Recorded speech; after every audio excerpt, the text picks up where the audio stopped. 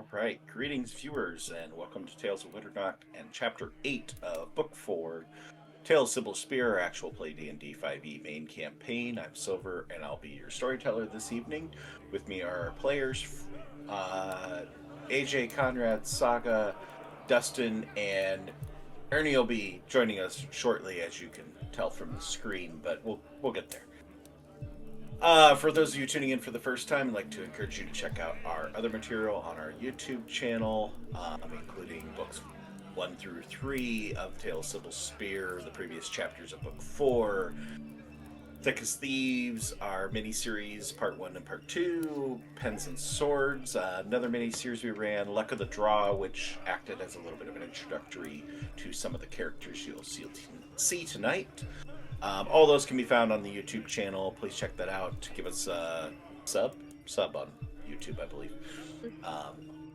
And also like to direct you to our Discord server and our Instagram to join our community, interact with us. Links to all of these lovely things can be found in the About section of the Twitch channel. Before we get started, I want to thank Smiteworks for Fantasy Grounds, our virtual tabletop of choice, Sirenscape for our amazing ambiance sound effects and music, some of which you're hearing now, Discord for our voice and video, and Wizards of the Coast for Dungeons & Dragons 5th edition, the game we play, Tales of Winternock, just not sponsored by, nor are we an official representative of any of these companies, and the views and statements made during our game do not in any way represent those of the companies. We will be continuing our giveaway this week. We're looking to hit 120 followers. Upon reaching that point, we'll be giving away a lovely set of stickers featuring character art, our Book 3 character art of the main Cybil Spear party. You only get to see one of those members here tonight. The others will be popping back in here relatively shortly. And maybe at some point in time, by the time we see those people, we might, no pressure, AJ, see some Book 4 artwork at that point in time. Maybe we'll switch up get some different stickers, and we'll do a 2-for-1. You get Book 3 and Book 4 artwork stickers. Double the stickers, double the fun. Yeah, all we gotta do is get to 120 followers. So tell a friend. Follows cost you nothing. All you have to do is click the little button. So do that. Get your friends to do that. And enter the giveaway by redeeming 100 channel points, activating the enter giveaway option, and then joining our Discord. Everyone eligible can enter once per stream, accumulate multiple entries until we reach 120 followers, at which time we'll choose one entry as a winner. If you're chosen as the winner of the giveaway, you'll be contacted on Discord, hence the need to join the Discord server, to get your mailing address so we can send you your prize. My one last little bit of housekeeping before we get started is that we are currently in the process of looking for guest players to join the stream for 1 or 2 sessions in probably mid to late October, November, possibly December as we move through Book 4. Like I said, 1 or 2 sessions, more likely 1 than 2. And so if you are interested in that, there is a link on the Discord server. Saga, you were the one that corrected me where that's at. Quest board. The quest board in the Dreamer's End Tavern portion of our server is where you can find a link to the lovely Google form to fill out, to give us some information, general idea about availability, experience, all that lovely stuff, so that we can see what would be a good fit, arrange a time to have a chat, and get some new people to join us on our fun little excursion. So definitely go check that out. We will be pushing that out in more places here as time goes on. But yeah, if you've ever been interested in playing D&D with this group or with any group and being on a stream, great opportunity to get to do that. With that, who do I get to turn it over to for recap? What did we resolve on that last week? I think we pointed the finger at somebody. Oh, but I forgot to tell them. Oh, no! I Yeah. believe AJ tapped Saga? I tapped Post-stream? Saga, but I didn't message Saga about it. Well, then that's a penalty that you have to do it then, right? I can do it, yeah. I got it. Oh, okay. All right, last time here at Tales of Winternock, the party left our very first foray into one of the doors in the Dreamer's End Tavern, and we found out the consequences is sometimes our memories get a little gone after leaving the doors, as would happen to the wonderful Alfred. And he had to be reminded of the things that happened inside. We also found out how truly tempting the delicious food in front of us was when Tamerlane couldn't help but sit down for some really good stew. So, luckily, nothing happened right there, but consequences will come to follow. There's some discussions about what can we eat, what can we not eat, how do we actually take care of our bodies as very damaged or possibly to be damaged adventurers going through these very dangerous doors.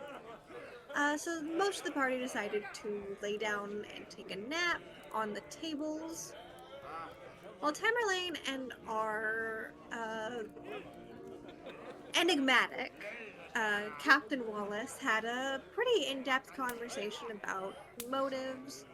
There was another conversation about how Wallace did admit that he wasn't sure if the key belonged to his beloved or not. The Luck of the Draw crew also had a little bit of a discussion about can we even trust this Alfred character.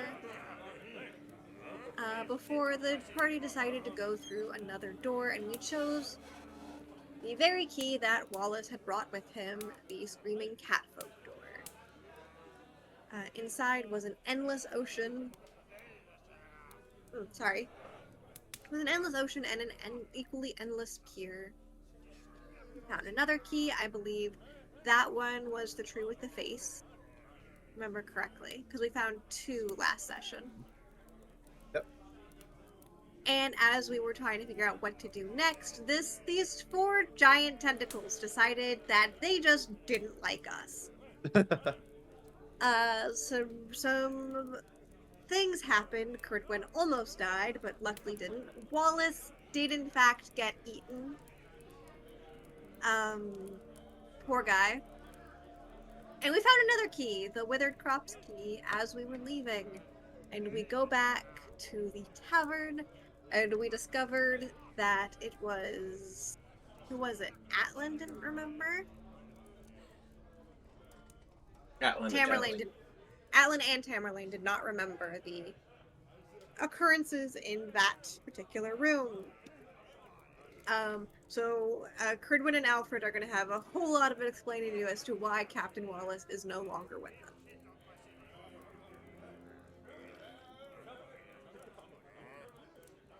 All right.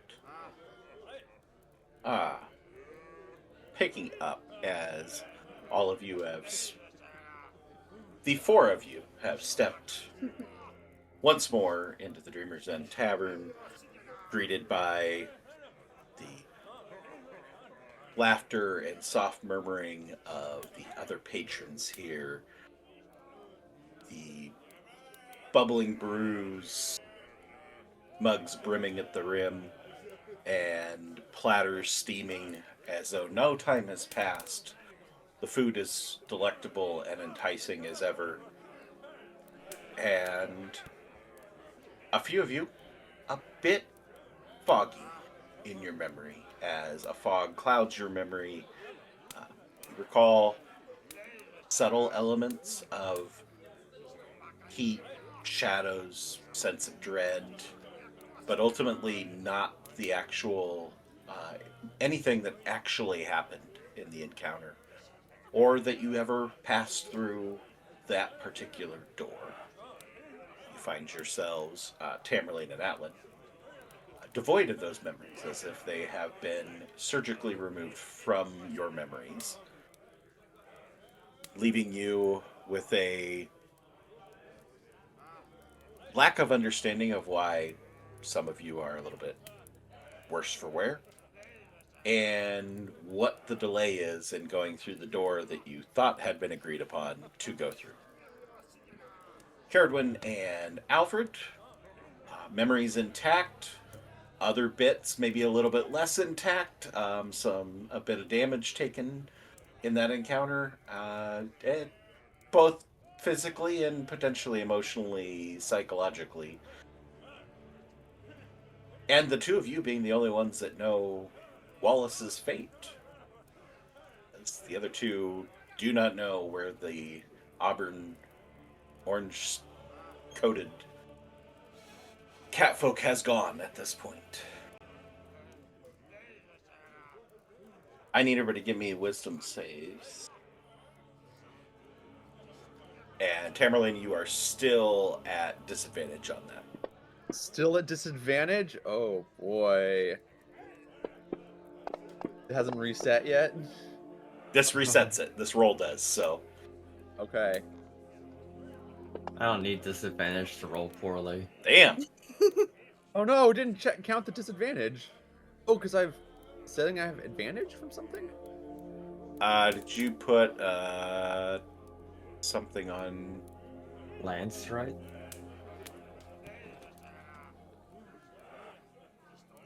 I don't know what. I'm not seeing anything that's giving you advantage. It said land stride advantage all. What is that from? Abilities. Do.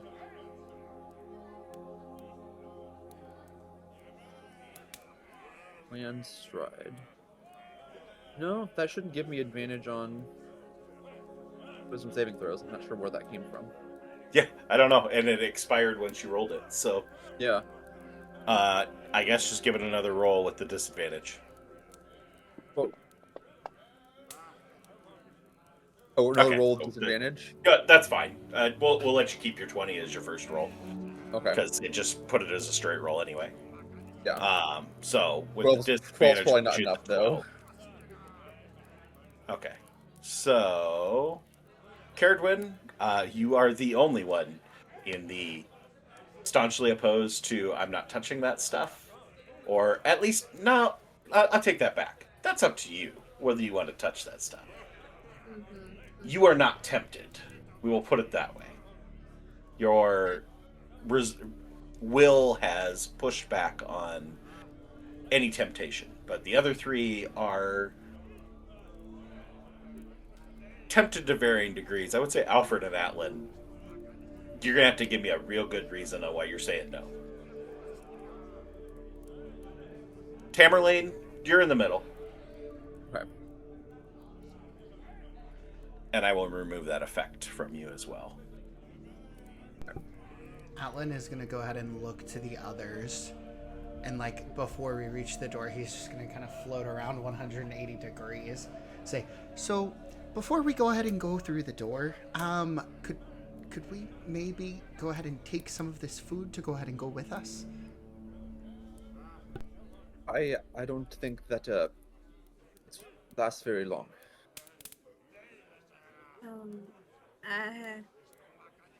Y'all, I mean, you guys don't. What do you think happened to you guys? I'm still kind of just motion at them. Well, figure food that I ate didn't work for very long. My friend, we just went through another door, and just like I had previously, it seems you do not recall what transpired. I felt like I would remember that. But you don't. And here we are, battered and beaten and bruised. Well, probably your states, but, wow, I'm mildly impressed that you weren't actually lying about that. If that's actually what happened. He'll float over to Caradwin and say, did Alfred, like, try to beat you up or something? No. There's a monster that we fought. And it killed Wallace. And I forgot that? It what? It ate Wallace. It what? Yeah. So, there was this giant sea monster with all these tentacles, and we fought off 4 of these tentacles, and it was going alright. But Wallace was down, and he didn't look like he was moving on the pier. And I then, also almost died. yeah, it was. I mean, as I said, it was. Oh, it was alright. It was not the greatest. Um, Are you okay, lass? I think I just need to use some magic and lay down.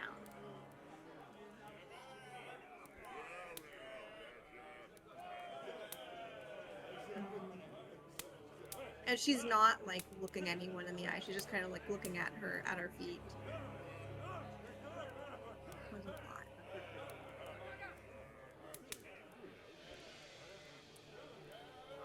well, in any case, Wallace is reunited with his love.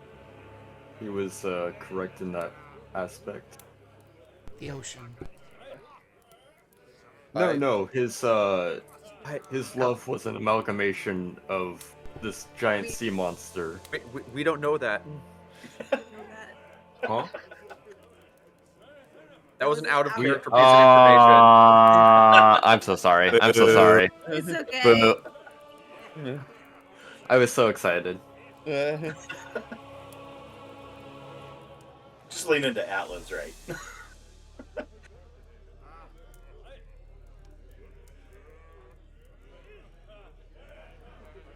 The say as many of sailors love.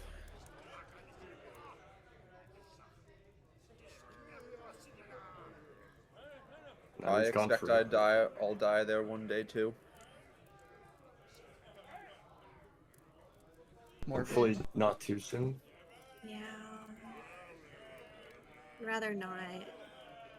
Rather not die anytime soon. Oh. No, not. So if we finished up over in that room, then we don't have to take the food to go. We can just go ahead and eat right now. I mean, I? Tamerlane went ahead and did it before and seems fine. Alfred, what exactly is the effect the food has? We kind of have waxed on about it, but you haven't told us like really the specifics. So, to my understanding, the same way that I both had, and they are having trouble remembering, what has transpired. It sort of makes it easier for that to occur. I will, I mean, unless I forgot it. Atlan didn't eat any food. right? It's not something that's a 0% chance if you don't eat the food. You can still. I mean, I never ate the food, and after the first room, I didn't remember anything. He said we Then- sat on wooden benches, but I have no recollection. Why should we avoid eating the food? Because it makes it a lot harder to remember. So if there's like, if you're playing a game of dice, and you have one dice that's rolled for not remembering. Like a game of craps. I don't do dice. I've never played a game themed after potty humor, but it is quite an entertaining title for a dice game.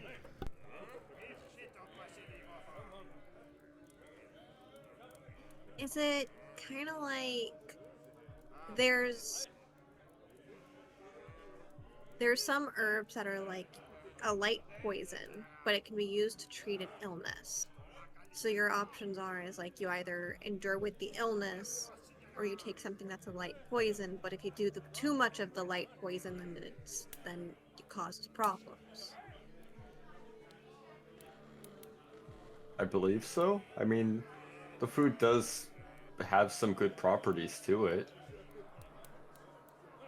I mean, if we're injured, as many of us are, it is a good idea to uh, have it so we can restore some of our energy.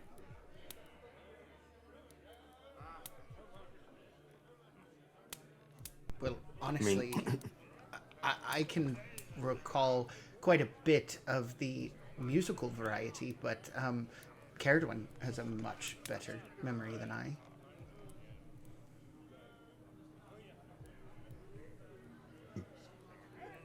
It's like a iron chest up here.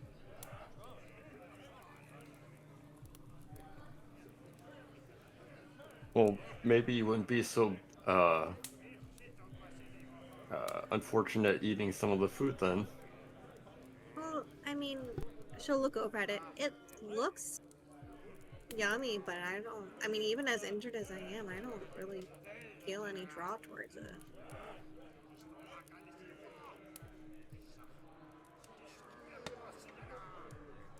I have magic. I have healing potions, and I have salves and stuff.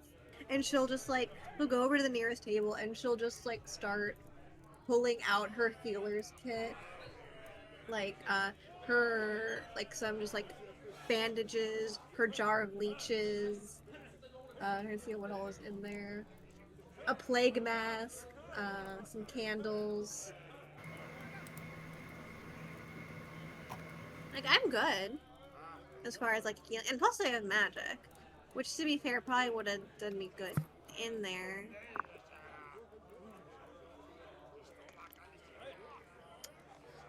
Well, if we go ahead and lay down like last time, it's not necessarily as glamorous as a room that we can stay in with a nice, comfy, fluffy, feathery, downy bed. But, I mean, my back doesn't hurt too much from laying on top of the tables. I might go for the rafters this time, though. I Oh yeah, the rafters don't look too bad. I could probably climb up there. I'm gonna have a little bit of trouble on the rafters. That's fair. Well, But, they might not be so comfortable for you in that case.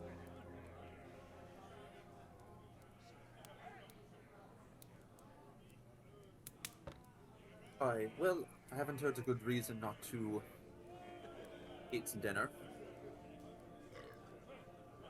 Atlan? No? And Atlan will go ahead and just take a bowl from off the top of a table.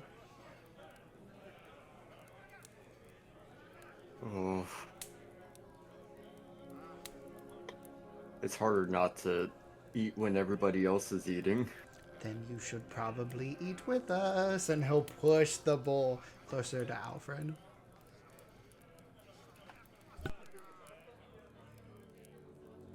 What kind of bowl did you push in front of Alfred? Oof. Is there a specific What did you food I grab? would have been able to finesse off of this table? Where there was a Finesse bountiful anything. feast? Alfred, what kind of food does he push towards you? I think at this moment he has somehow grabbed a large bowl of wonton soup. don't make me hungry.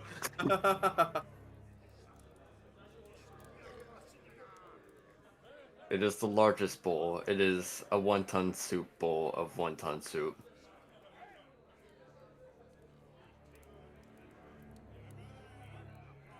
Alfred will look over the bowl and just...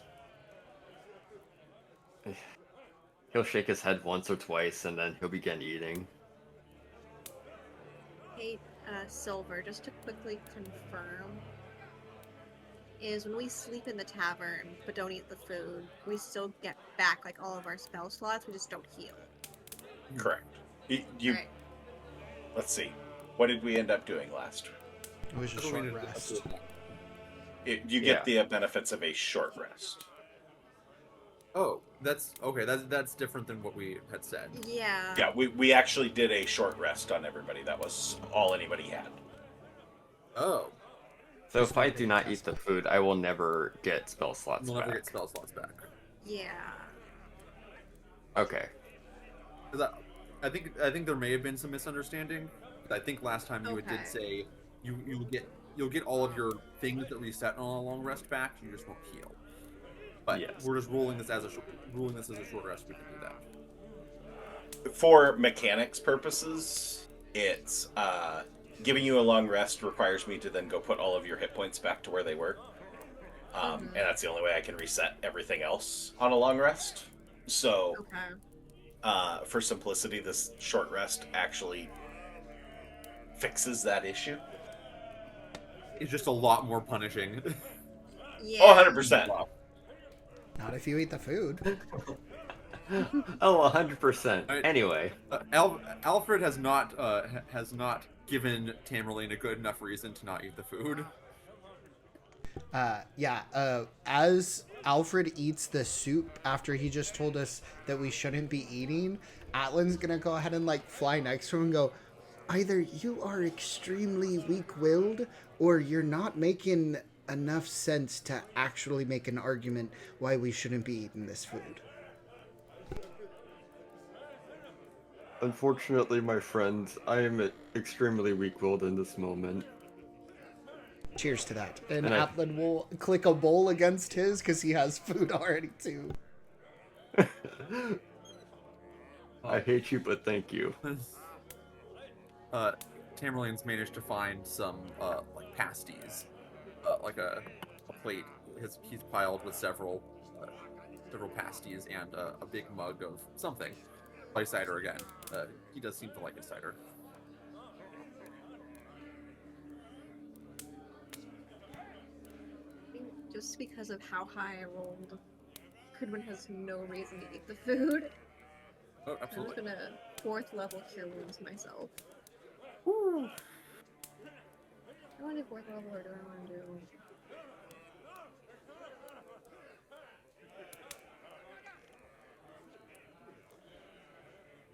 Fourth level cure wounds spicy. Well, it'll hopefully top me all the way back up, so... Yeah, for sure.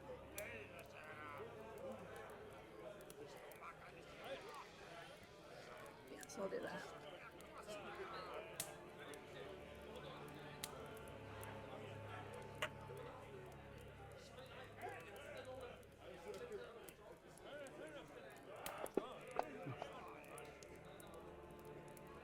You know, Atlan, you're right. I am really weak-willed, and he'll pull out a small rectangular card. It's honestly kind of disappointing that I even carried this ID card. I Cybil Spear is a lot stronger than my will is, and he'll be holding his Heroes of Short ID card. Right. Well, the thing about venturing around with a group is normally they go ahead and cover your bases quite a bit. Not exactly sure what the captain was filling along with us in terms of gaps, outside of being just an absolute scapegoat for most things. But with that being said, are we inclined to recruit? And Atlan's just gonna spin on a swivel, like 360. Okay. Yeah, Before yeah. we take that up, anybody who's eating, drinking, I need D6 rolls. D6 is. Word. Oh, someone's getting a 5 and it's just going to cancel it out. Hey, Atlan! I'm still gonna fail. Oh, so lucky. Okay. So, What's con fours are intel. Intel, yeah. Just going down 1, 2, 3, 4, 5, 6 down the list. Yeah. On the character sheet. That's true. Intel's probably not that useful. Intelligence saving throws don't happen too often. No. And my intelligence is already bonkers. Yeah.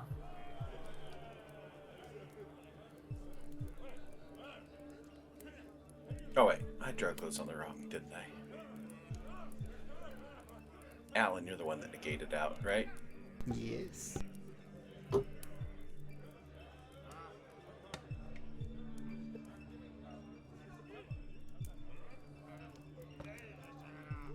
I should just save these somewhere nice and convenient.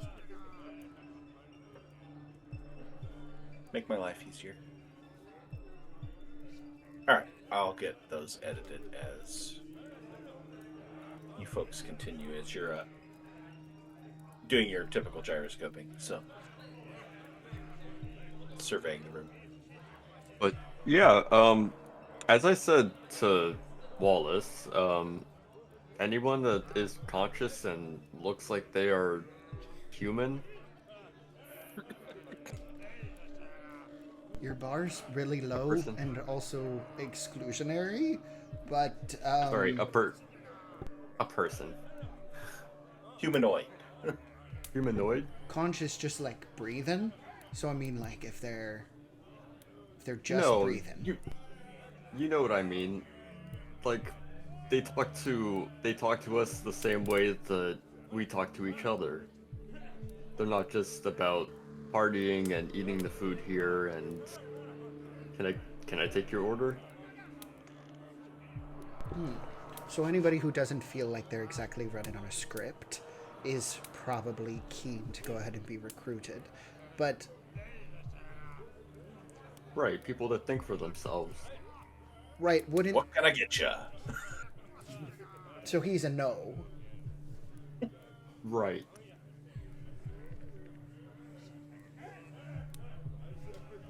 Like he's definitely something, but I don't know what.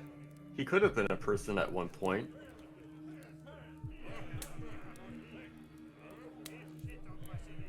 I'm just having a really hard time understanding. This seems like a really complex kind of trap, and from how you're explaining things, would the proprietor of this place actually stoop so low as to just put scripted individuals around this place? Don't you think it would make sense for them to go ahead and add in a few folks that could be on appearance friendly and such, but they could be working for ulterior motives? Do you think the bartender is something that's like that? Well, I don't know. It could be other tavern goers that are like that. They seem aware and like us, but in reality, she'll kind of just motion to the room around. Huh. You know, I never thought about that. Last time that we were here, we just looked for anybody that had a light in their eyes and told them to come along. Let's get out of this place. And how did that work? Well, we made it out. well, he's back, but Yes, I'm back. Why you?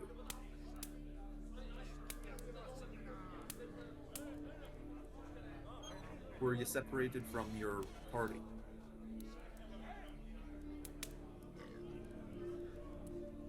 I mean, no, I was with them the entire time.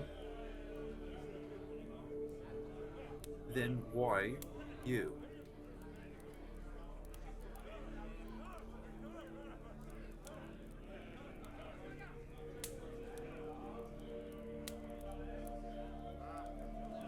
I wonder why.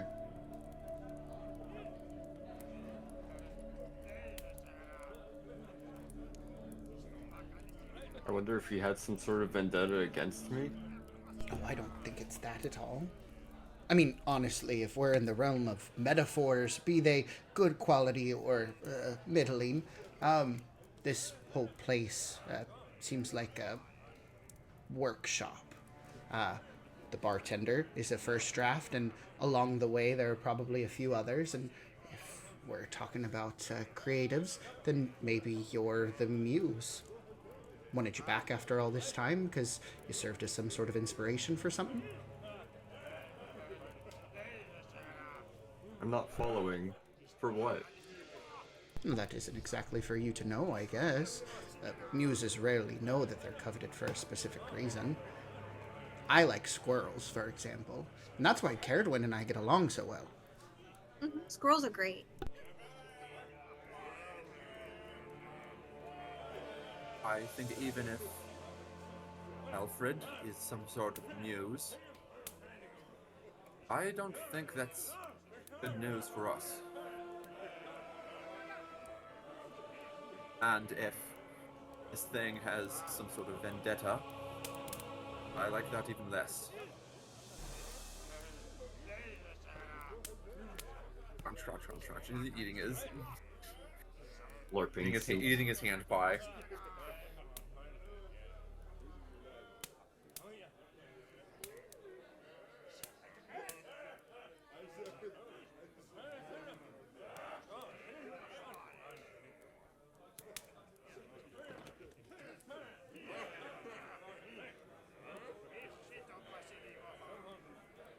So looking for people with lights in their eyes is a little difficult. I mean, the way that the light's kind of shooting off of it, it looks like most of them do. I don't think that person has eyes. And he'll gesture over to somebody who's just wearing a blindfold. I'm not usually good with metaphors, but I thought that other people were better than me. I mean, like, let's go talk to people as we see them and see if they're aware of the world. As you're sitting here having this conversation, an individual steps up and begins kind of just examining Alfred's head. Ernie, you want to introduce yourself? Hello, sir. Yes, I would. Give us a description. Coming up behind Alfred, you see an above average height, 6'5", big purple lizard in a black cloak. There's like orange accents on like the head and like part of the chest, with like a tail kind of coming up behind him and kind of like inquisitively resting on the chin, is Alfred is actively having his face like measured from top to bottom, from side to side, from eyeball to eyeball, pupillary distance, nostril distance, just mumbling to himself, just mumbling, yes, mumbling. Tamerlane puts down his food, takes out his bow, and knocks an arrow pointing at this weirdo. Is your character using like some sort of tool or device to measure Alfred's face? Fingertip to fingertip. Oh, just hands. Just Feeling a Rules are for amateurs. Sir? This will only just take a moment, please. This is for my studies. Shouldn't you have asked him first? From one intellectual to another, I would really recommend not doing this. And if you don't stop, you'll find an arrow in your throat. I'll find an arrow in your throat. Funny. Very nice. I turn quickly to you, and I start measuring the distance between the knock string and the tip of the arrow. Yes, is this standard from where you come from? What a treat. Wait, Tamerlane, don't shoot him. Give me a raisin.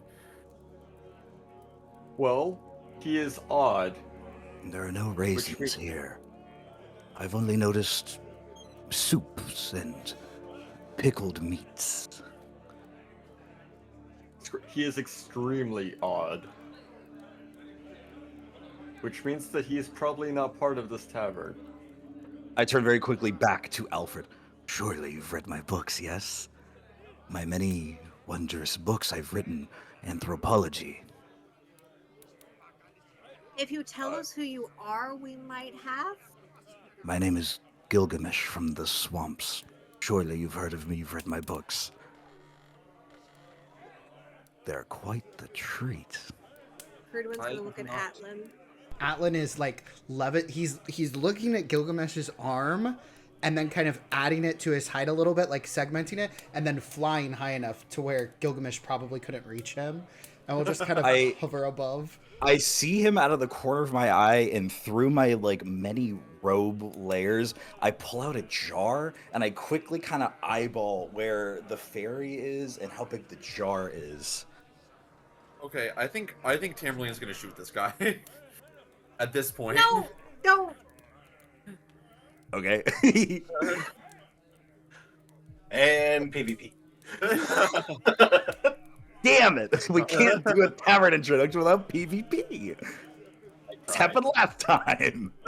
Incredible. Give me a good reason why I shouldn't stop him from jarring Atlan. I wasn't jarring. I was simply I measuring. don't think Atlan could fit in the jar. Right. Don't be diminutive towards me, please. Like, Atlan's not that small.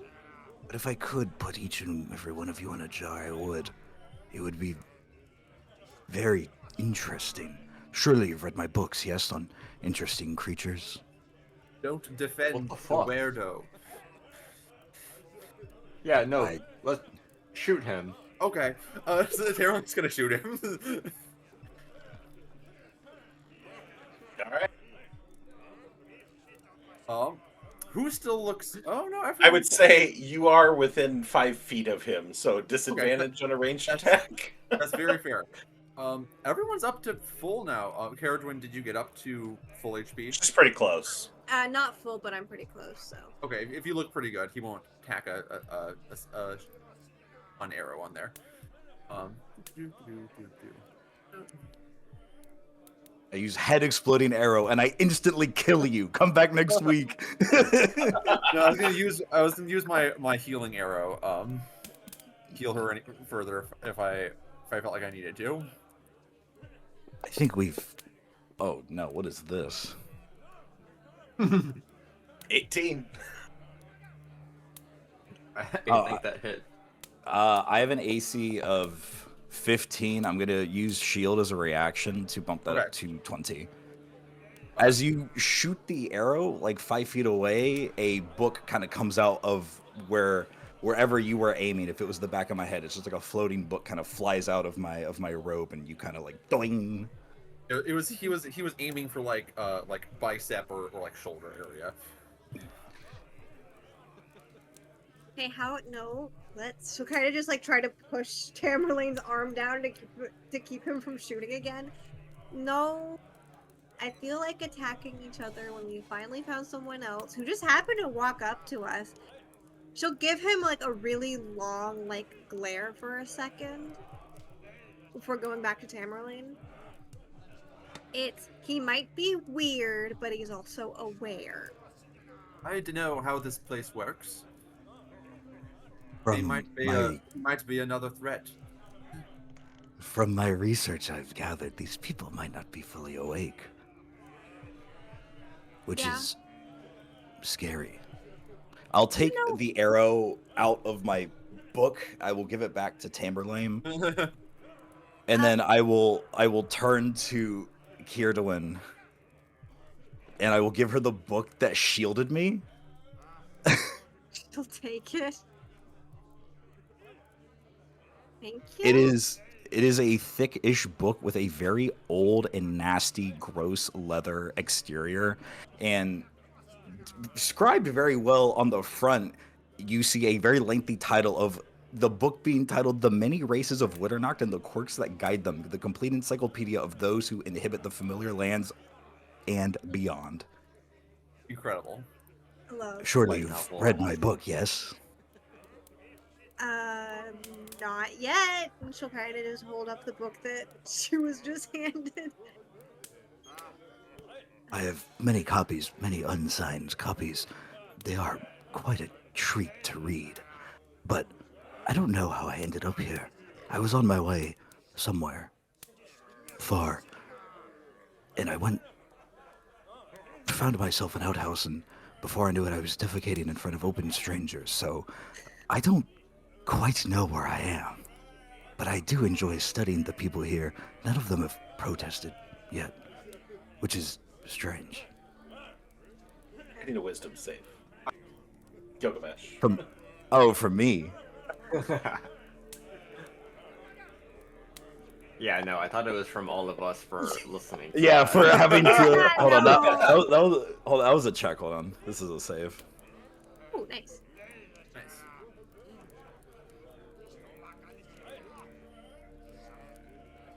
All right. I'm feeling generous to start, so I'll let you keep the roll from the save and take the 25. So you have not been fallen under the thrall of the food and drink as of yet, unless you've chosen to consume. Hey, I've been too busy with my studies. Gilgamesh, How did you know that's what they called me? you told us what your name was. Surely I you- have by now. Do you have a key? A key. I've been to many cities, but none of them have given me the keys to them. I have a key to my No. house. I have a key to the swamp I came from. Unless you mean one of these. And he pulls something from out of his cloak. It is a, I would say, familiar looking key. This was very peculiar. Right. Oh, hold on. I'm about to describe to you what it looks like. It is a like iron-looking key with like one tooth out of it. The key at the like base end of it looks very rocky, icy, some would say, with a like a wagoneer, like a wagon, like a pioneer wagon on top of it. I don't know what this means. It doesn't look like any city I've been to. Right. I think Mr. The Swamps is probably the real deal. Yeah. Have you been to the Unfortunately, I swamps? think you are correct. No. No. Oh. What It's what country is your swamp in? country. I don't recognize borders. I travel the lands, and I just... First it was from swamp to swamp, and then I stopped at cities. I don't think I've seen any... it's not like on a map. There's no lines when you look at it, so... What are borders and lands and countries? I totally merely agree wander. with ya. What was the last city that you were in? I don't remember. I just remember entering the city to find the outhouse. So, I would say Outhouse Landia might have been the city. That was the only thing of notice. And usually cities are named after what their main attraction is. Are we sure he's real? Atlan is gonna fly up over to Tamerlane and just say, "Listen, this is something that I understand. In life, two paths diverge. You either go ahead and take the path of a wonderful performer and express your artistic views, or you become a really, really socially inept nerd. And I think he's on that second path." I feel like there's more options than that. Oh no. If you're worried about my relevance, I am a studied mage. I've casted spells. I've had spells casted at me. I've split them into 2 and 3, like how the methane bubbles from the swamp split once they break the surface. I've also written a few books. I don't know if you've heard of them quite yet. I do it to support my family. I have a very big family. I have 10 hatchlings. Those 10 hatchlings have 10 hatchlings, and those 10 hatchlings had 10 more. 9 more. One didn't make it. So I now spend my retirement traveling the lands and writing about eccentric individuals. Of course, my first 5 books were about myself. I am socially inept. I noticed. Quite observant, not observant as I. Alfred will finally stick his hand out. Well, hello. My name is Alfred A. Yates, and I'm from Eagle Fall. Yes, in furnace, I smell him on you. Like a stench of brimstone and fire. Nice to meet you. I almost worshipped in furnace. Almost. Would you like to reconsider? Sometimes. When I need to. I don't know if Noctalis would appreciate the affair that would make. Atlan was gonna lean over towards Tamerlane and go, I need to qualify really socially inept. Well, You want socially inept. Alfred is gonna pull up from his pack the Infernus pamphlets. I've got some pamphlets if you would like to take a look, and I mean, the worship of the gods is not inherently a solo act. Like, you can worship multiple gods, and it's not necessarily out of the realm of possibility. If you would sign this, it would mean so much from one author to another. Yeah, I can sign it. Tamerlane leans back over to Atlan. I don't know about you. This is painful to watch. There was dessert over on the table, and he's just like slowly clip-clop backing up away from this interaction. Atlan will produce on his hand a little napkin and kind of pull it off to reveal that he has some of the desserts, like a small array of like shortcakes and strudels. You guys just hear for what? Crudwin mutter, pamphlets, these fucking pamphlets. Alfred will produce a quill and inkwell relatively. Can I actually do this? Wait, am I lying?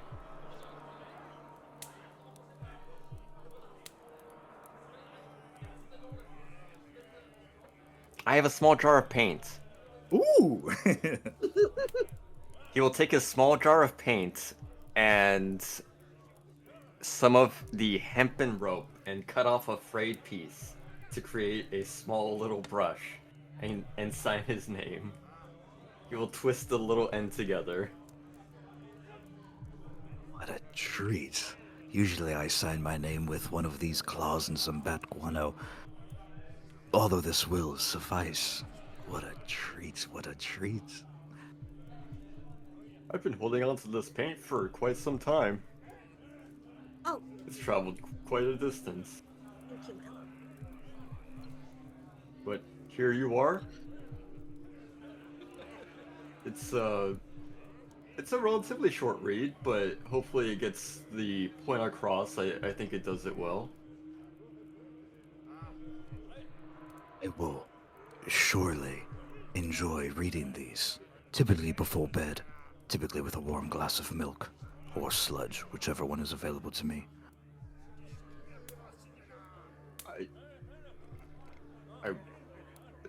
Excellent. That sounds like a great time. How long have you been in here? Are you coming or going? We are definitely going. I don't know how long we've been here. It's kind of hard to tell time. Do you know how long you've been here?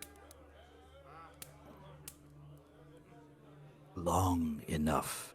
If I were to put my suspicions on a dartboard and throw something on it, I would guess we are in the pocket dimension of a lich, and we need to find the phylactery to escape.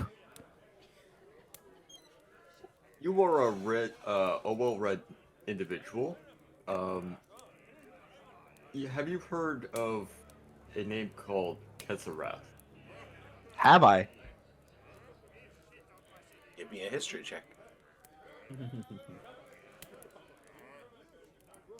If there's somebody that might, it might be the crazy individual. No. Oh, never mind.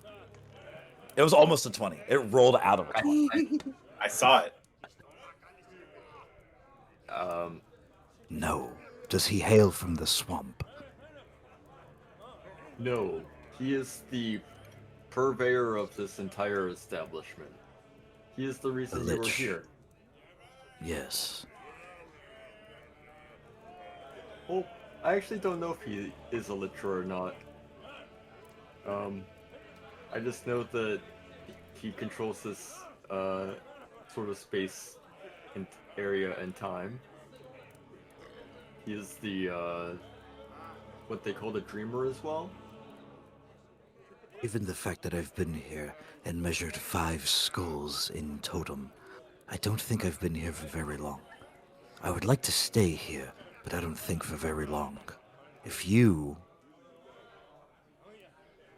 are entertaining the idea of leaving, that would be something I would be interested in. Furnace Worshipper. Excellent. I would. Yes, Good luck. my name is Alfred. Yes, Worshipper of Infernus. Thank you. He stares you down after he says that, blinking one eye at a time at you very slowly, before in between blinks watching his tongue kind of come up and then going back in like a gecko. Atlan's going to like pat the side of his mouth after eating the cakes with the Tamerlane and go, you know, I really think I devalued the crazy. I might be wrong in qualifying him as a nerd. Maybe more like mad scientist is what he's given off. Hey, and we want that. Do we? That's what I'm saying.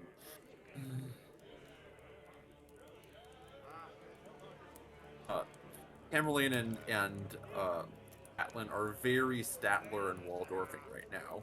Over on the side.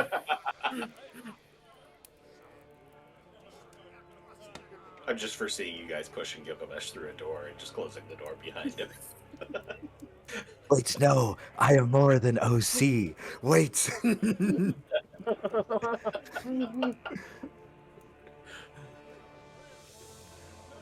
Right, yes, we're trying to get out of here. So the keys, like the one that you have, they lead to some of the doors that you might see around here. And after going through each door, we find more and more keys that lead to more doors, and then eventually we get to the exit, is how I understand it.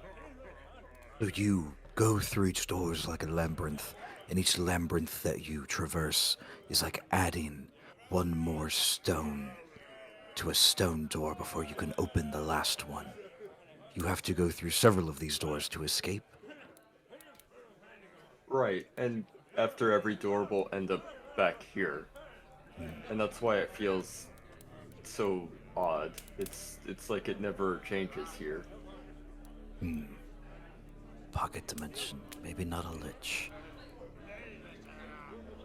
Something stinks here, although it could be me. I was about to say. Bold words Does he coming from smell? half horse. Atlan's Words, man's within firing range. Alan is gonna pull away from Tamerlane and gonna go ahead and keep that kind of like radius away from Gilgamesh and say, so here's the funny thing. You were going ahead and estimating how long you think you were here. But if you did happen to go into any of the doors, right, there's a chance that you actually don't remember it. So you could have technically been here longer than us. Isn't it crazy how that works? That is how it works, right? And he'll turn over towards Alfred. Yeah, that's as far as I know. And another thing, Gilgamesh, you might have seen some of us eating the food around here, but even as I have succumbed to the peer pressure, you should probably stay away from the food here. It'll make it harder to remember and be able to keep who you are. And you don't want to lose who you are. I am everybody and nobody at the same time. Does it inhibit my ability to cast magic?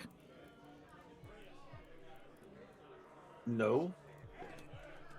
Then I will take what you say to... I agree.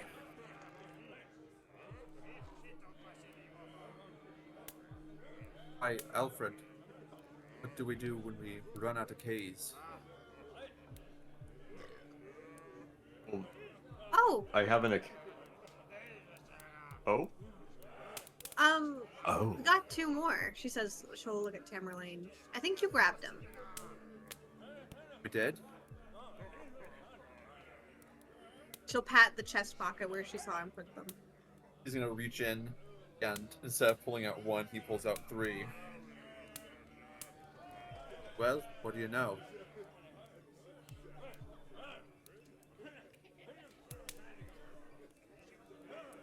So, are you looking to adventure into a door, or have you just finished adventuring? I would very much like to look through some of these doors and continue my studies.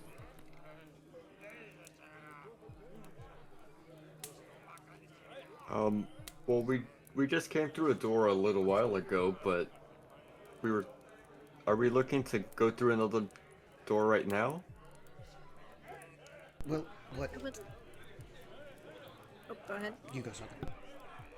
Like, I would like a nap.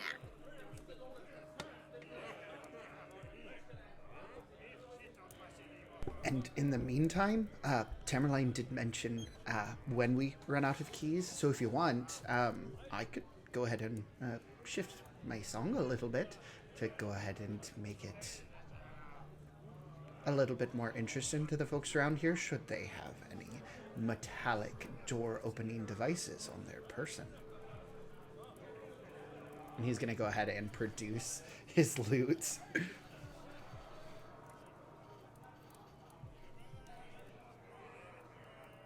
You're gonna play a song? Yes, I was being ominous on purpose. I'm sorry about that.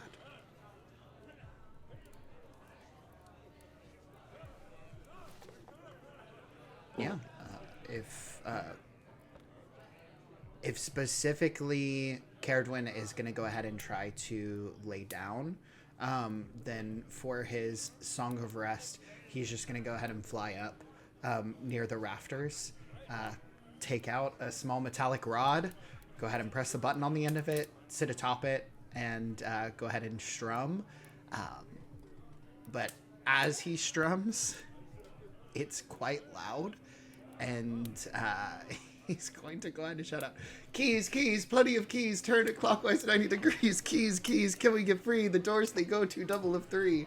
And he's just going to try to get an absolute chant going in this establishment, and just turn it into a rave real quick. Give me a performance. Oh, have fun sleeping. Other than the performance you've already given. Give me a roll to go with that. We'll put it that way. Oof. No. You know what? Roll again. We'll put it to an advantage roll here.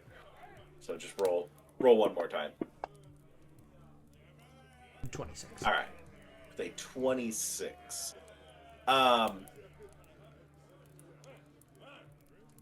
You find that most of the patrons seem a little bit confused, but they pick up the beat after a little bit, and you get a nice round of everybody clapping along. However, nobody seems to join in on the chant. Every once in a while, a couple people will say it, and then they look around and they get embarrassed because nobody else is saying it with them. So then it's just, they keep the beat. You get a nice clap. Everybody's participating. Other than the bartender.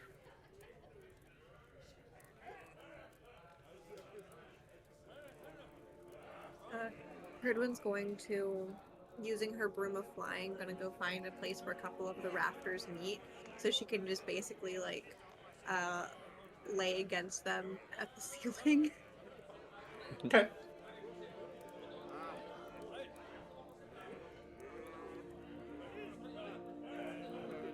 As Karen goes to take her nap, leaving the 4 of you with a lively round of people clapping along with Atlan's keys, keys, keys.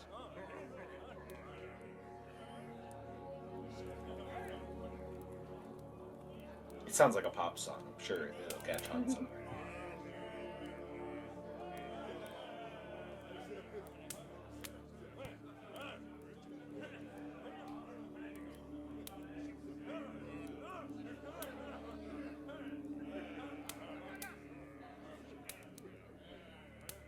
Yeah, Outland will drop the tune that he was playing, make it a little bit softer so that it's actually comforting to Caradwen. But I'm gonna go ahead and just float down to everybody else and say, so real tough crowd, but also a lot of folks reacted, except for the bartender. So, Alfred, I don't know that your quality control is doing its job as you thought. There's a little sparkle in almost everybody's eyes here.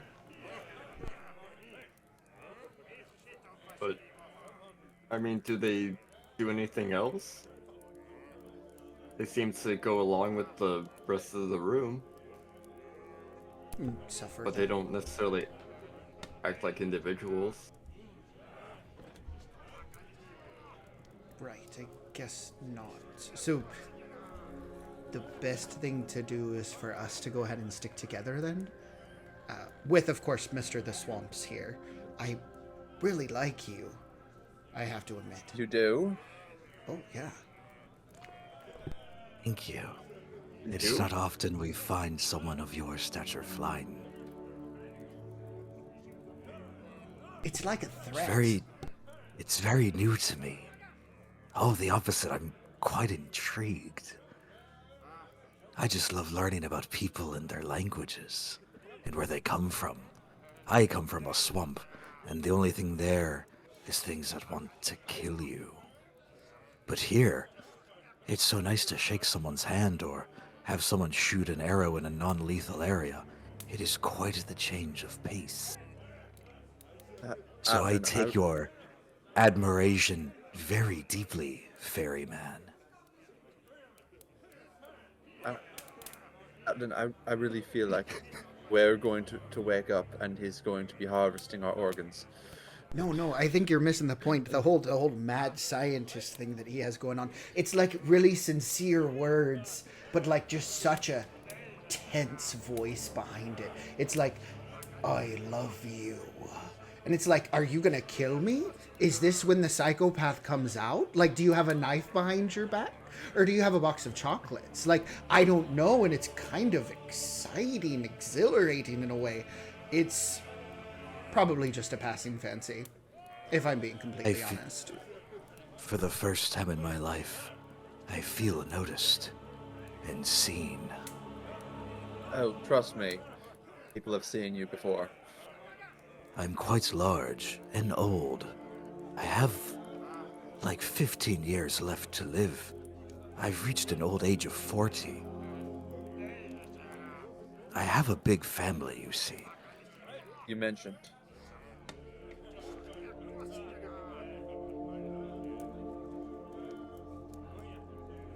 Have you people had to kill others to get your keys?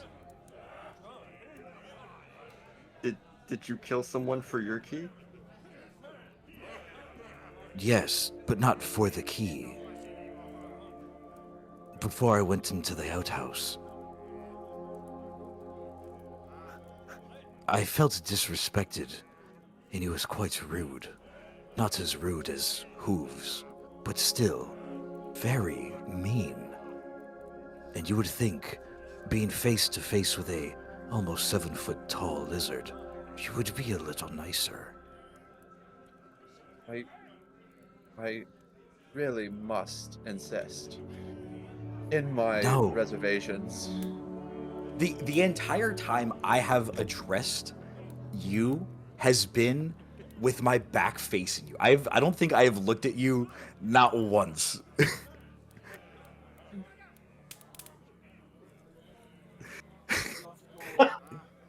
I can just have full conversations with people like that. I'm everywhere.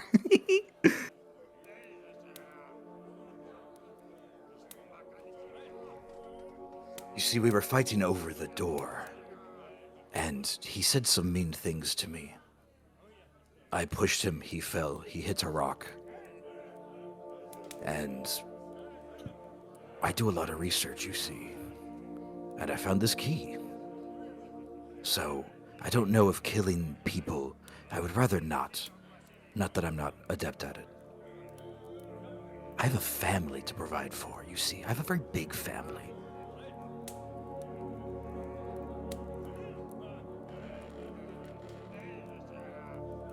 I No, take it we that- don't kill people. You all like to hug trees? At least maybe one of you does. No, I kill people. But killing people and stealing from their dead bodies is what it is, but let's call it that and not research. The research was after the fact. I pushed him and he happened to break his neck on a rock. It wasn't intentional. If it was intentional, I would have turned him to ash, or maybe like a little jelly baby, or something. I'm quite powerful, you see. But killing people... I don't say, but right.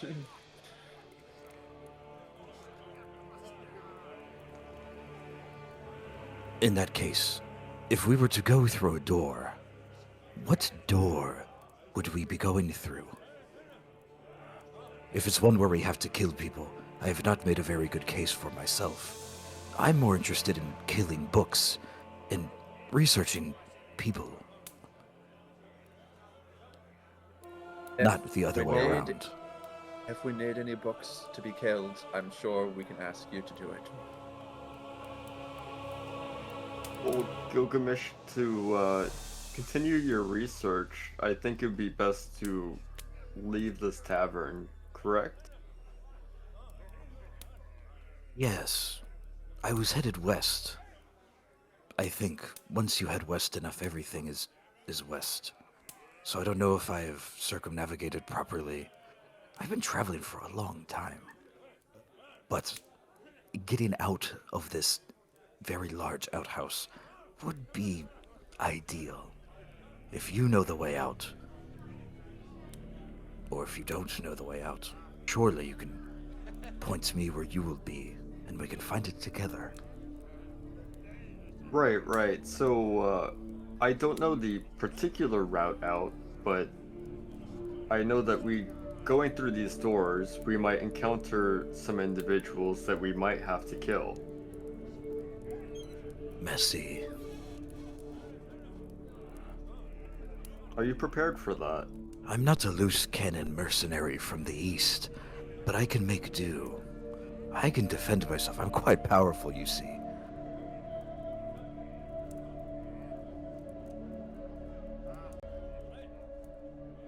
Right. What is your specialty, I guess? What do you like to do? Licks eyeball before blinking. Magic. Weren't you listening?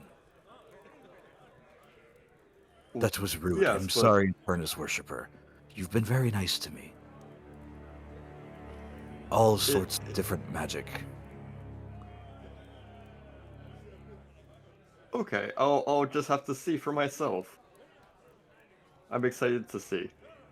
If you know of any spells that can clean boots or do a puff of smoke, I don't quite know that one. Not that I have boots to clean. I am barefoot.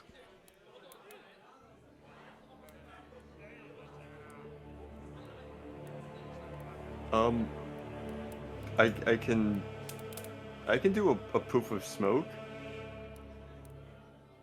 Then how about we poof to a door?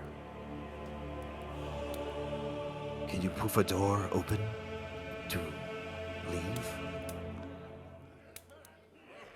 Heroin No, I is cannot. slipping still. Ah.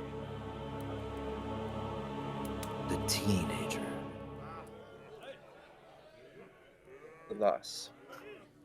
Yes, when I was a teenager, I already had 10 hatchlings of my own. But age is different between people.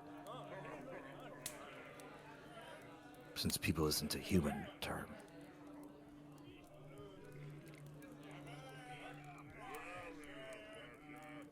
Well, Can we just I say will that con- Curdwin gets like a 30-minute nap in before she comes and joins the rest? just a quick. Tamerlane walks over to the opposite, as the far opposite side he can from Gilgamesh of the table, and sits down and begins replenishing his store of arcane fletches, taking out I love. his little box of ground pigment and his little knife, and begins carving the symbols and the runes down the length of the shaft of the arrow. I look towards Alfred. A horse walks into a bar. Stop if you have heard this. Uh, um, I'm sure you have. It is a common joke told in common. I will not bore you with the rest. I appreciate that.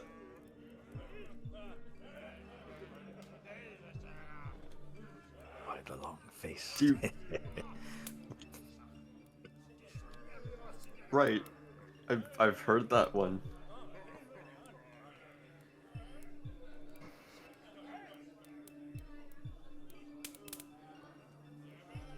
So do you study anything other than living things? Like necromancy? No. Bad juju, even in the swamps. No, I mean, I'm an inventor. I work with metal. I create contraptions to achieve tasks. Mainly magic and bodies. Not typically post-mortem, but sometimes post-mortem. Typically, bodies, anthropology, some sociology, history, and feminism, very briefly. I feel like at feminism, very briefly, is when Curdwin just like jumps back down. Well, that was a wasted attempt. And she'll look at Gilgamesh. Do you want to see my jar of leeches? I would love to. Pull out her jar of leeches. That's so good. This one's name is Tammy. This one's name is Todd. This one doesn't have a name yet. I tried to name them Pumpkin, but they didn't respond.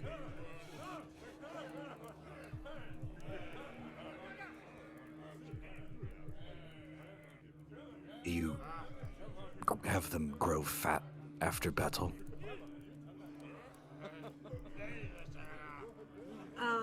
Not after battle specifically. Interesting. How do you feed them?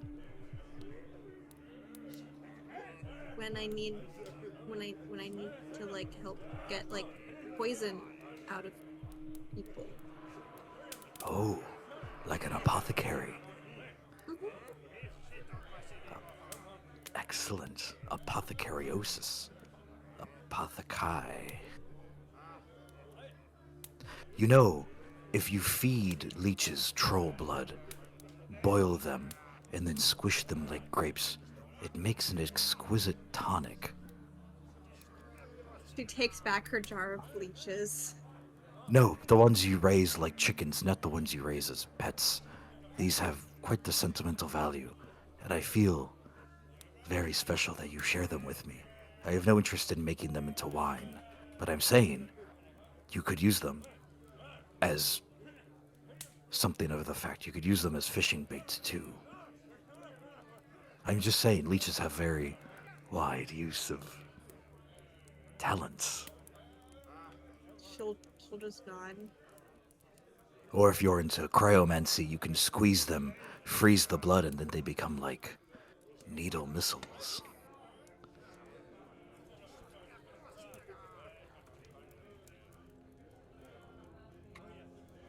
But they're your Well, pets, so Do we gotta go through a door soon, or?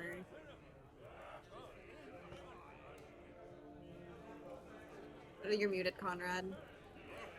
oh no, he can't speak. Oh no, his default audio input. Yeah.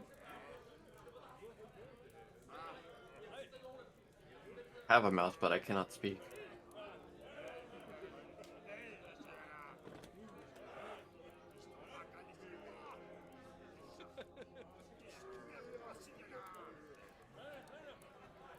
I have 2 eyes and I cannot moisten them. Oh, okay. Discord being rough to me today. We can hear you now. There. Nice. Anything would be better than more of this. What door are we going through? I'm intrigued by the tree with the face one. Yeah, you as well? Mm-hmm. Aye, I like Well, no, trees. you have all 6 keys for the 6 doors, as Gilgamesh's key is the 6th door. Okay. So do we just like win, since we have all of them?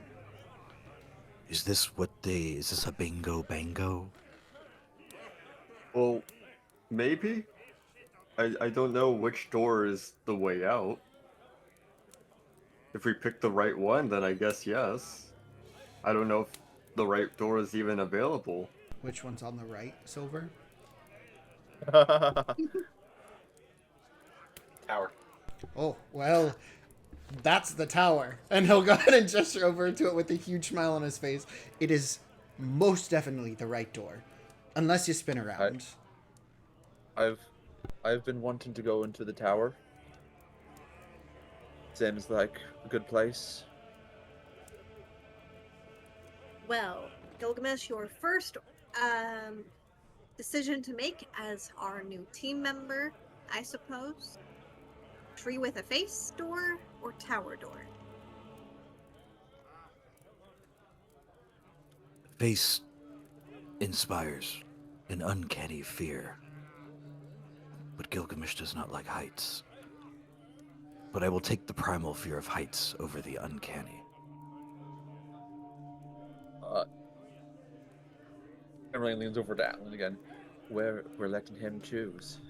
I mean, he said that he got into a disagreement about a door, and that's what caused the other person to slip and hit their head on a rock. So I think it's a good idea. Tower key! And Alan's just gonna go ahead and fly over near Gilgamesh. The first time that he's entered his radius. He hit his head on the rock 10 times. Mutters to himself. It was 8.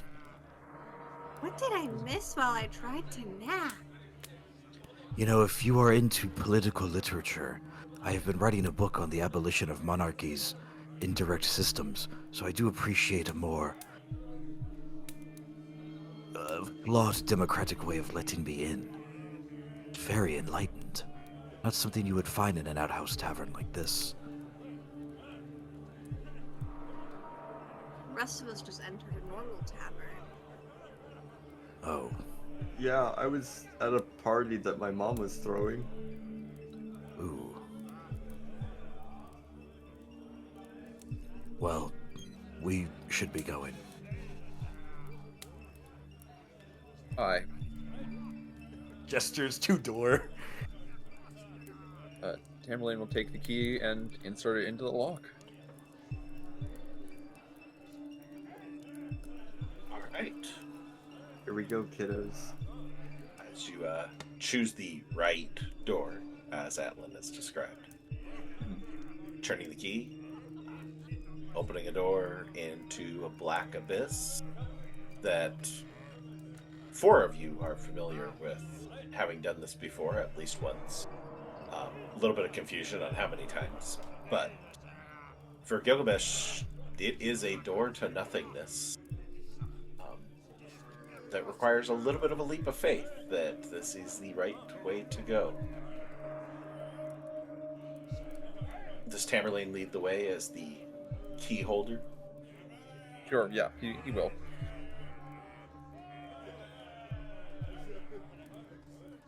Does everyone follow? Yes. Alpha will turn to Gilgamesh. I know you can't see anything on the other side, and neither can we, but rest assured that there is something there, and a way back will appear eventually. Your faith in Infernus that guides you will guide me, as my faith in Noctalis in the dark also will guide you.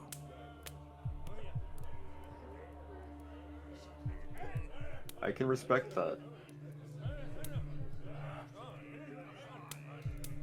Together we go. All right, as each of you step through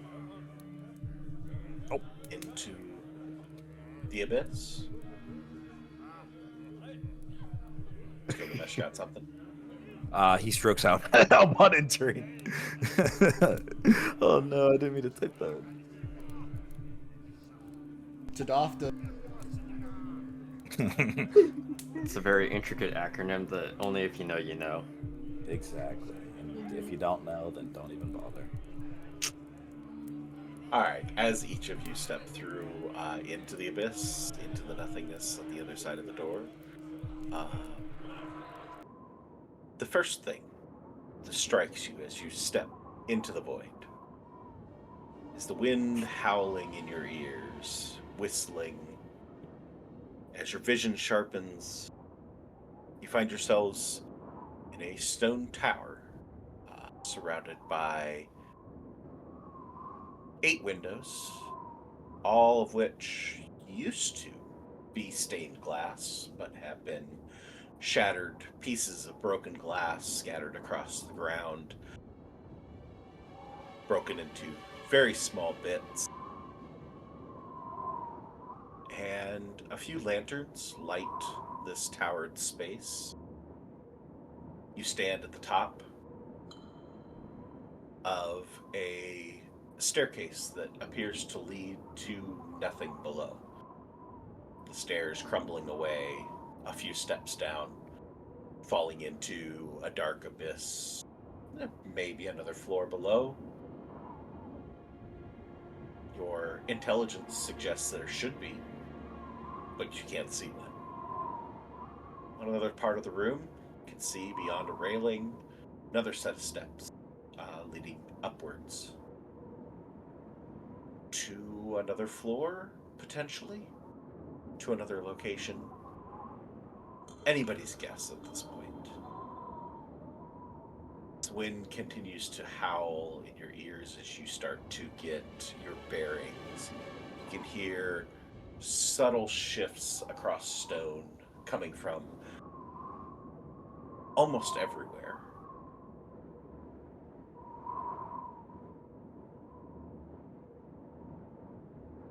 Glancing out the nearby window, Caradwin being the closest to it, do not see any ground beneath you, any surfaces near you, just open, fog-filled skies.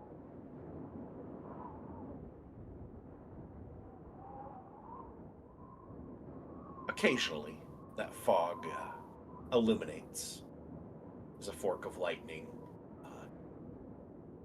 off in the distance, illuminates its path.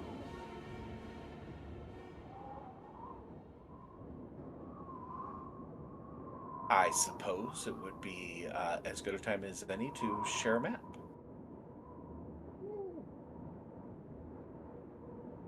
Oh, map. Map. Oh. And for my room to become a furnace.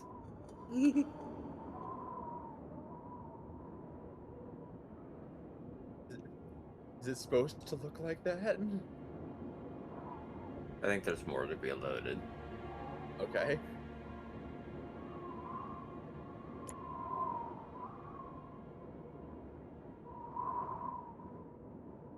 Okay. There we There go. it goes. Okay.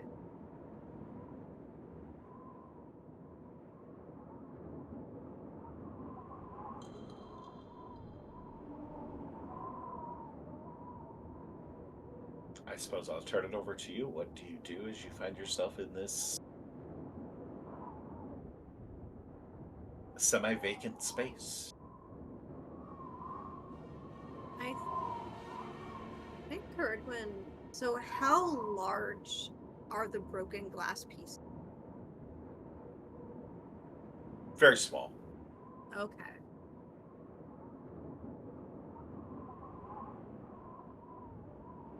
I would say nothing bigger than maybe 2 inches around. Hmm. And each of the windows is completely like smashed out. There's like no remains that There's show any. little bits and pieces in the windows, but very small remnants. Okay.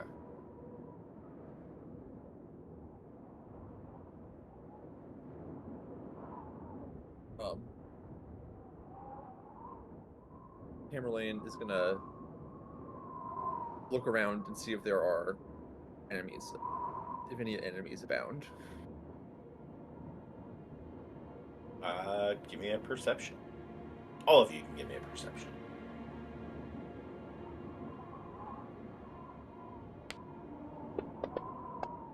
Ooh. Oh, I liked Whoa. that 20 there. Turn to Gilgamesh. Yeah, goodness.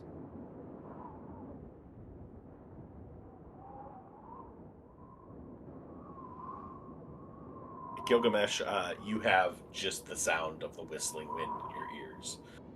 That is just blocking out any ability to perceive anything beyond that. Atlan on the opposite end of the spectrum, and I'll say Alfred and Tamerlane to a lesser degree, but you all pick up that scraping of stone, that movement of stone sound is... You're able to focus it as being coming from outside. Not on this floor, but outside somewhere, as well as there is some sound coming from down below. With the 29, Atlan, you pick up that sound has almost a rhythm to it. Brilliant. And let's see, Caradwin with the 11 in there. You continue to hear the same sounds as everybody else, but like pinpointing anything, it's not there. It's fair. So you're in a little bit better position than Gilgamesh's damn whistling in his ears. So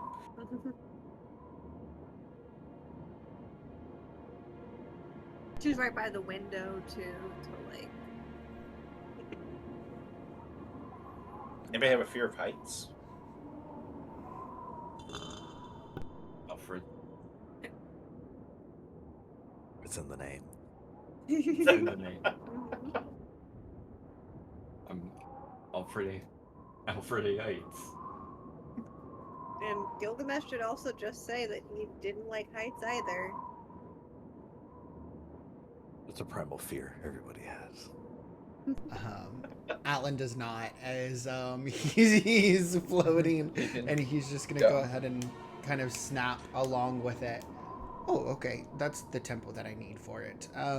You all hear the scraping outside? It sounds like it's like a little bit lower, below us, maybe. Hi. Right, but I can't tell what it is. Sorry. Nope. That was it. Yeah, we're both dead. Probably something that we don't want to hear, so should we proceed upwards? The wind is loud enough. Are we sure this isn't upwards?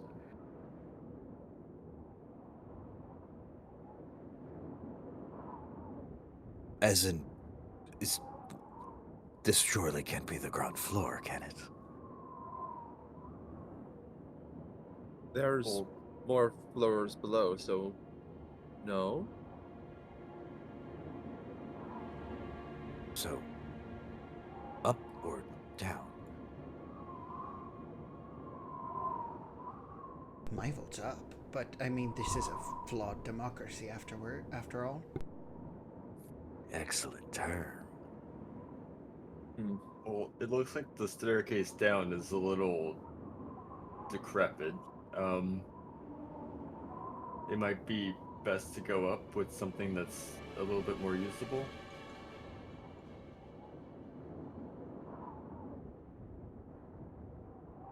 Can I go near the staircase and kind of peek my head downwards to see what's there? Sure. Give me a perception check. Do you have dark vision? Don't believe you do.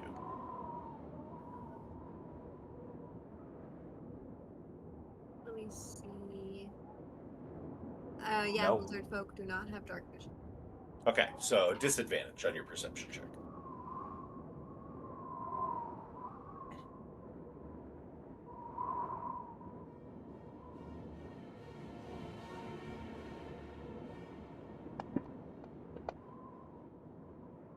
Oh. Nothing has changed. It is dark, devoid of light down below. Can't really make out anything other than, regardless of your perception check, sound of a sound that you've only heard once before.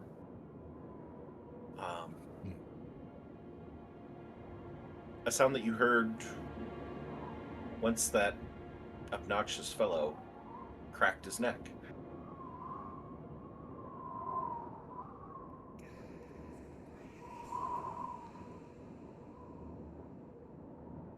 As the whispers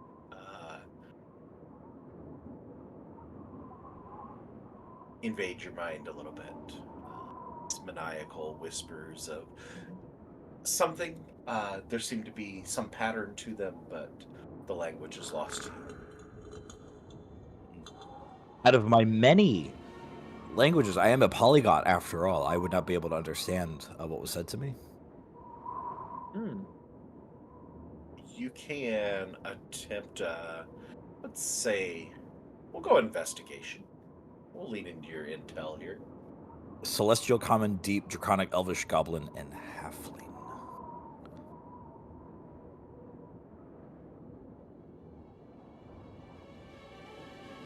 Investigation? Yes.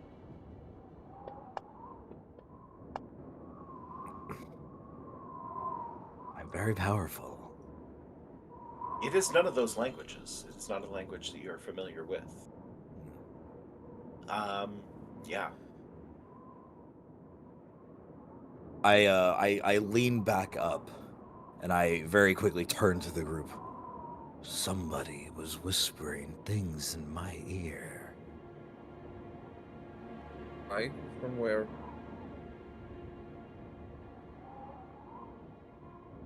Inside my head. What a waste of a message spell, I would assume. And I don't understand the language.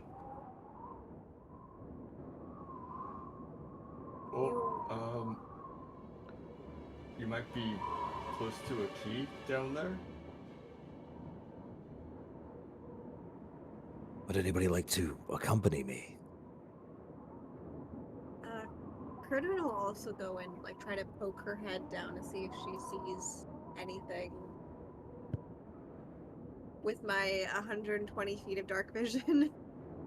Nice. All right, no disadvantage. Just roll me a perception. Would your leeches be able to see anything? Not them, but I certainly can. Baby. Oh! As you step down, just one step down, not getting too close to any of the crumbling steps, you hear what Gilgamesh hears as the whispers return to you. And looking down along these steps that lead precariously down into nothingness, you don't see anything beyond the edge of the steps, but in the steps, at the very edge, precariously balanced just on the verge of falling into the abyss, sits a small iron key about 4 inches long. Can everyone go and pick it up? It does look a little bit dangerous to go down there, but you can attempt to. She has a broom of flying. She'll have it at the ready. She'll just like pick her way down with her like Okay. broom in one hand, and then as soon as like she's within range that she can like kind of like reach over for it, she'll go and grab it.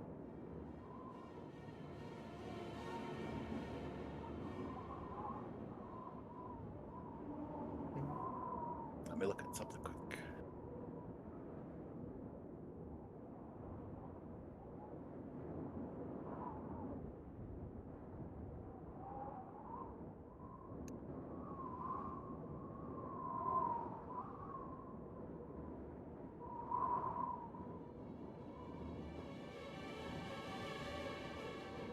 All right. As you move down these steps, gently picking your way down, it doesn't take very much before you are right on the edge of things becoming a little bit unsteady. Why don't you give me an acrobatics check as to your maneuvering here? I'm gonna use my inspiration to give me advantage. Okay. This feels like a good place to use that. It's maybe one of the few times anybody's actually called it out to get the advantage, not just on the reroll. Yeah. Okay. Okay, 16.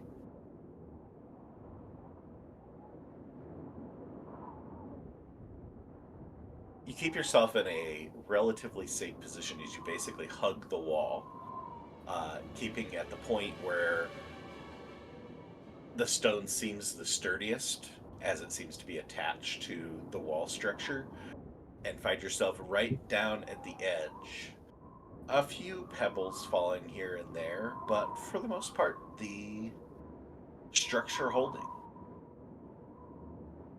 allowing you to reach down and pick up this key. What key is it? So the key that you pick up is... Let me show you.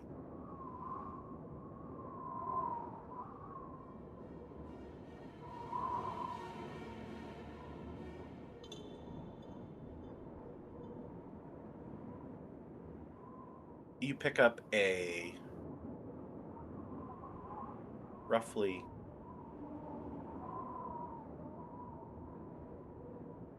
4-inch long iron key, similar to the other ones that you found. Plain, narrow, notch tooth, worn smooth.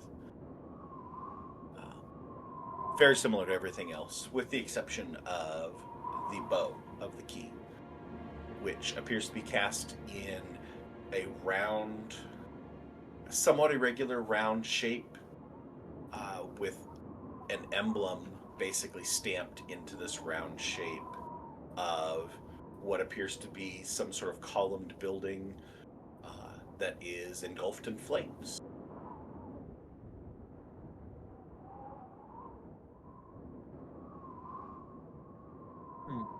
That's not ominous.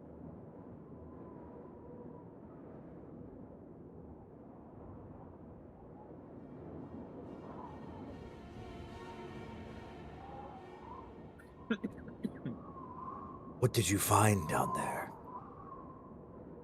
I can't see. She gets back to the top of the stairs. She'll just like show off another key. The burning, like old Morellian building. The columns. Interesting. Did it speak to you? I heard the whispers. I don't like that.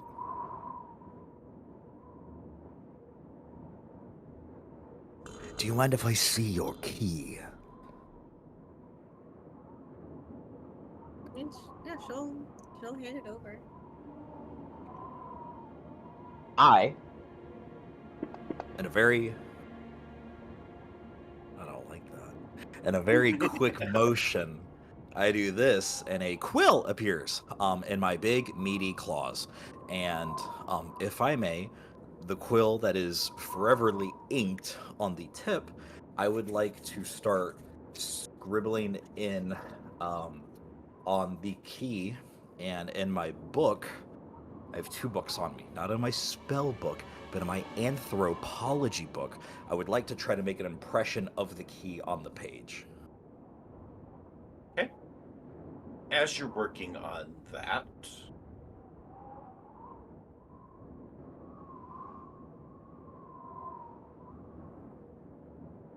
Alan, who has been like keyed into this rhythmic, I don't want to say a beat, but this rhythmic scraping sound that has been coming from outside, and notice that it has gotten louder and louder as this conversation has gone on, as Caradwin was going and collecting this item, as Gilgamesh goes to work with it, and keeping that vigilance point, you watch as a long, approximately 3 to 4 feet long, claw-like scythe, or a scythe-like claw, comes sticking through the window next to the stairs, followed by another one, as a very gaunt, almost demonic-looking creature crawls through one of the broken windows, the one next to the staircase. Oh. And quickly, as you're taking in this, because I'm going to give you this with your nat 20, another crawls through another window, and another crawls through another window until there are 3 in the room. And I need everybody to roll initiative. Awesome. Love how one of the clawed horrors is labeled as stunning. Mm-hmm. I'm It is. So, It is I'm so so stunning. glad they have such a confidence in themselves. The other one is stringy. Ew. And then one is just 3. Yeah, that one kind of got shortchanged. But I'm just happy that they got to keep the names and not having really, really weird ones on the tentacles last time. Oh, Reese's- no. Reese's street name. Oh boy. For what it's worth, it was the 3rd one added, so, at least it got the right number this time. All right. As they crawl through, they quickly sick themselves upon these intruders that have invaded this tower. Or if they invaded the tower and you belong here, it's hard to say.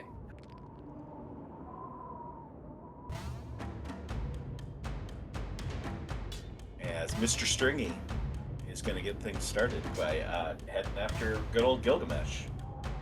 Back turned to the wall. Back turned to the window. I should have had my back turned to Tamerlane. I would have seen him coming. Thought you always had That your only back worked turned to for me. Cameron. I was doing something. I don't know what I was doing.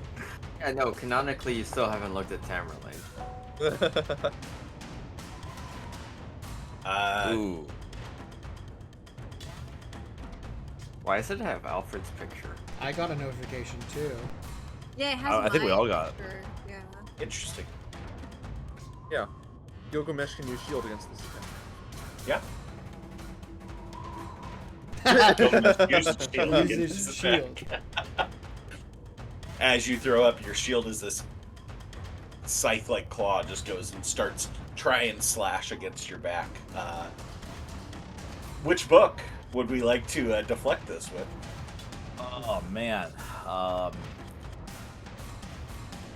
You could react and throw one out there. But do you have a limited number of books for this? No, I have a good amount of books Book is actually. level 1 spell slots. Yeah. Ugh, And yeah, I the number don't- of books as he has spell slots. Exactly. Yeah, out of his like side, kind of like armpit area, a book comes, kind of pushing up against that before kind of I turn my attention to him. The book is a case study on the buoyancy of gnomes. A classic. It's one you tell your kids. It is? Yeah, they're all children's books if you think about it.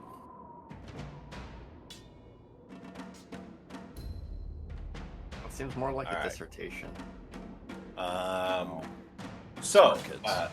Ernie will get you up to speed on how to use a spellcaster in Fantasy Grounds.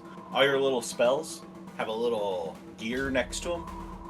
Yes. If you click the little gear, it'll pull up the different things for you to do, so you can drag that effect on yourself to give you the AC +5 for the round.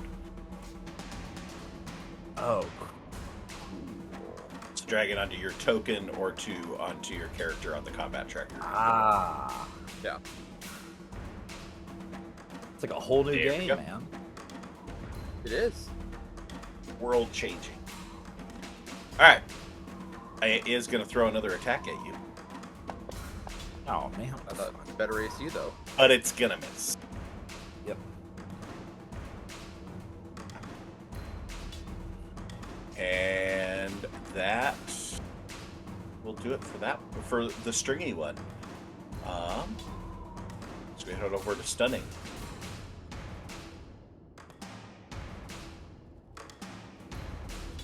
Gonna come running in on Caradwin as the next nearest target. Actually, no, Caradwin's on the stairs. Yeah, here's still the next nearest target at the top of the stairs.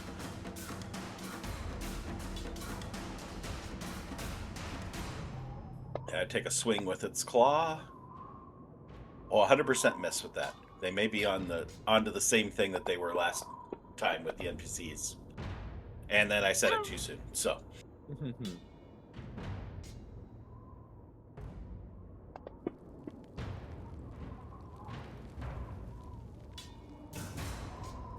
Oh, and we don't even need to see the damage.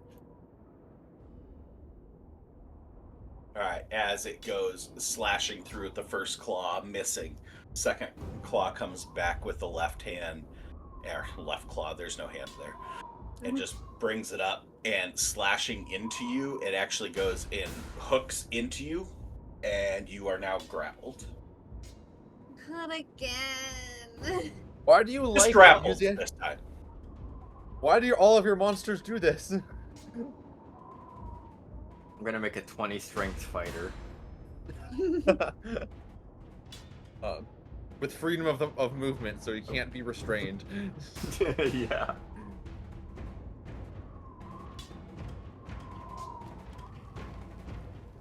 Okay.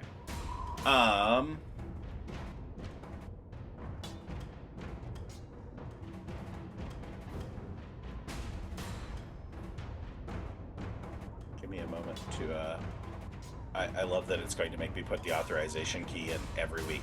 This is not awesome. Hey, Sirenscape, I want to fix that. It'd be awesome.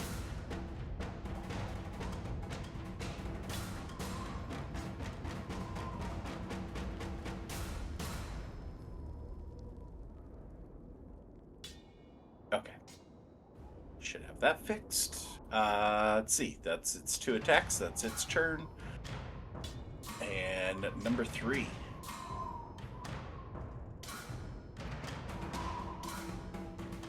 Gonna go for Alfred. Please don't.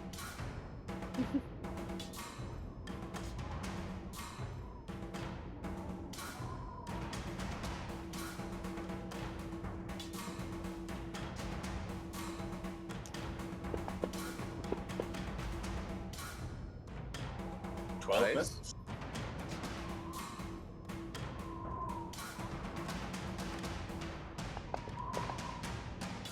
Hey, please.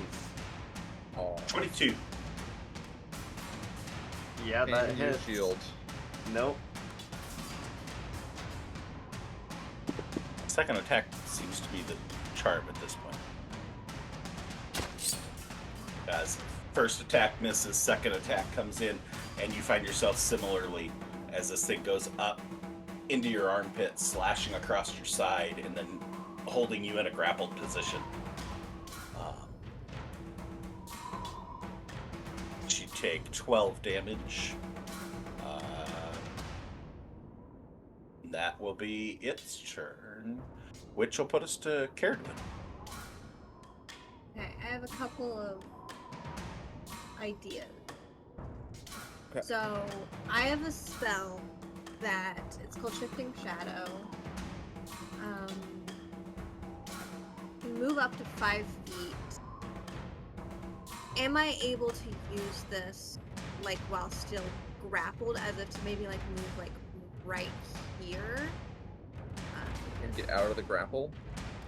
I mean, ideally would love to also get out of the grapple, but it's not pinging. It is. Okay. It was just going on for so long. Like, be able to move, like, right to the square here, using Shifting Shadow. Escaping the grapple would be great, but I'm going there so I'm not trapped in between 3 different people.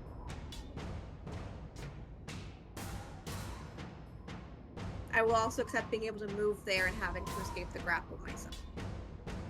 I would say you are not using your move action to move, so your speed doesn't have any effect on your ability to move the 5 feet with the spell. Yes. So, yes, you could be able to use that to move the 5 feet to that location despite being grappled. Okay. Will remain grappled. Yes, you would still be grappled. Yeah. Okay. Which I'm cool with that being. Because it doesn't say that you teleport to this location. It would be that you move with your shadow over here. It's fair. Oh, whoa.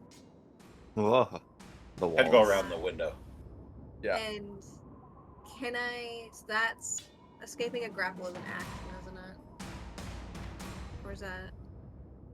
Yeah. Yes, to attempt Yeah. to break the grapple would be an action. And It is weird that that spell is a action, not a bonus action. Yeah, that's. I agree. Yeah. I think it's only an action because it's very strong for being a cantrip. Cantrip. Yeah.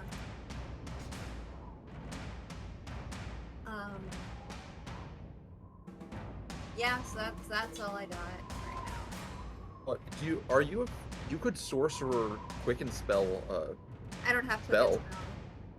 You only never mind. choose 2, and I chose distant and twinned. Gotcha. All right. Togetherness. Your first maiden voyage into combat here.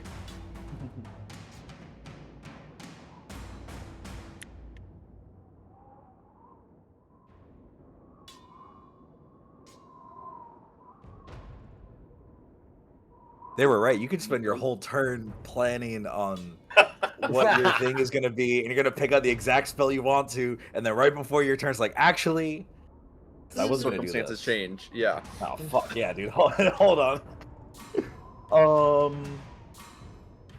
It's a brand new game. It is.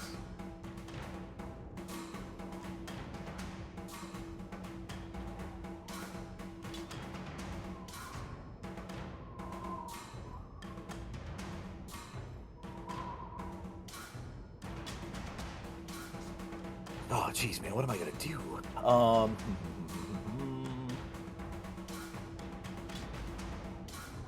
For the time being, I am going to cast at 2nd level a spell like this.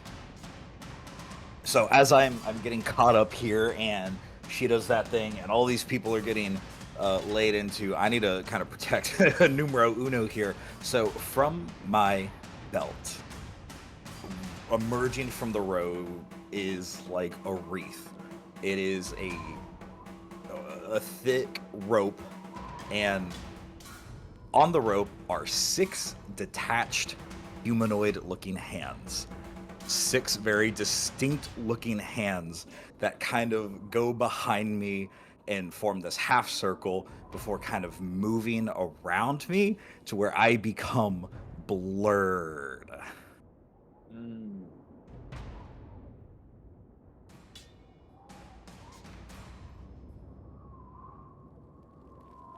Right. And that's gonna be it. Am I able to kind of cross this broken area, or is this like rough terrain, or can I just move where like Kieran moved? Yeah. And you're not grappled. You can move. You're going to be limited in where you can go, just because of. If I can things go your way. like But three paces diagonal, I wouldn't. There is a So wall you'd be there. jumping out of a stairwell to get there. So no, you couldn't be able to move directly there. In this case, You're going to I have will to be go. moving- Basically, have to go up at least 1 square before you can start going anywhere. Yeah. Then in that case, I'll just move 10 feet near Tamerlane and Holtzman. No, getting Alright, in the way of Tamerlane. Oh, jeez. fine. Well, No, do in it, do that it, do it. case- Do your in that move, do your case, move. I don't. I Ignore me. triple down. Don't let me stop All right. you. Well, Stringy's going to make the opportunity attack with disadvantage. He sure can. Not stringy. It's got to be Stringy. Ooh, got a nat 1 out of the disadvantage. Ooh, nice. Look at that. Okay. So, as it misses, and you see a point of opportunity, Gilgamesh, and you have advantage on your next attack against that target, if you so choose to make one. Ooh, nice. On my next turn, or by the end of this turn? No, your next attack against it. It does not expire. I'll keep that in mind. Anything else from Gilgamesh? No, sir. I have plenty of opportunities to traumatize my team later. So. Atlan, you're up. Yeah. Atlan's been keeping this beat the entire time, like on his fingers, just snapping it. But he's just gonna frown, seeing these 3 things, and call out to everybody. I think that's what we go ahead and get for just kind of waiting around this whole time. So we should probably just all go over there, and he'll gesture towards the upstairs. But not before he goes ahead and he's gonna go ahead and cut the tempo to like halftime, so kind of stretch out the beats. And as he does, there is a glow around the 3 creatures. As he's gonna go ahead and cast slow on them. Nice. All right. So I should be able to drag these onto them. 3, Stunning and Stringy have all been selected. And 3 is a fail. Nice. Cuckoo. Stunning is a fail. That's actually awesome for me. And a success out of a nat 20 for Stringy. Okay. Do you want me to... The effects on my sheet, do you want me to drag it onto them? What's it show on yours here? I have like the slowed effect with the penalty to AC, the no reactions, everything like that. Yes. Okay. Go ahead and drag that. Onto everybody but the one who passed Stringy. Okay. Correct. So I won't drag it onto Stringy. So I should be able So to the 2 be drag it turned there. Caradwin and I should be able to drag it on Alfred. there. Yeah. All right. And then Atlan is just going to fly by. And then, whoa. Okay. 5, 10. And then the stairs, like we're at we can see the back of the upstairs, right? from where we Correct. are? Okay, then yeah. I have 40 feet of movement. He is elevated right now, so he's just gonna go like up the stairs. He'll cut the kind of like railing if he can. I will say you will be within attack of opportunity range on your 2 slowed creatures. If Oh, you're but They I don't fighting. have don't get reactions anymore. reactions. Oh, okay, there we go. Yeah. So if I can cut the railing, then I'll go 5 more up the stairs. But if not, and I need to go all the way around, then I'll just go ahead and do my movement like it's pictured on there. So up to you.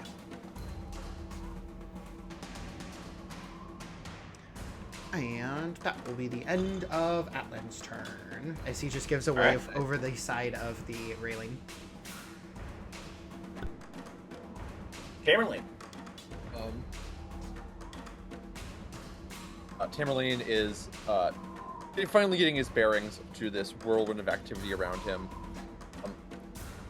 Atlan, got a bit of a problem with these two. He's going to take a step back as he pulls out his bow, and he takes in his pouch really quick. He wraps a piece of seaweed around one of the arrows as he pulls back and casts Kelp Strand at Stringy. All right.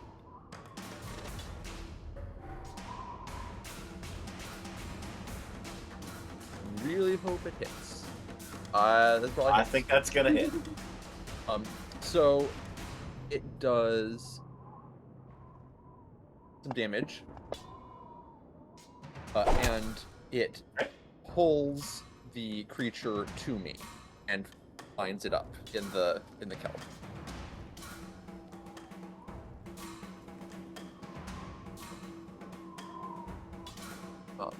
Oh, a reroll on your the- damage, thanks to Jeff.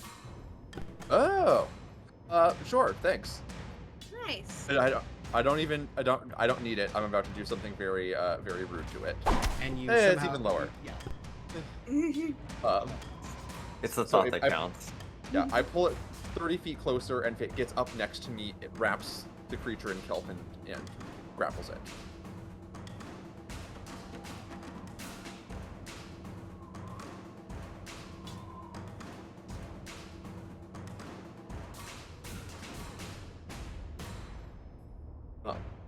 And then Tamerlane would like to turn out the open window and take this creature that he has wrapped up and drop it out the window.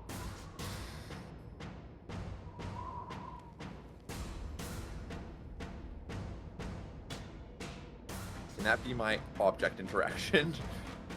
To drop Stringy out the window. Objectifying this creature is wild. Objectifying. Did you? Okay, you got the grappled on it. Okay, good. Yes. Okay.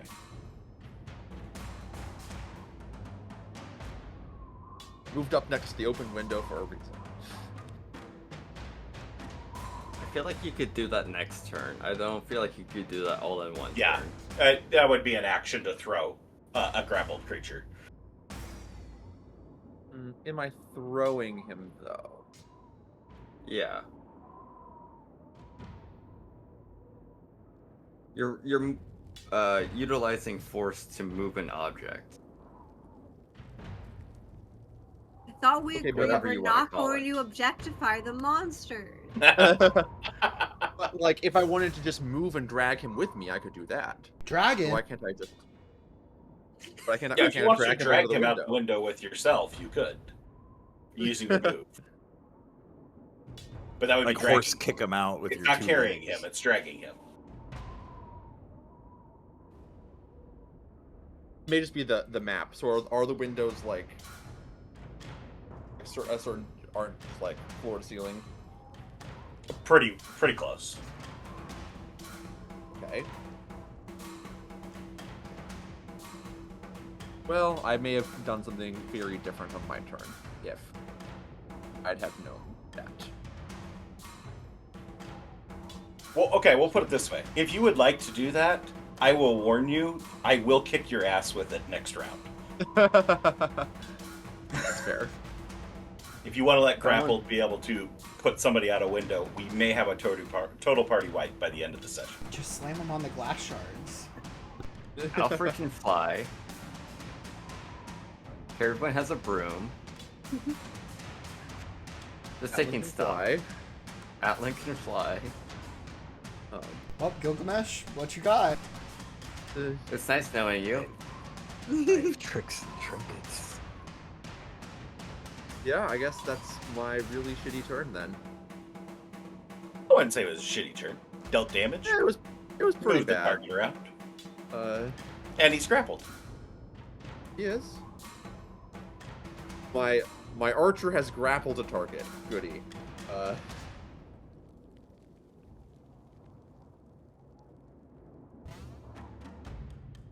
Alfred, you are grappled. Yeah, I don't think I wish to be grappled anymore. I'm going to try and escape the grapple. Okay.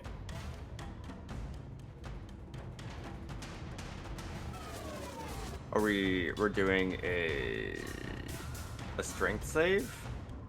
An athletics check? Athletics check. Or acrobatics. Acrobatics?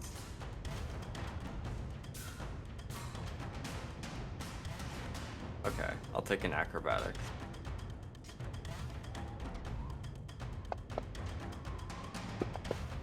Oh, wait, that was a journey. That is success. You are Excellent. no longer grappled.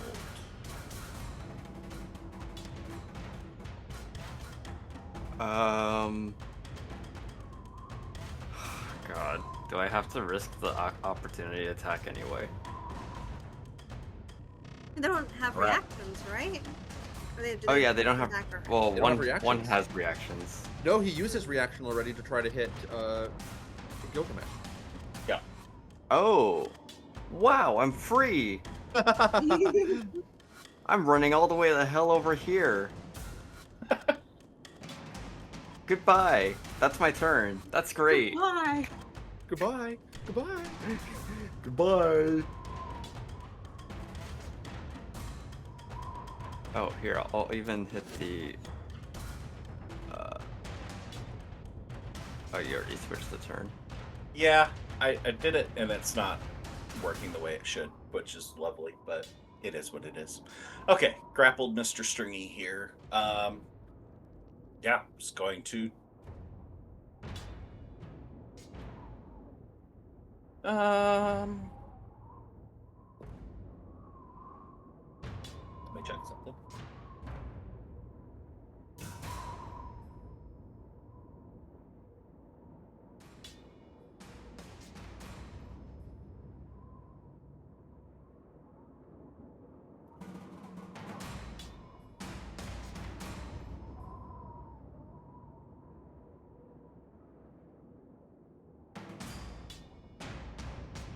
It's just gonna attack. It'll stay in its grappled position.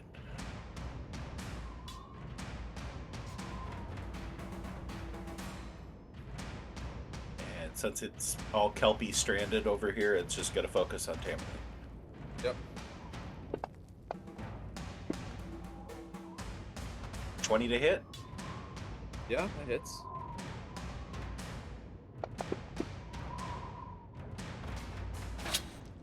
Is 11 damage, and Tamerlane is grappled. Yep. They're dancing now. They're both grappling each other. Dancing with 0 movement, but it's there. So, second attack misses. Blocked by armor. Well,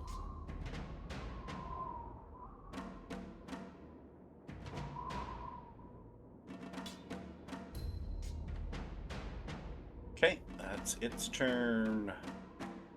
Head over to... sorry, their turn. Saga pointed out, we're not objectifying here. Huh. Thank you, I appreciate it. Alright, the one that's over here with Caradwin in its weakened state will attack Caradwin. That's the only target in range.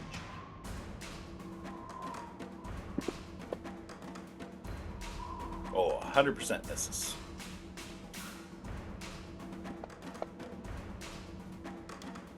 23 to hit with second attack. Mhm.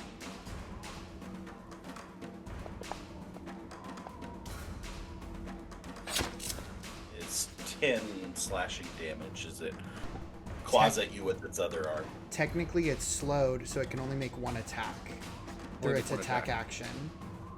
Yeah. Apologies. I'm reading. I just whenever you made the Nice second if attack, I it was would like, actually print huh. that. That's nowhere in what it said. So. It's not in the effect, but it's in the spell description. Weird. It is- Yeah, it they go and they is. bother to print in the no reactions. So, okay. Put the 10 hit points back on. Thank you. Saved. All right. Save. And it does get to make a Number save 3. at the end of its turn as well, if it wants to attempt to beat the 17 DC. Is that automatically makes the save, or has to take something to make the save? Just at the end of its turn, it can repeat its save. It makes the save. Okay. Yeah, I can drag it back on. I can just Oh. roll it, and you can tell me whether it succeeds. I'll make it a little bit simpler because it won't automatically register the effect. Oh. It used to have that you could do a save end, where that would be it, and it would automatically roll. Wow, what kind of save did we need? Wisdom save? Wisdom save? Mhm. It fails. Oh, get wrecked. Then that thing is still slowed. It will remain slow.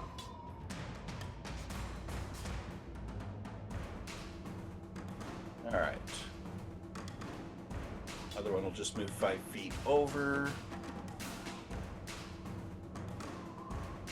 Go to Tamerlane.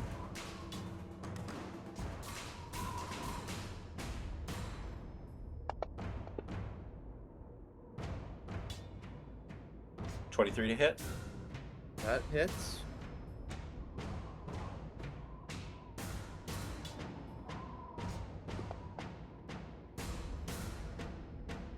Eight damage. And that'll do it for its turn. I guess with the save, I guess. Did you say DC 17? Yippers. They're gonna have a hard time. Yay. Especially when they roll a 3. Alright, Caradwin. Alright. This might be a mistake. But I'm going to everyone is going to cast Moonbeam. And I would love to position it because there's a 5-foot radius. Okay. Where I would love to position it if it can hit all 3, but I will see if I can just hit these 2 up here.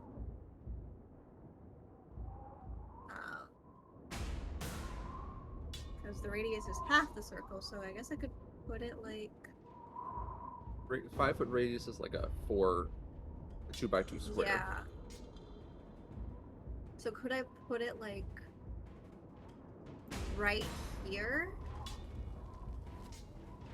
And it would be like at least hit these, the one that It hits has me grappled and the one that's by. The 2 slowed ones. Yeah. Yeah. Yep. Okay. So I will do that. She'll. Now drag the save on each of those. Yes.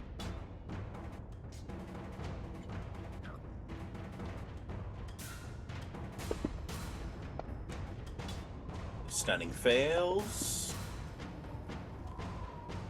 Alright. Oh. Must have ended up with stunning on both of them. They're the same stat, so.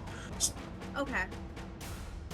So the failure. We'll say takes- stunning would be the failure, since that was the name it said first. So the one next to you is the failure. The one furthest from you would be the success. Alright, so the one who failed takes the full damage, the one who succeeded takes half damage. Okay. Ooh. Alright. So 13 damage to the one next to you. It's gonna half it, I think, which no, it didn't. Okay. Good. Let me do the half value on the other one. It'll let me drag it. Come on. Come on. There we go. And I'll put this to chat for those who don't know what Moon does. Ice cream. You do a backflip. So, yeah. So it's just there for the. So I suggest everyone passing through about this area be very careful. And that's my turn because there's nothing else I can do right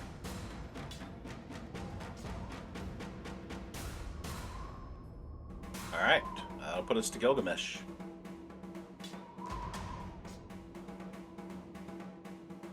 Boy, The more you I've move, done the so more much things stay the planning. same. Yeah. I'm going to kind of circle right here next to Tamerlane and get real close to my friend. Okay. Oh, also, do I need to... This is all very new to me. Do I need to do a concentration check every time it becomes my turn, or only when I get hit? Only when Only you when get you hit. get hit. Awesome.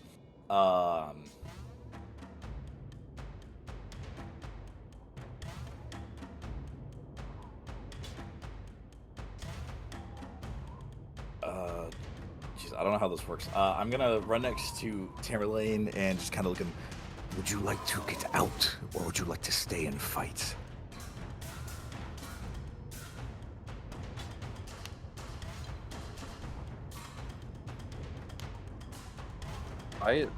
Even seems like it would be a good idea at this point. To fight? No.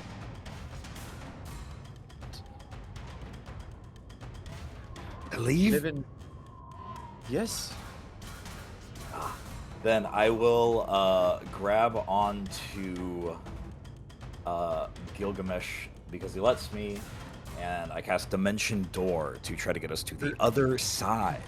Nice. You're grabbing onto yourself? Yeah, I don't know how this works, so I guess I grab onto both of us. Which also, I don't know why Dimension Door... Does this do damage? Did I not read this? If you land in a space that's occupied, you're both shunted and you take damage. But that's a very rare occasion. Gotcha. And then it is a pretty generous distance, so I don't want to roll the damage. No. You don't need to do anything. Okay. Just pick where you're going. Move your token over Is Tamerlane a ranger? Yes. Okay. there. I'm You gonna should have put asked us. that at the tavern. Well, I was being goofy, bro. I'm gonna put us right here on the other side. I'm gonna bring him with me. All right. Boop. Blip yourself over. Yep. I grab onto Tamerlane, and one of the hands that was blurring me stops, and it makes an outline of a door before going back to the other hands, and that is the door that we kind of like back up into and kind of on this other side. Kind of very Portal-esque. Don't look at the open door for too long. It'll drive you crazy. Now is your chance to score some treats.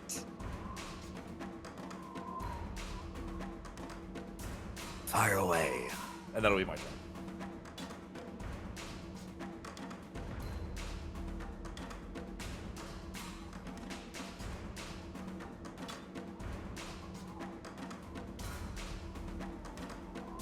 Alright, that'll take us to Atlan.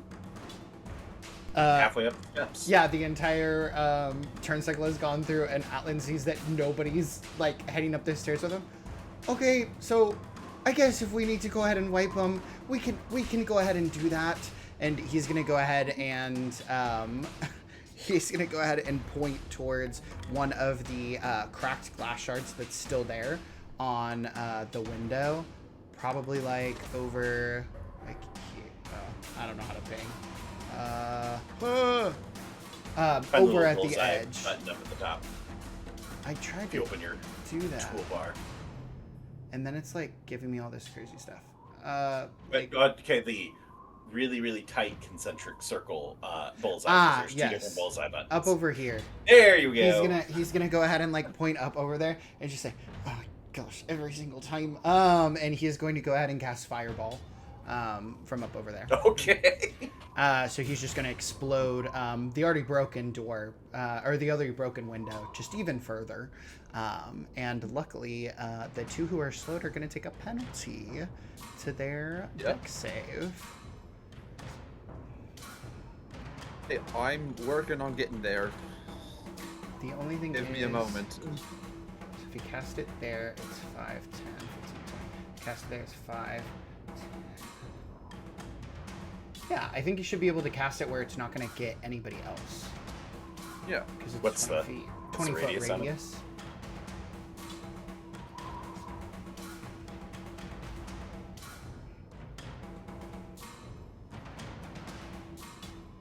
It's kind of more like angled over here. Should be Going for that safe. square. Okay. Yeah.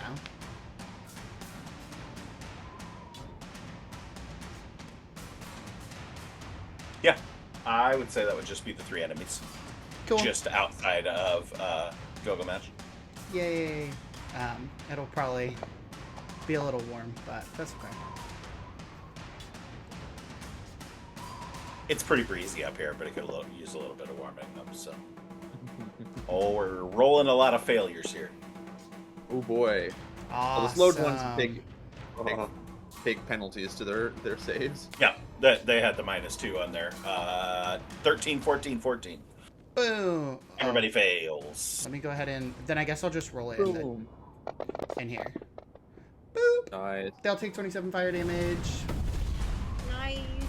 Boom. Nice.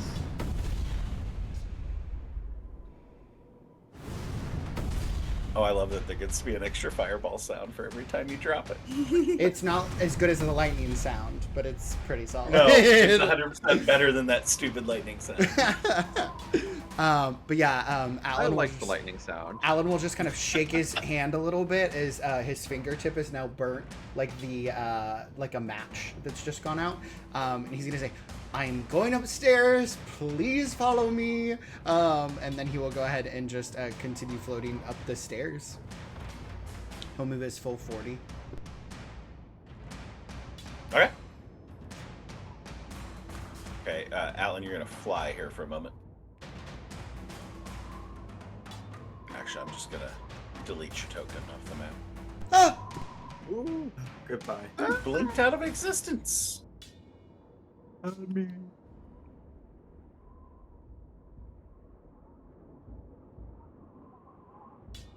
That's wonky. Let me check something quick.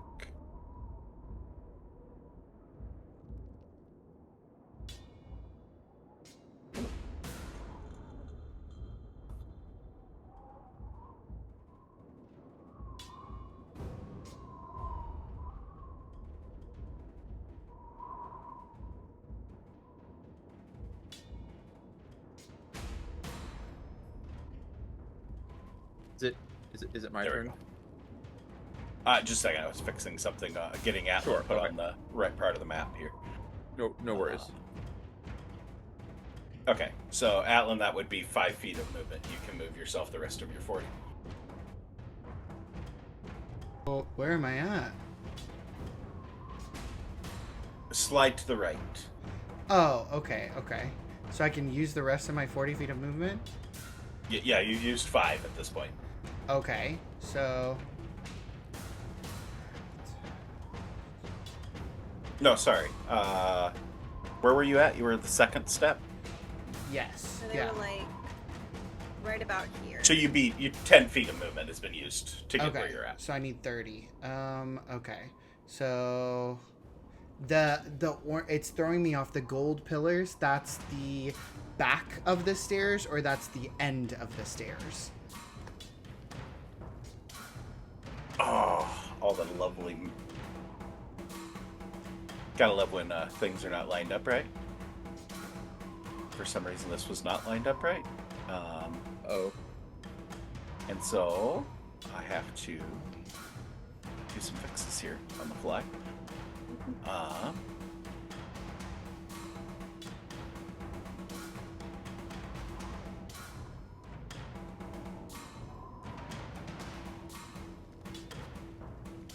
Okay, so you are at the top of the stairs where you're And I at, have 30 feet left of movement. and you have 30 feet of movement left. Okay. Fine. It's going to be a little bit janky over there with walls and stuff because it is not aligned, and that's my bad. Okay. I think that's cutting across going up the stairs.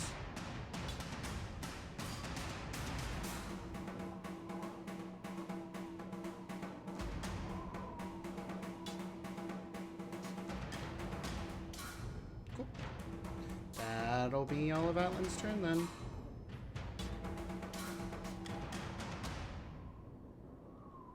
All right. Okay, now we're on to Tamerlane. Sorry about that.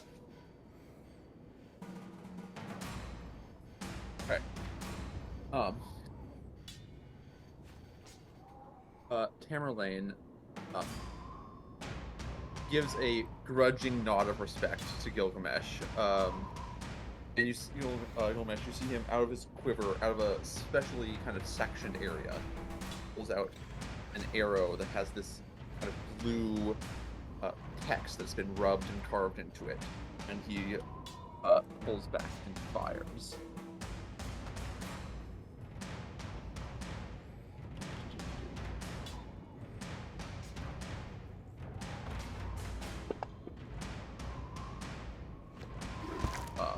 So he uses his rhymed arrow.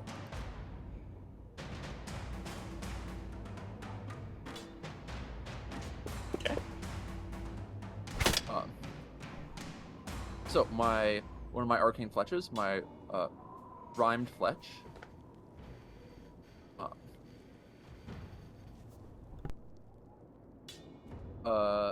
And all creatures, when you hit a creature with a rhymed fletch, all creatures within 10 feet fall prone as a slick of ice appears. Okay. Nice.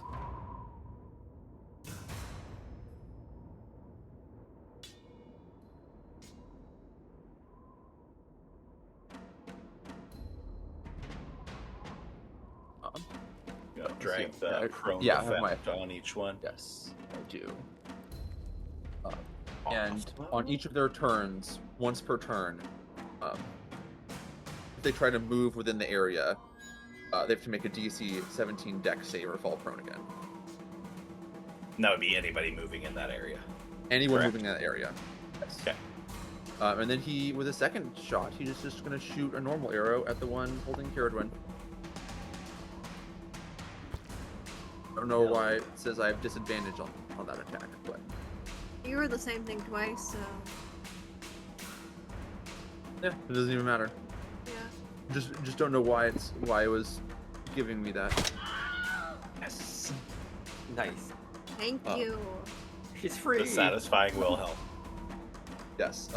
His second arrow shoots and catches the clawed horror in the eye. Lass, we are getting out of here. Yep. And then his 40 feet should probably take him to the top of the stairs.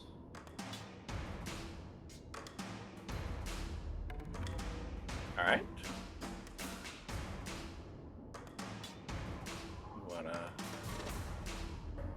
click over into turn so it kicks over to Yes. Alfred, I believe is next.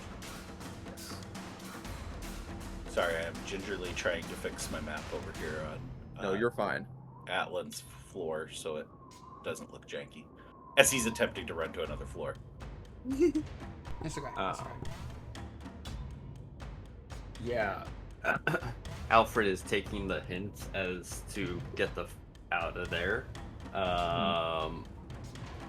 And his winged boots will get another addition as he clicks them together for his quickening step. You see two round balls on the bottoms of his shoes as he glides across the floor with 10 extra movement speed. Nice. Nice.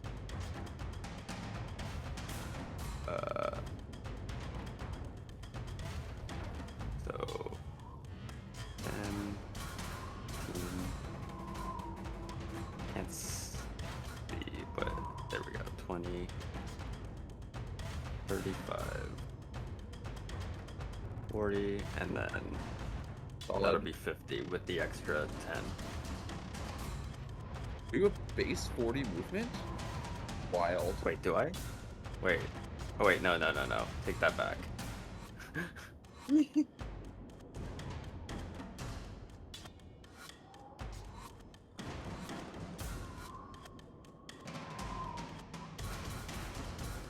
Yeah, that works. Whatever.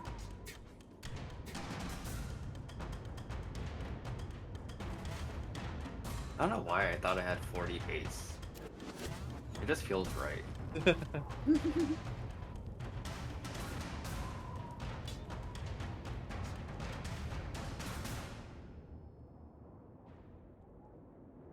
Oh no, You've I'm disappeared. gone. Disappeared. Goodbye.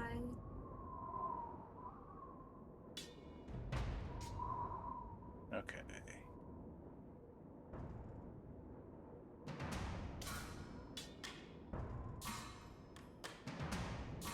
Pinball across the map here. Yep. All right. Anything else, Alfred? No, he's just getting out of there. Booking? Okay. Booking.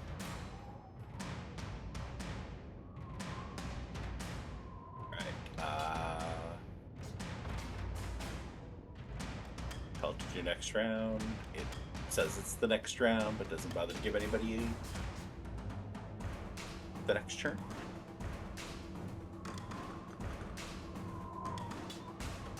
Alright.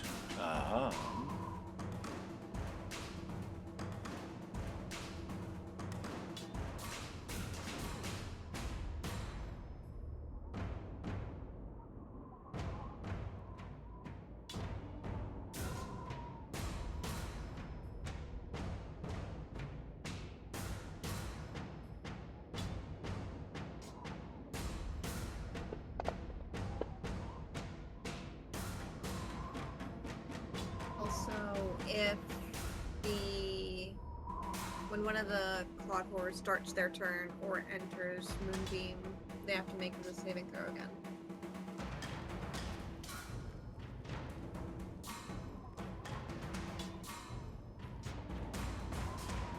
Yes. Let's take an extra instance of damage. Take the first instance of damage. For one of them, it would be the first. For the other one, it'd be another one. So it's like their Yes. second one.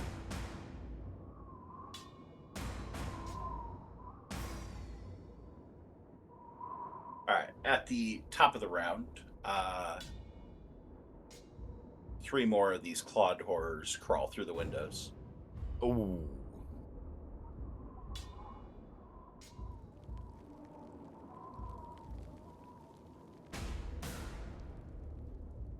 It needs to make a DC 17 deck save or slip and fall. Which Slip and fall out of the window. where's our? Is it centered on the guy It's in the centered middle or the guy on the It was centered. directly above Caradwin? It was centered on the guy in the middle. That's the one he hit with that arrow. Okay. Clawed Horror 3. Okay.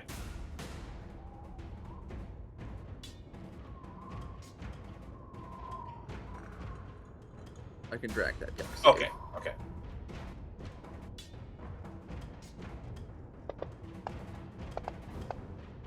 Let's fail.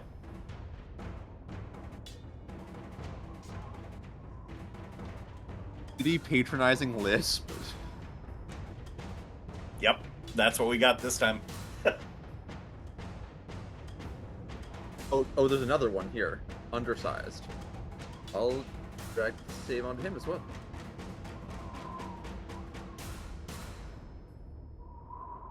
How many feet is it? Is it 10 feet? 10 feet, yeah. Okay. Oh, it's not taking. Oh, there it goes. I have to still click it to go, so. Oh, gotcha, sorry. Okay, so he's good for the He moment. succeeds. Okay, we'll start with Mr. Patronizer over here. Use his half his movement to be deproned.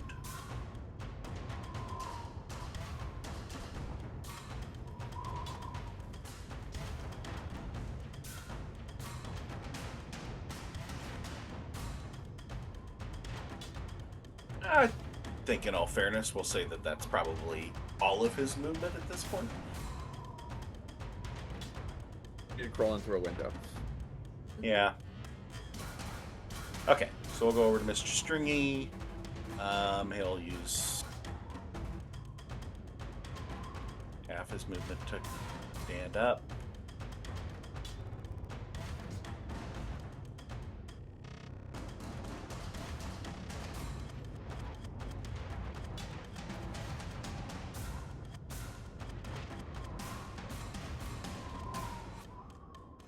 I'll make a save for him. Yep, he's got to make the moonbeam save. Ernie knows every single time.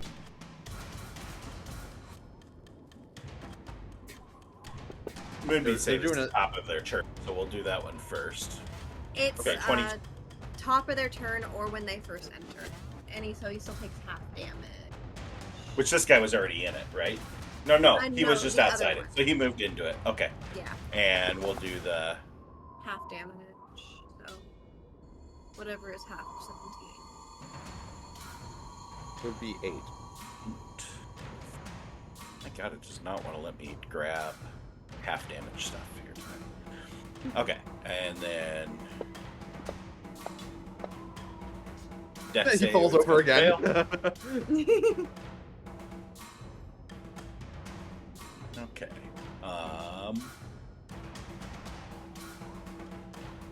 Honestly, this ice slick plus moonbeam is kind of a potent combo. Honestly, we might wanna keep that in our back pocket. I want to remember later. that one. Yeah. Yeah.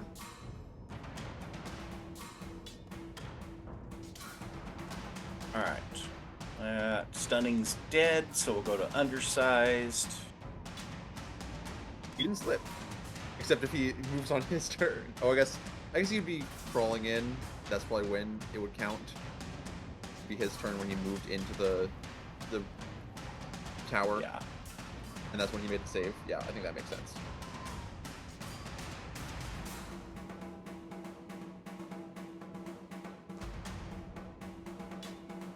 All right. He's gonna just go over there.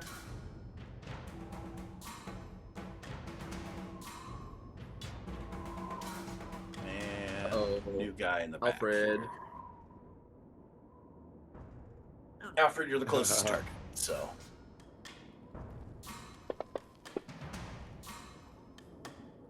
But it'll miss. Attack number 1. And miss attack number 2. Nice. Alright. Out of the way, though. Number 3. And it is within, so if you want to drag the con save for the moonbeam. I can do that.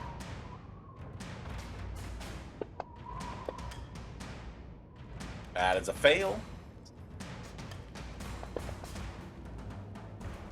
Decent damage.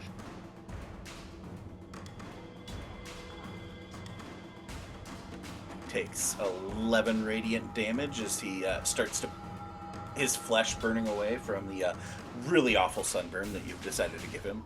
Moonburn, I moonburn. suppose. Moonburn, yeah. Moonburn.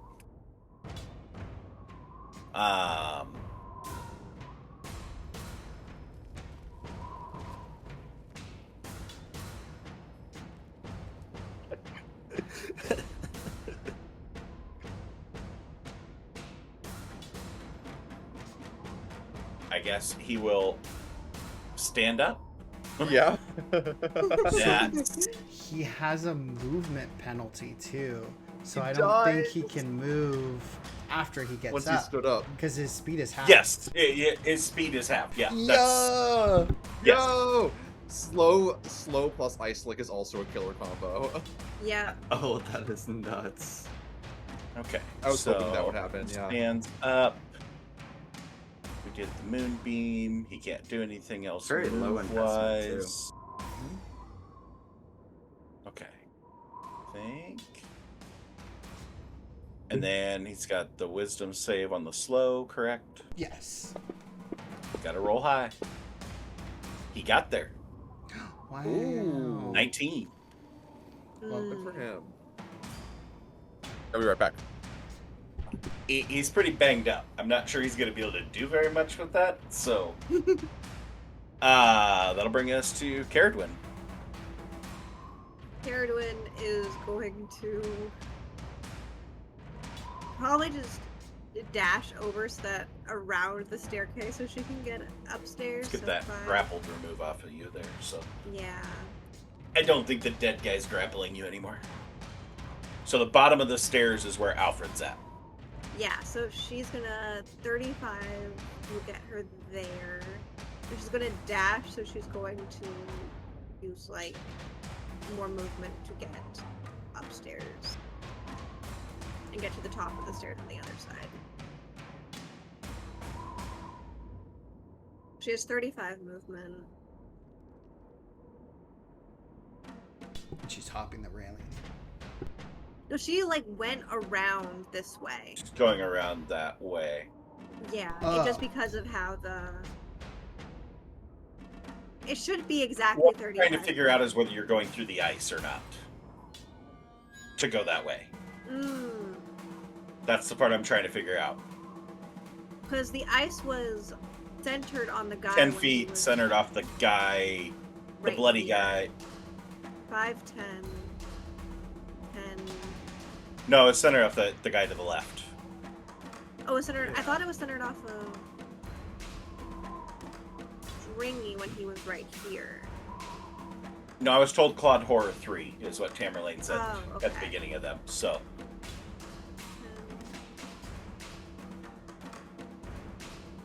Okay. so with that in mind, are you know, knowing the ice is there because it's not invisible by any means? Do you still want to attempt to go that direction, or do you want to attempt to circumnavigate Alfred and his new friend? She's going to attempt to circumnavigate Alfred and his new friend. So move about here, here, here, here. Mhm. That'll be like what? So, and then that'll be 30, 40, 35. And then, dash. So that'll be 20, and then 35 will get her right there, actually. So you have 35 movement, Yeah, I have 35 movement. and nothing's slowing you, right? Nope. Should be... 35 gets you there.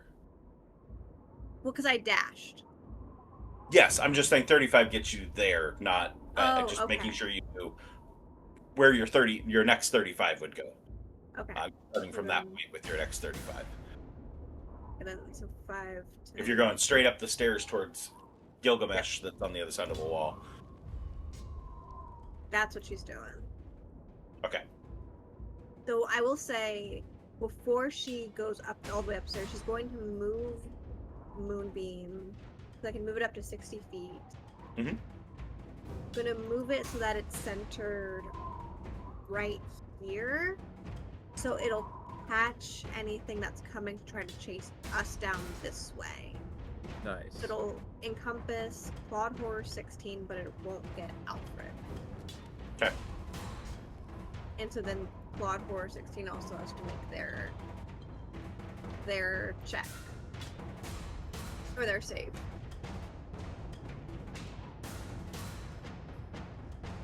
Let me know when you want me to drag it on.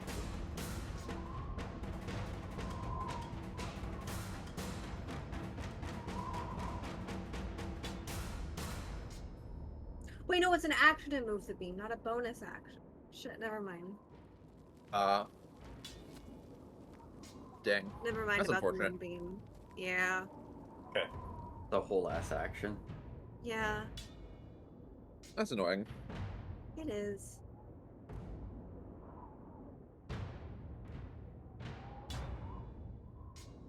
Get to disappear into the aether for a minute.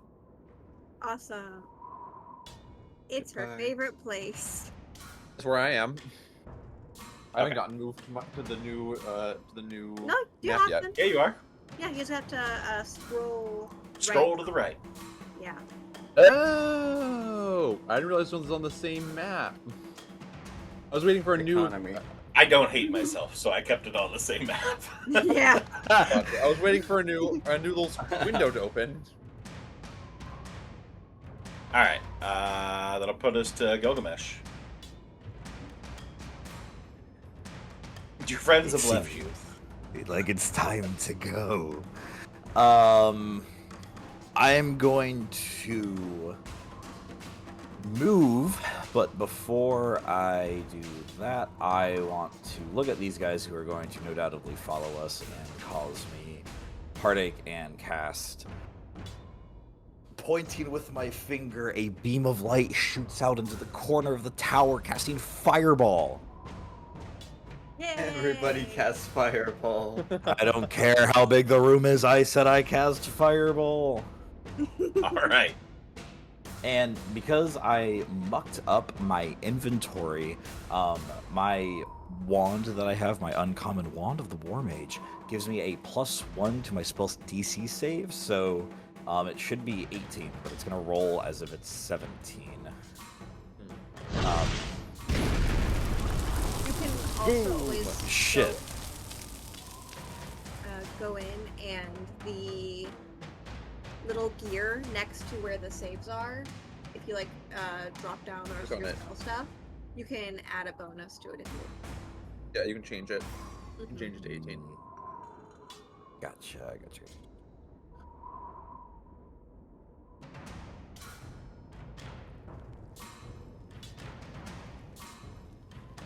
I will mess with that later. Do I... Okay, so how do I do this? This is an AoE... So drag where it says save onto the 3 guys. Yep, drag the save onto each one.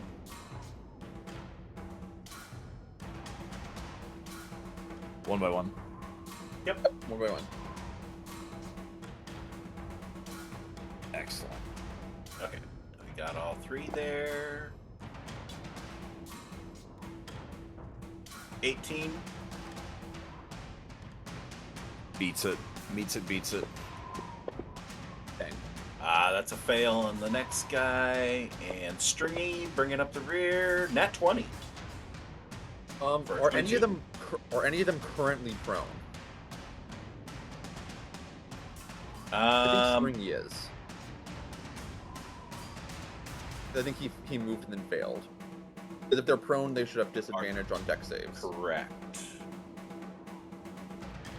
You can help me out with that and make sure when they fail your saves, you drag prone onto them. So Yes, sorry. it will help me out a lot. Okay, Absolutely, I'm sorry. let me roll another one on Stringy here.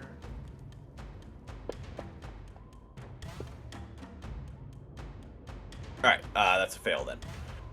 So the 2 above the dead guy would both be fails. The one in front of the window is a success. So if you just want to drag the damage into the box.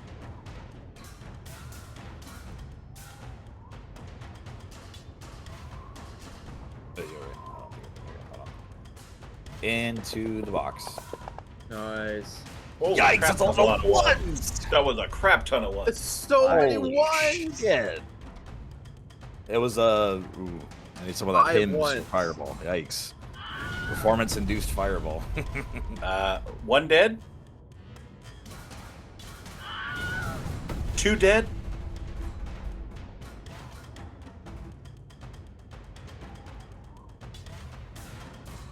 And then after casting Fireball, I will run 5, 10, 15, 20, 5, 10, 15, 20. And then I will, because I have 30 feet, I'm just going to run up the stairs. I got left behind. Alfred gets left behind. It's okay. Once again, everyone else is moving somewhere else on the map, and you're stuck there, held by a tentacle, or a clawed hand. Not held yet. That's true. Yeah, he didn't get hit, so he's not grappled. Oh, that's true.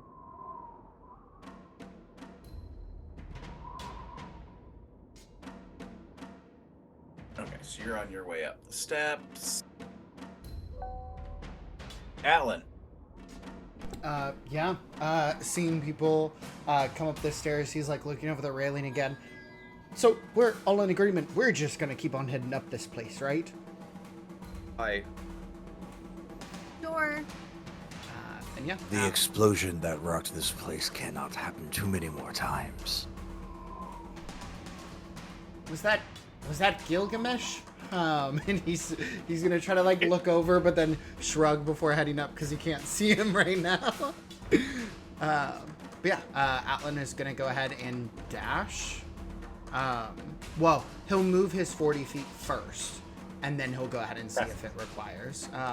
So whatever that movement looks like to be able to go up to the next floor. nice. Bye. Goodbye. But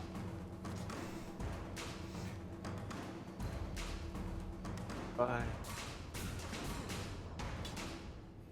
and I run into a floor with the nest of these creatures, just eggs everywhere. I go, oh, Hear another fireball from above us. Are these egg creatures? They could be. They're very Or do you thi- bug-like. or do you think they give live birth? why? I think they're a live birth. Because he asked if they're egg creatures. That's the other option. Really That's 5 feet in. to discuss this. Okay. Oh gosh. Everybody just hears really like, well, from at the top of the stairs. But yeah, then in that case, Atlan's just gonna go ahead and move. What is it? Yeah. Right over there. He doesn't need to go ahead and use it.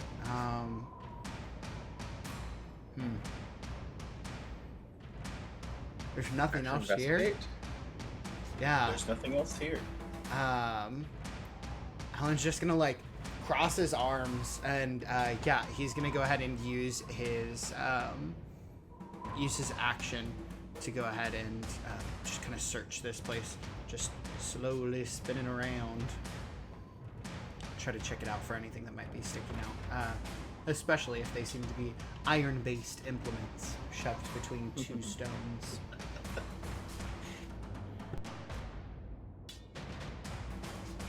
But that'll be a turn. You can give me a perception on that. But Tamerlane, you're up.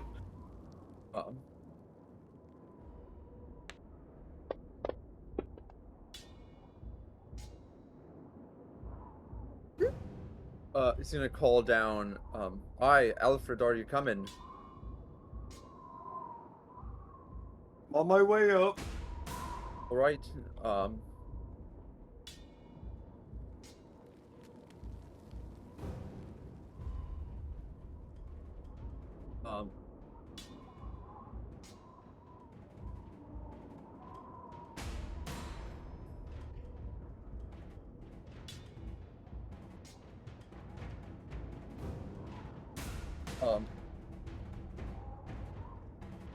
God damn it! I don't think I can see the bastard from upstairs. Okay.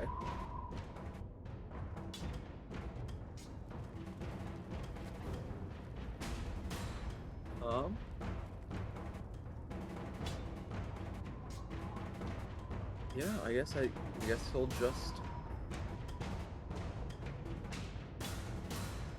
move towards the stairs.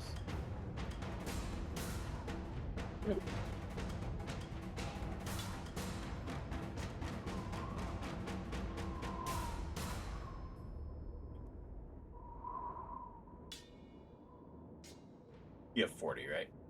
Yes, I do. All right, 40 will get you there.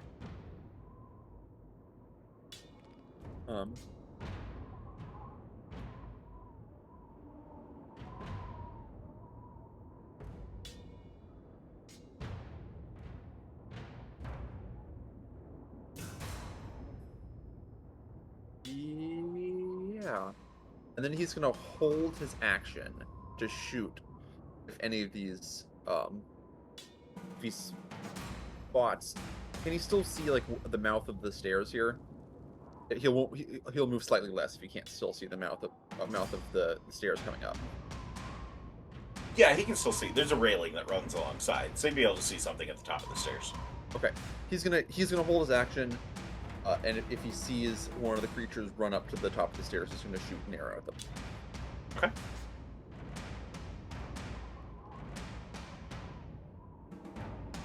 Alfred.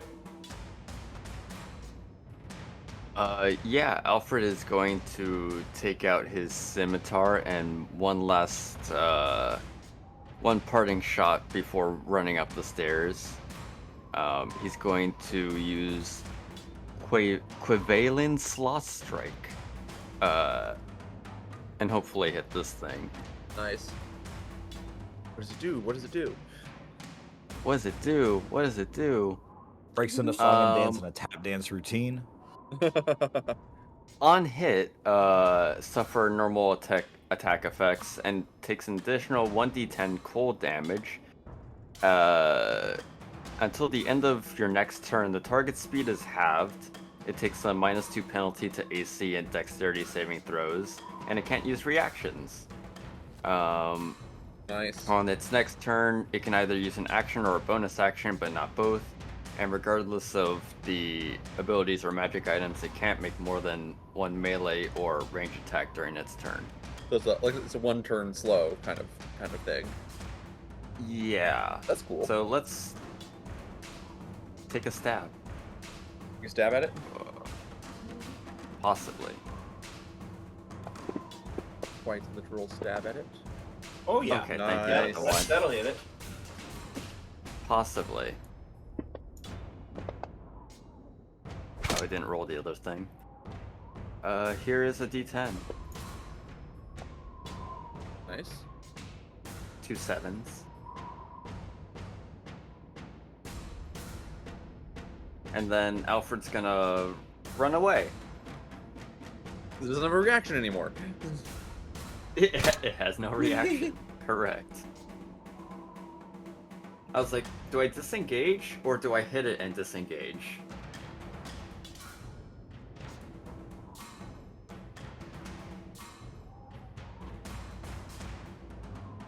Hit it and get the free disengage. Yeah.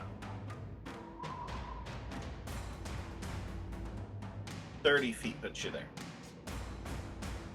Sweet. Nice. Yeah, that'll be my turn. Poor Gilgamesh. Oh, is Gilgamesh still not up yet? Uh-oh. He's on his I way. think He's up. He's I working had on it. enough movement to be like barely like halfway. 30 movement is rough. He's like in between the Um, two floors. Atlan, as the leader of the run all the way upstairs party, roll me a d6. Did he spot anything with his search? He did not. Uh-oh. All right. Thirteen, You know what? We'll keep you in charge here.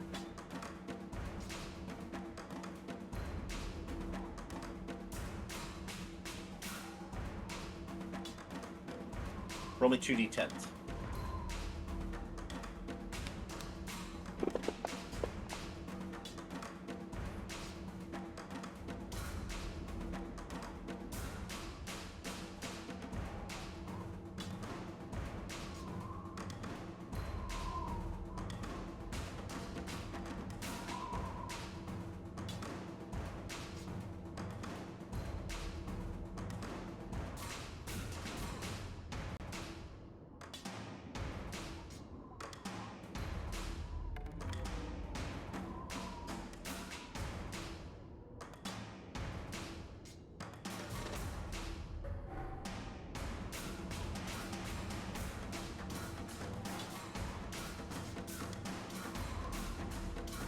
Gilgamesh, as you're going up the steps, you notice as a piece of the floor next to the steps collapses in on itself, dropping down into the abyss.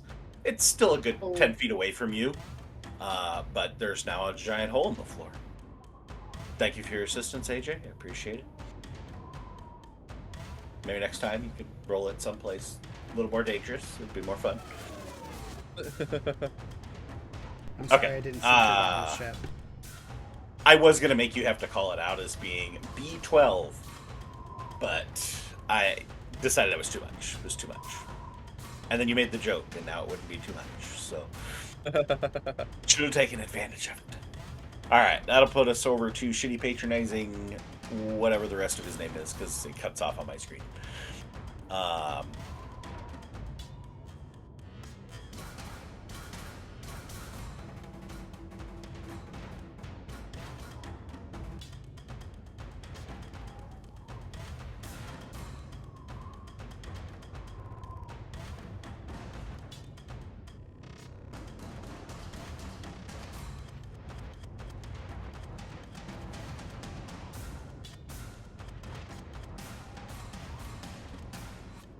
What is happening? Okay. It's gonna dash to get up next to Gilgamesh on the steps, but that will run its turn. He would need to make a deck save for the ice. He has to make it to move out of a space with the ice. Oh, was he on an edge? I would, yeah, would say. Oh, he was only 10 feet away to begin with.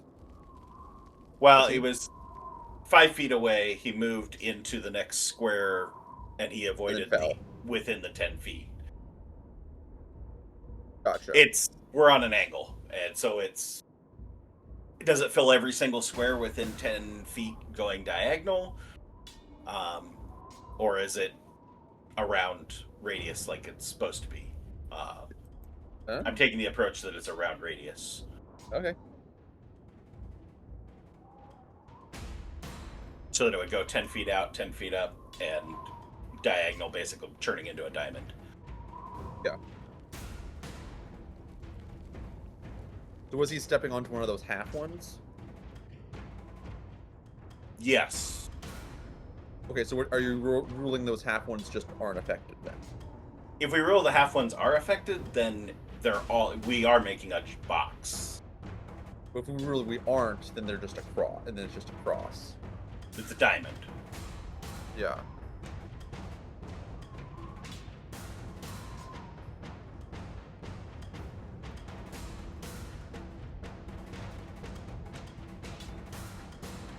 I'll leave it up to you guys. We want to do partial squares as being they're fully included. I would say we don't worry about radius. We just do them all as boxes. Then every spell is a box, because that's really the only way to rule it. I guess it would take out the top corners. It would be all. There'd be a corner out of the box in each direction. Yeah. I mean, I don't know. I don't care. I don't think we should do partial boxes.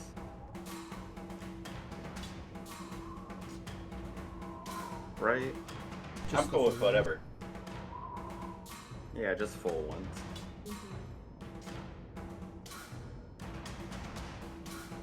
Because, like, the whole point of it is like, it gives it's a terrain disadvantage that makes you, like, slip and fall, right? So, like, if you have more terrain to use, then I guess it would be easier to not, like, slip.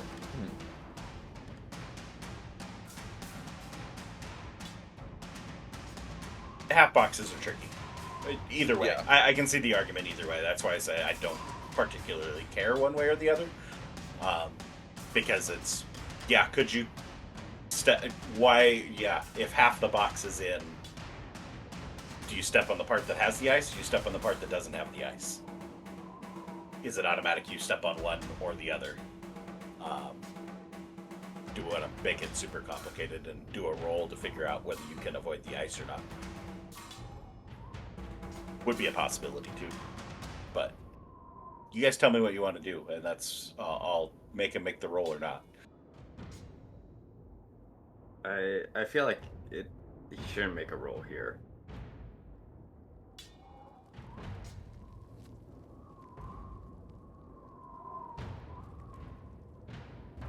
Silence. I don't from think the he has other to make three. the roll. I agree. I'm on the same page as Dustin. Sorry, Gilgamesh, your vote has been down counted as we don't need to know what it is because it was 3-1. You can't turn the That's tides. Our We're not going to imperfect ask Wallace. democracy. He's not here to roll or to vote. So, okay, that's all he's got for a turn. Undersized dude over here.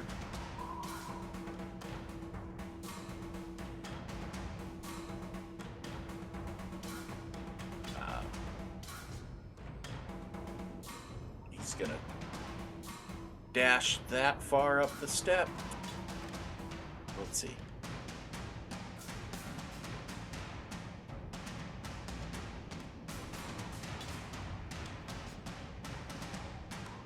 No, he has no reason to run past Gilgamesh. He's just gonna dash to there. Let me bring up 16. Good golly. Oh, How many fuck. attacks though? He's blocked on the steps, so Okay. should take us to 3. 3 is dead. So I don't see any of the clawed horrors. Correct. There's nothing on this floor other than you, Alfred, and Tamerlane, and some broken glass and some stairwells. Caradwin is going to follow her good friend Atlan. And 35. And then I'm gonna dash. So. Dash. So, last. That gets me 15, and then the rest of mine to get up the stairs with Atlan. Okay. I can't see you. Just Yeah. delete you again. Sorry, Back in it the sounds so void. harsh. Back into the void. The void is probably where she belongs. I would say you still have another 10 foot of movement up there. She's gonna like right here.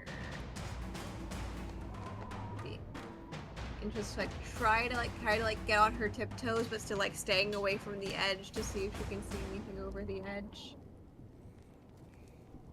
Fog and lightning strikes in the distance, illuminating that fog.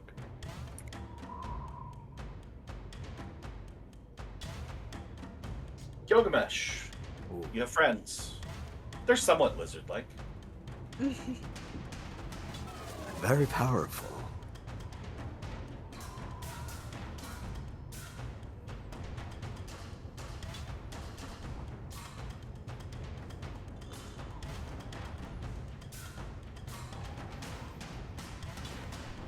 I'm cooking.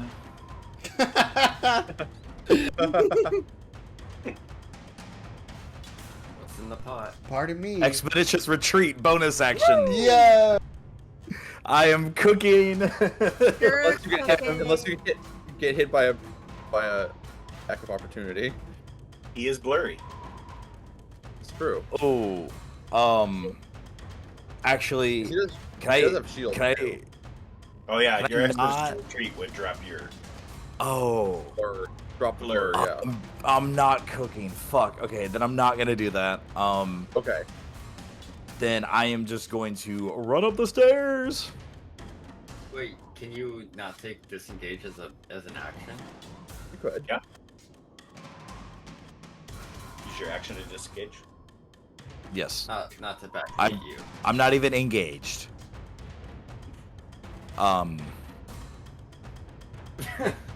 Or you could just rely on the blur and shield and just try to make the run. I could. No, I'll stick with my gut here. I'm gonna just run up the stairs and rely on my fucking spells. Nice. Alright, One of them doesn't have a reaction, at least. Yeah, so that's Yeah. 5, and then hopefully we can put me on the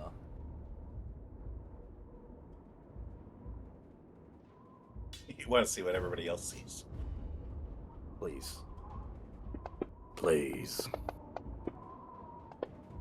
That is Let me a know. nat 1 fail. Nice. It's got to make a dex save.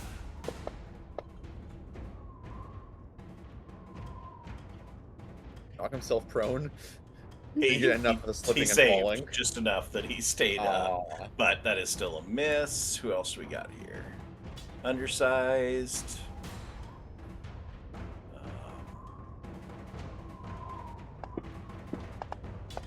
Disadvantage. That's going to be a miss.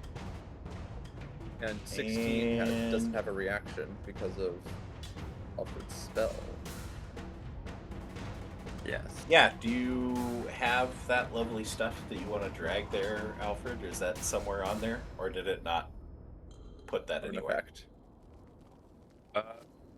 It may not with might. sometimes those other spells don't, so.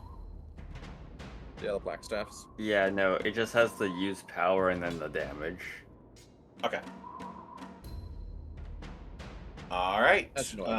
Here, I can post it if you wanna see it. Oh, I'm in the void. You are in the void.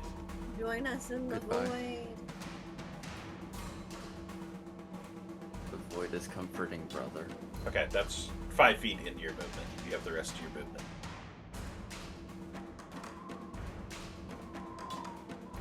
I have 5 more feet in my movement. That is 5 feet of your movement where Oh, I have heck placed yeah. you, so. Wait, sorry. Let me move you back. That's 5 feet into your movement.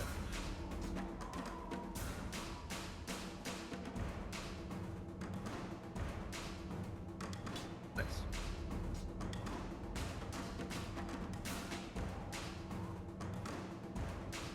How much would it be to vault this? If I just want to walk in a straight line. Do you have climb speed? I have climb speed. For you. Does the lizard folk have a climb speed? I don't think so. I don't think so. They do not, no. Okay. Mm-mm. So yeah, if you want to attempt to climb up it, it's twice the movement to climb the side. You go at half speed going up. 20. Okay, so then going here would use 20 feet of my movement.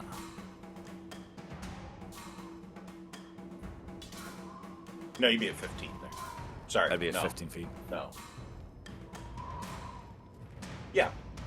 You'd just be at 15. Or 20. 20 because we already because- had 5. Yeah. Yes. There. Yes. 20, 25, 30 puts me right here.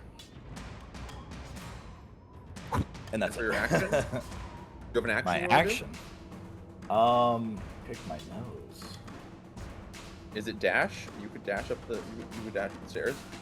Baby's Dog. first. Baby's first. TTRPG. I think I will. So I'll just dash I up. don't the know. stairs. I liked the action. Pick your nose. That was It's in character. especially with what you've developed with Tamerlane. Picking your nose at Tamerlane as you ran past would be pretty much on par. So. Bite your thumb Yeah. next. Bite your thumb. To everyone, to me, I use my action to dash, but all he sees is me just standing there picking my nose. It's part of the blur. It'll say it's part of the blur. Yeah. The one non-blurry portion as he runs past you is just there's a very Single obvious frame. finger pick. Does using my action to dash up the stairs put me at the very tippy top? It will put you up the stairs. Yay.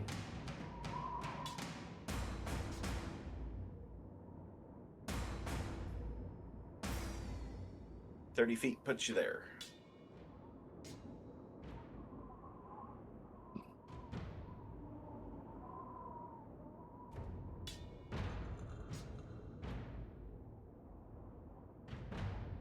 Anything else from Gilgamesh? No, now I pick my nose. Okay. Lilo and Stitch style, like with my tongue. Cool. Atlan, like looking around since he's gone like 360, kind of rotating, is gonna go, all right, and gonna go ahead and go over to next to Caradwin. Is the torch attached to the stone? Yeah. Okay. He's gonna pull it out. Okay. And then he's just kind of like humming as he's doing this. He's gonna go ahead and go all the way down over here, and he's just gonna kind of place it. look to the two on the left, look to the two on the right, kind of like hold it in the middle and spin it around a little bit until it looks correct. Does it look like there's a socket where it could sit in between the two torches on either side? No. Yeah. Then at that point, he's just going, well, I'm out of ideas, but I'm pretty sure it has something to do with this. He's going to hold it out like an Olympic torch. And he has his lute kind of held next to him, so he looks like the Statue of Liberty. But that's the end of his turn. I will say, with your perception check you made last turn, as you're doing this, doing your little torch dance over here, checking things out, do you hear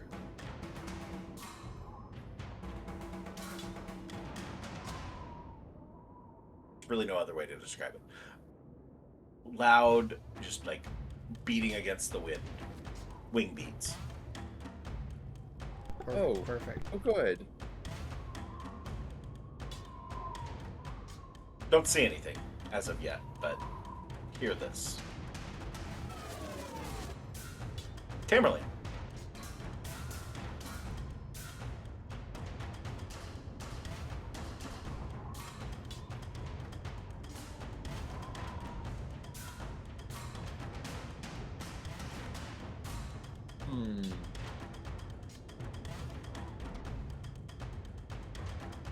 Would you like to stay here, or would you like to venture to the void?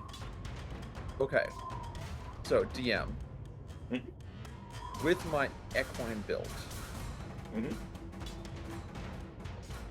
creature can ride on my back without slowing me down. Yes?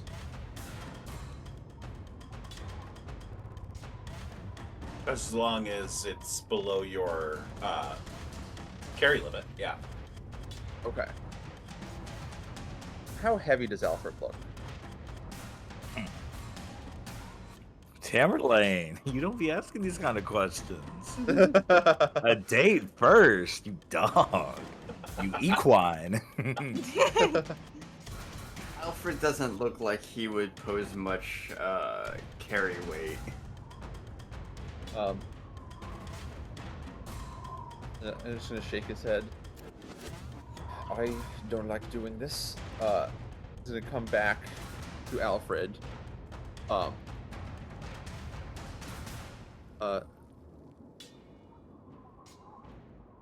Let's get out of here. And as long as Alfred is willing, going to pick him up and put him on his horseback. Okay, Alfred's so willing. that's going to put you over your max. It will, okay. I mean, you only have 42 pounds available. Oh, I just don't have very much to begin with. You have 180 to begin Alright. with, and you are carrying 138 as it stands. I see. I don't have that much. Sure. I don't have that much strength, I guess. You are carrying a lot. Yeah, apparently. I don't know He's why. got some I don't know heavy how. ass armor. It shouldn't be. Oh, maybe that's the problem. It's mithril scale mail should be very light.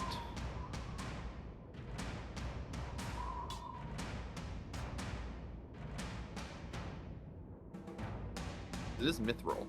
Well, for the sake of not messing with inventory right now, I don't. Even if we put it as half weight to what scale mail is supposed to be, that's probably, we're gonna guess Alfred's weighing more than 70 pounds That's Yeah. as a grown adult. Just a few more. I don't want to make any insulting comments as to your weight, Alfred. I don't want to get into that, but I'm gonna guess it's safe to say it's over 70 pounds. I've been trying to watch my figure. I think that would be watching your figure in the opposite direction if we got you down that low. Yeah. Modern beauty standards be like. Okay, in that case, maybe I won't do that. No, just run. Yeah, I'm gonna tell Alfred to move faster, and he's gonna head upstairs. Into the void. Yep.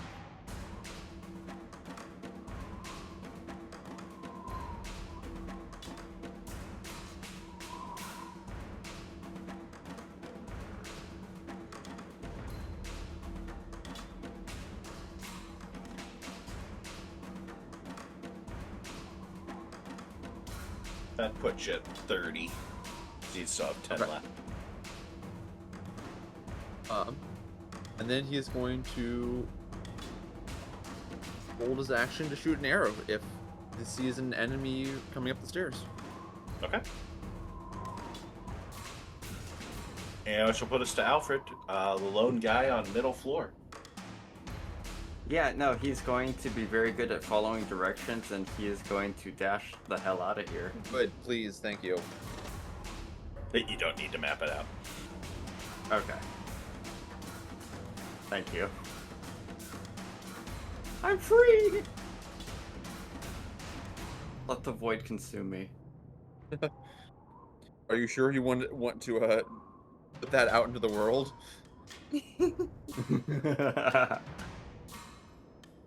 I'd say you still have another 15 on a dash. 5, 10. Let's just get out from this mangle of people. Nice. Jeff, the answer to your question is yes.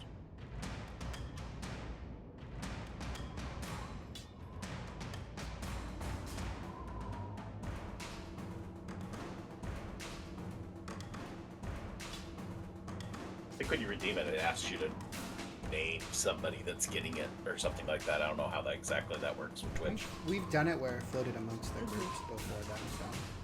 Yeah.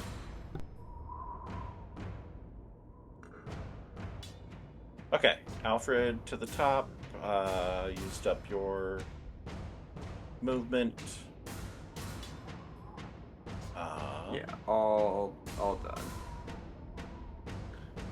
I'm gonna sit at the top of the stairs. Oh, I thought I had put my movement in. Oh, maybe it just didn't actually move you. That was my 15 feet.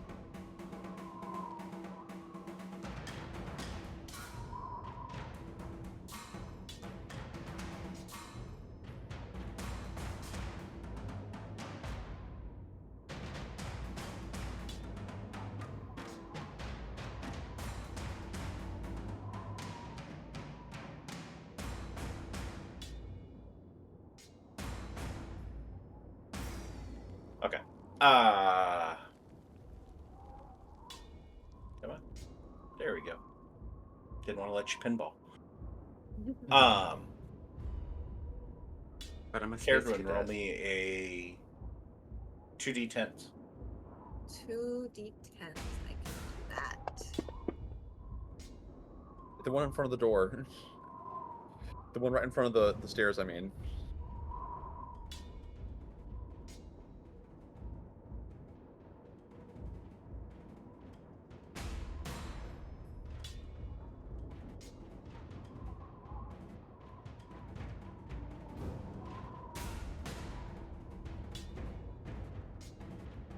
Oh, is this on our floor? Oh no. Is on your floor. Why is it on our floor? Because that's where it's at. Okay. There's a bunch of dudes downstairs.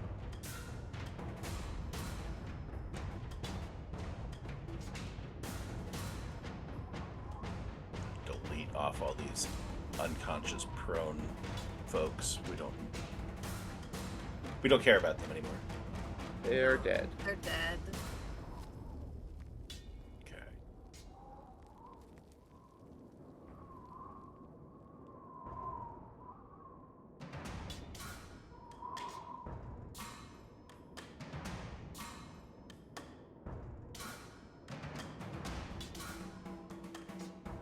All right.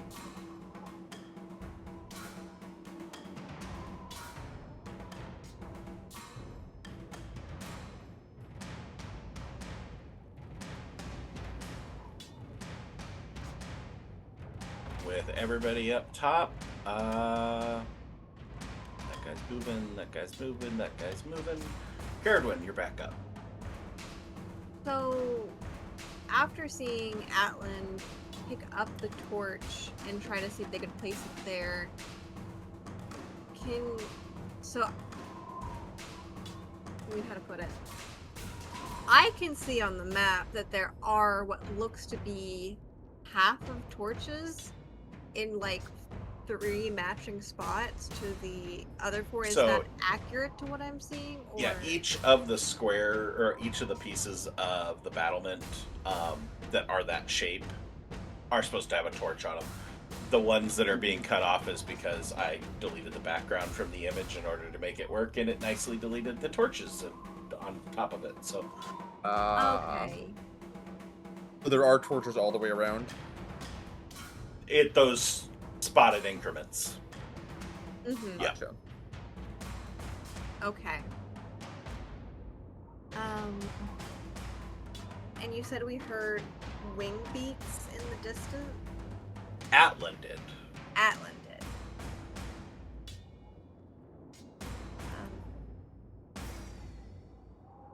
Erdwin's going to just like take a couple steps over and see if she can just like is gonna like look down at the brickwork around and see if she can see anything in the bricks around her.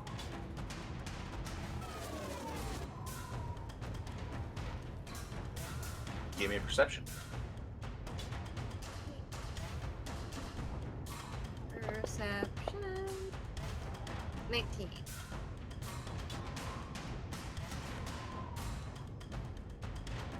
With a 19, don't notice anything. Note, just nice brickwork. Yeah, Looks good. Well built. pretty. I mean, other than, shit's collapsing. But, for the most part, well built. Yeah,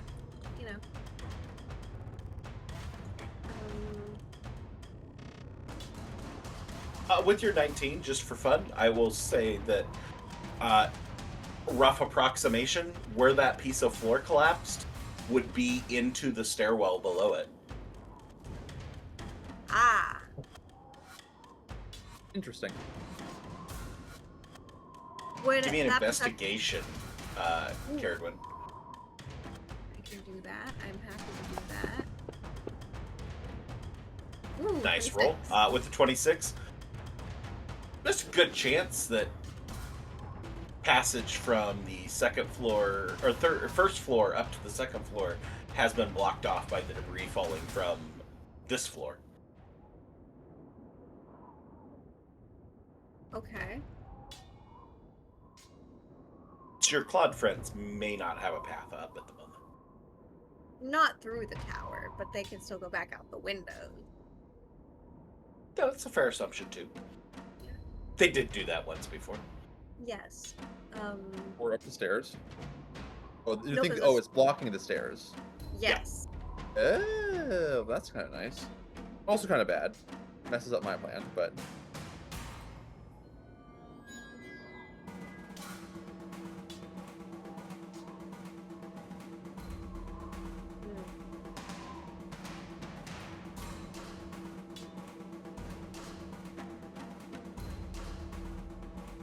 Don't know what to do.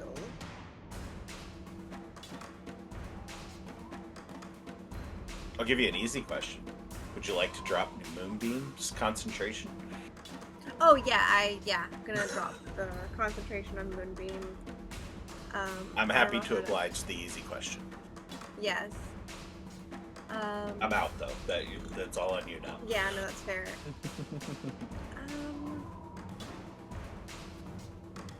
I think everyone's gonna look at her companions, like, so is everybody feeling alright? And then, like, need healing?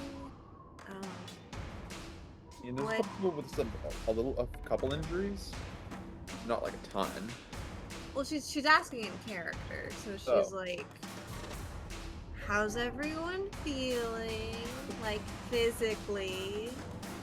And she is kind of like looking over at you, Tamara. I'm doing fine. You look worse than me, lass. As proportional. She'll shrug.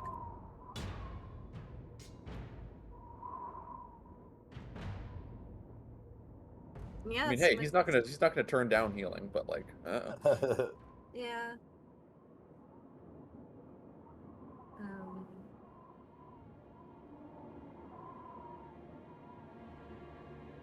I'm just gonna skip my turn because I don't know what to do.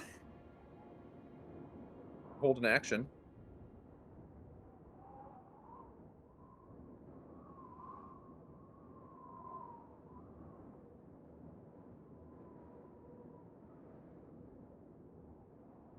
I'm good to send to the next person. All right, Gilgamesh, what you cooking? What am I cooking, man? What am I given? What kind of pots and pans do I have in this kitchen? I'll walk around. This is all I see is we're at the top of the tower, and that's it, right? Yep. And there's nothing here at the top of the tower except these torches. Yep. Hey, And there are yep. torches all the way around the outside. We were confirmed. If I could cast detect magic. Drop concentration on blur.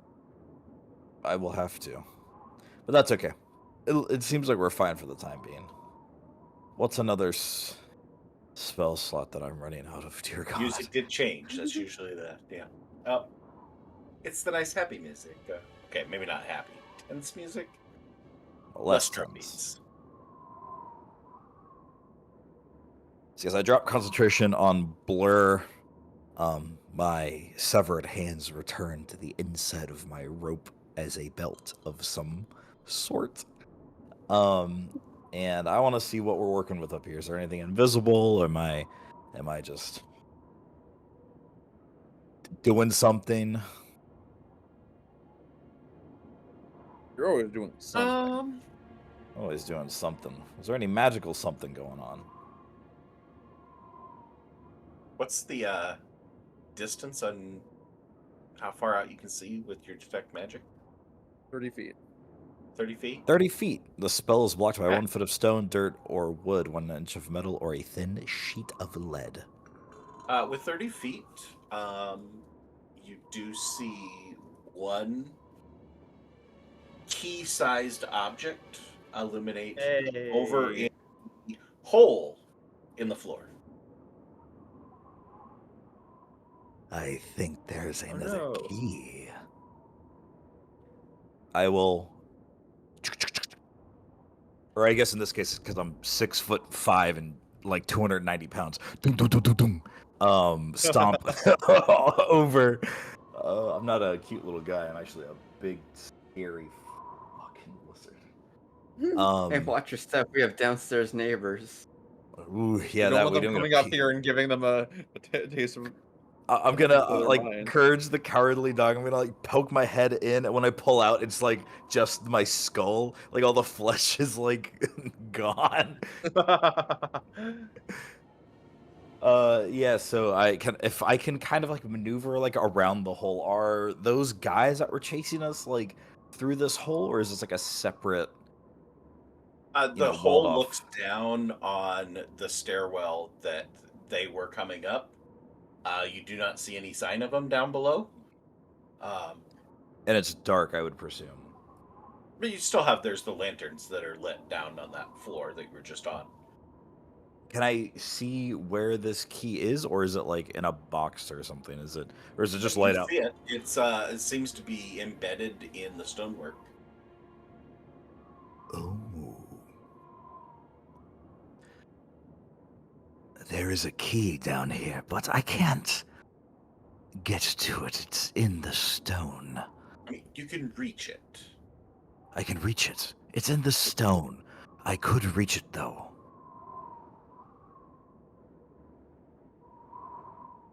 Can I, like, reach out to where is it like in a brick? Do I just grab a brick and be like, guys, trust me, there's a key in here? Then reach it.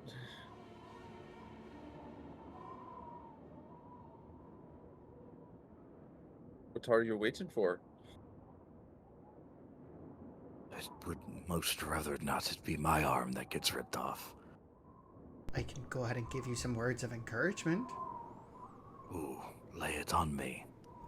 Oh, okay. Atlan is gonna go ahead. So we are still in initiative order. Yeah. So Oh. let's do the reaction thing. I You feel can like I need attempt to use your object interaction to grab it. I might need to wait for these words of encouragement. Wait 6 seconds, please. And I will use my object interaction skill to grab the brick or the embedded key. It doesn't budge. It seems to be stuck. You will need to use an action to attempt to remove it.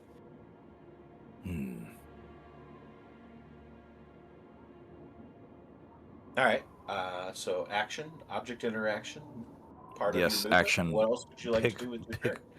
Start digging in that nose, twin. No, I will use my action Use your action to detect magic. So then you're I on will. bonus action at this point. Then that's it. The bonus action. Okay. Pick my nose. All right, that's going to have to become a shirt at some point. Bonus action, pick my nose. But okay.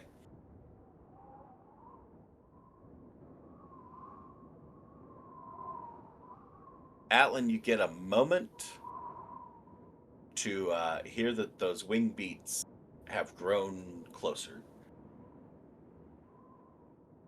Before.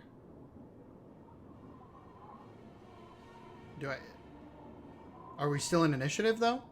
Yes, we are still in initiative. I'm just saying that you do hear them getting closer. Okay. Is it?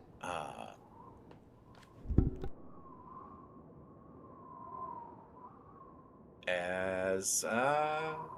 Let's just do this. If I can tell everybody, I would. I just don't know if I can outside of my turn. You can say something quick Okay. as you hear it. Alan will go ahead and be like, "Oh yeah, I forgot to go ahead and mention there's like wing beats around, and it's getting a lot closer. So be prepared for something there, I guess." Oh, goody.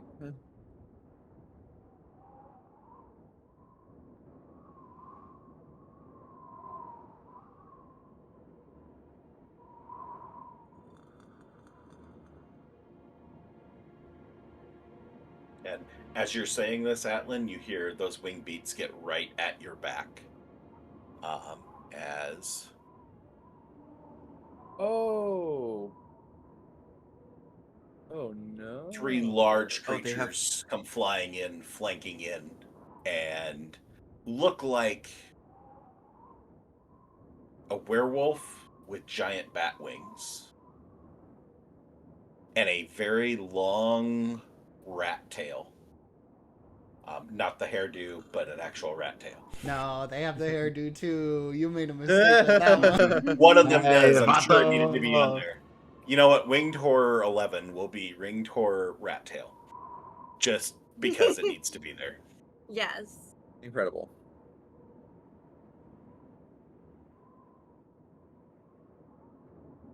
Okay. as the first one, the one closest to Atlan, comes in and starts making swipes at Atlan. Missing. Good at that. I should probably kick us back to something akin to combat at this point. I'll make a second claw attack. 27 to hit. Yes, but Holy I'm gonna shit, go this ahead was and use Psychic Backlash. Okay. Nice. So I'll go ahead and drop it. I think that should.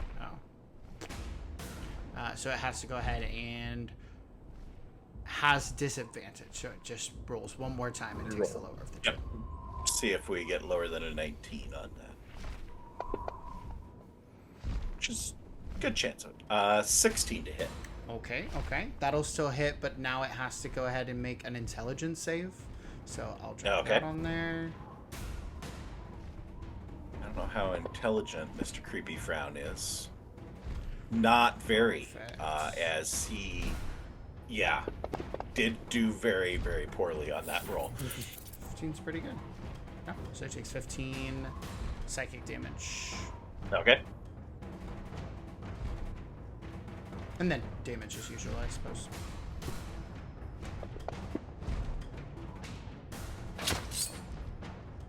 Alright, as it deals that second claw attack coming through, slashing against your back, hitting a little bit into the wings, not enough to cause enough structural damage that you would not be able to use them, but enough to...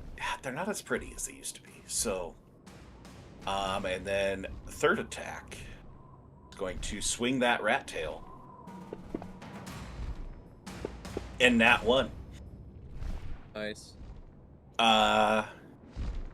You have advantage on your next attack against that guy. And that will do it for its turn. That'll take us to Trembling Stride over here with Tamerlane. Gonna go for claw attack number 1. That's 16 to hit. Yep. These are just barely hitting.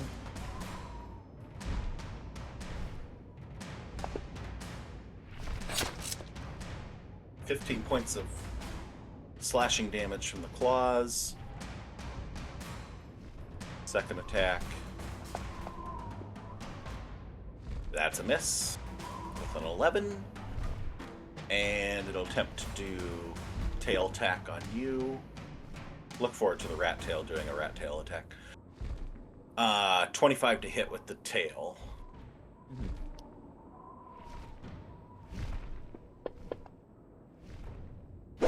12 points of bludgeoning damage, and I need a strength save. Should have gotten these earlier. Last combat when I had advantage on those. You had dex saves last time. No, it was strength. It was strength saves, I think. Regardless, I get a 19. 19. That'll save. Nice. And that'll take us to Rat Tail. And Caradwin being the close target. 21 to hit. That hits. Ooh, minimum damage at 7 with 2 1s on the roll. Nice. Second attack.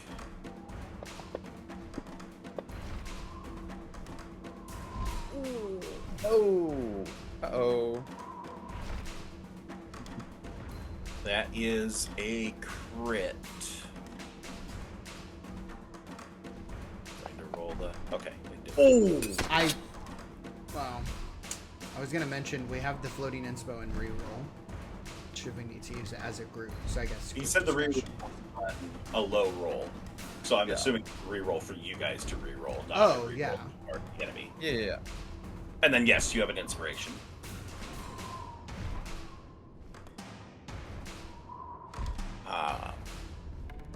And third attack with the tail.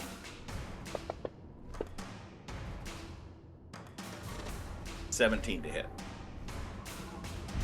that hits.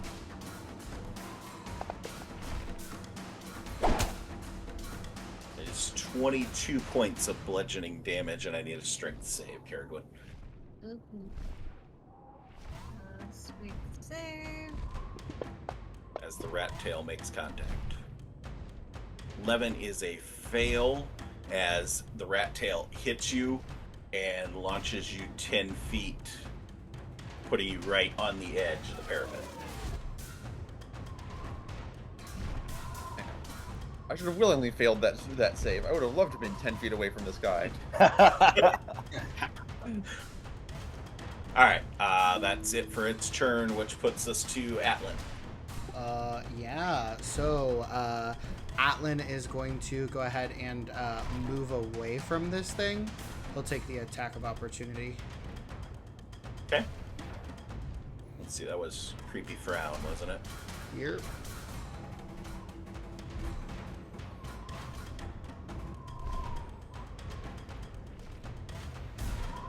Well, it's gonna do the tail attack for its attack of opportunity. 19 to hit. That hits.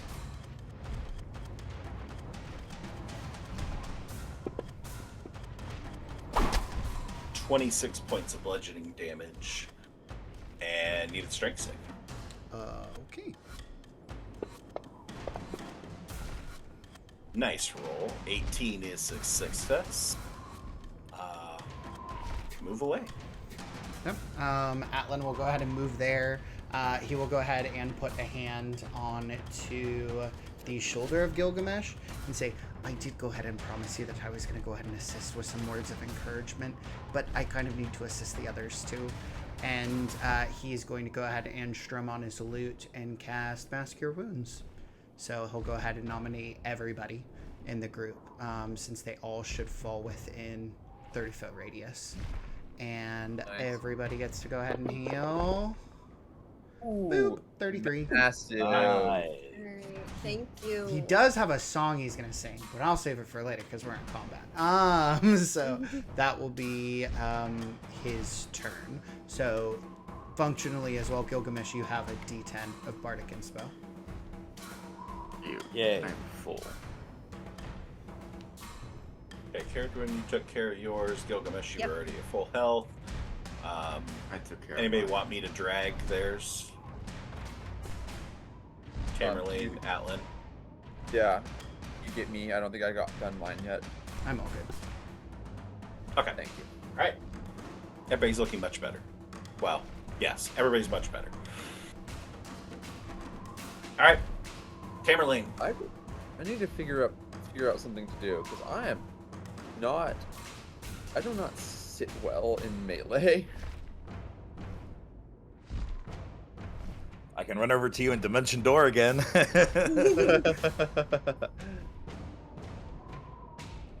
Boy.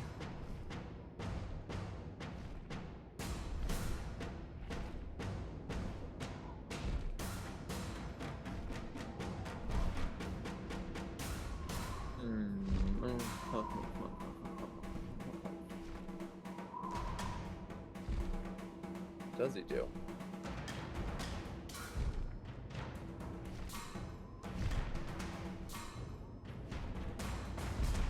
I think that getting this key is our way to get out of here. So he's going to, Tamerlane's going to come this way. Risk the attack of opportunity.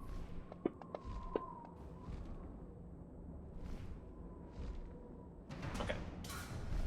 What was that roll? Inquiring minds want to know. Yeah. They do. 20 to hit. That'll hit. Wait, I will use Aegis of Shielding. Ooh. Okay. As he is next to me, Alfred will take a stop and block the attack. Here, I'll...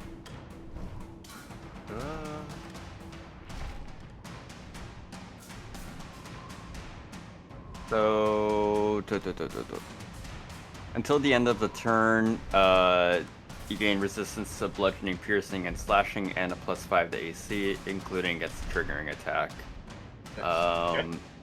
And then, whether it hits or misses, the creature that made the attack takes 1d4 of force damage.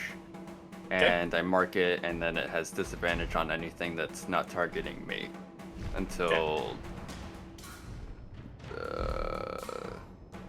forever. Well, it's within 5 feet of me.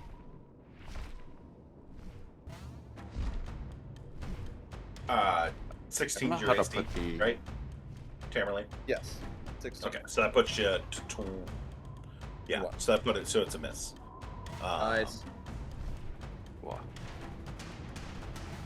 I think that worked. And then I'll roll a 1d4. Okay.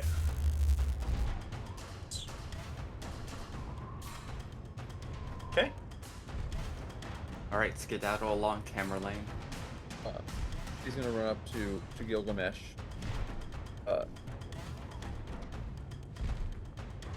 And give him the help action. Get this key out. Wrap his arms Okay. around. He's gonna wrap his arms around Gilgamesh's waist, wince only slightly, and brace to pull at the same time that Gilgamesh does. Okay. Anything else from Tamerlane? Nope. Action. Doesn't really have a bonus action. Alfred. All right, we're surrounded.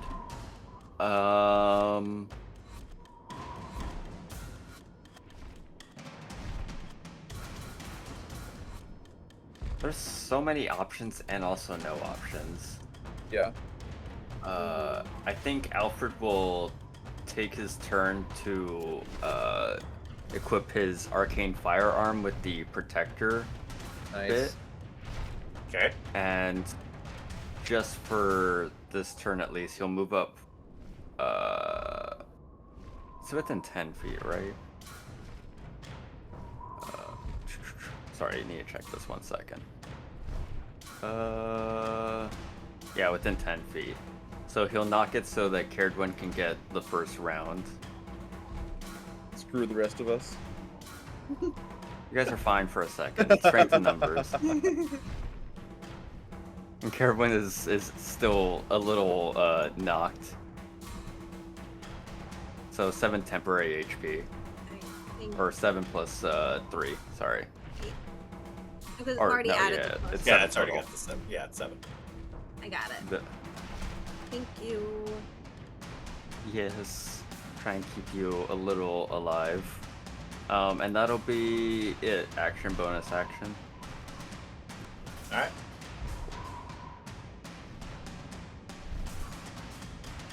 That'll put us to Caradwin. Alright, Caradwin is going to step away from the ledge a little bit. Oh. Probably gonna go a little further and stand on the other side of Alfred. And then I'm going to cast, maybe my action, Chill Touch, but I'm going to use Twin Spell and to double it.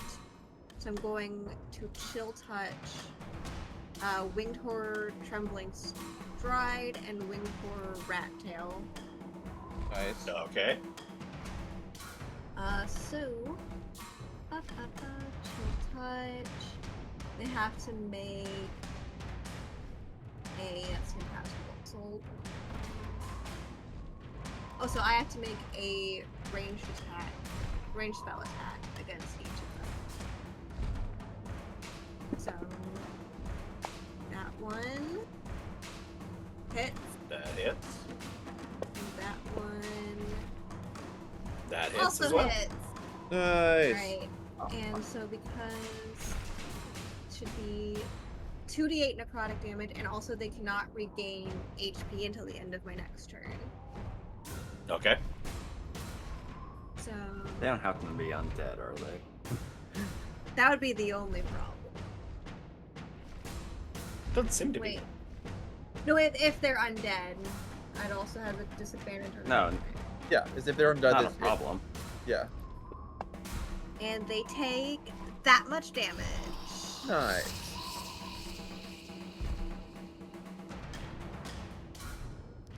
Rat tail. And trembling stride.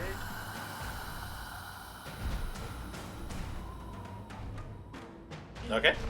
That's gonna be my turn. That'll bring us to Gilgamesh.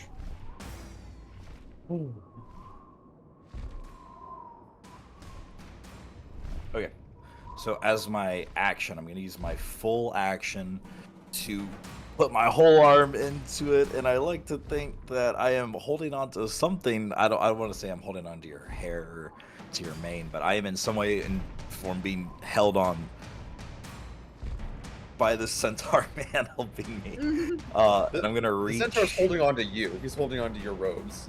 And Oh, over your well then arm. in that case, I'm just Yeah. gonna like a Michael Jackson, like lean forward until my robes are as far as they can stretch. Not exactly polyester, but it's stretchy. Alright. Give me a strength check with advantage. And a D10. Yes, and we have a bardic on there too. A strength save or a strength check? Strength check. Gotcha.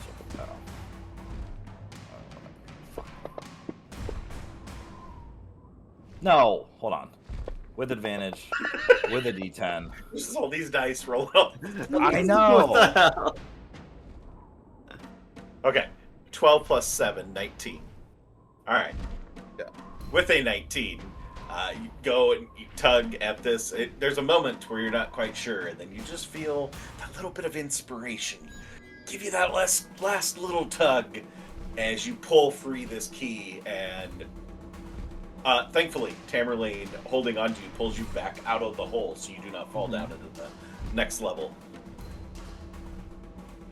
And you have a key in your hand that has, on the bow, a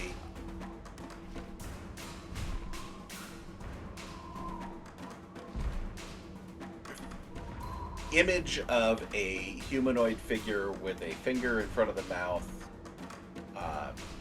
signaling a hush or to whisper. Hush key. A hush puppy? With The that, librarian again. with that, as a bonus action, I would like to expend the 2 sorcery points I have to use a quicken spell to cast a spell that I have as a bonus action instead of an action. Okay.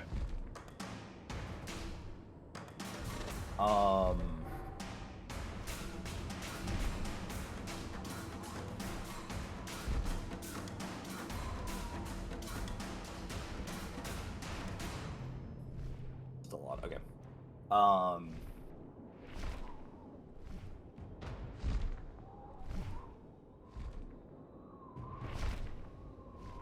Excellent. As Tamerlane is holding my robes, there's a part where it might feel like it's slipping, but he starts to feel one by one 6 like hands kind of float by as he's like trying to grab onto the robes. As I kind of get my bearings, these hands are around me, and all of them point all at once at creepy frowned winged horror, who has to endure a lightning bolt that is kind of centered on me, and while the lightning like starts at the index finger of the 6 hands around me, it shoots out of mine like Death Star like Nice. at this fella here. All right, folks, we get some lightning damage sound effects. Yeah. We all ready for this? Dex DC 18 save. What? Fuck.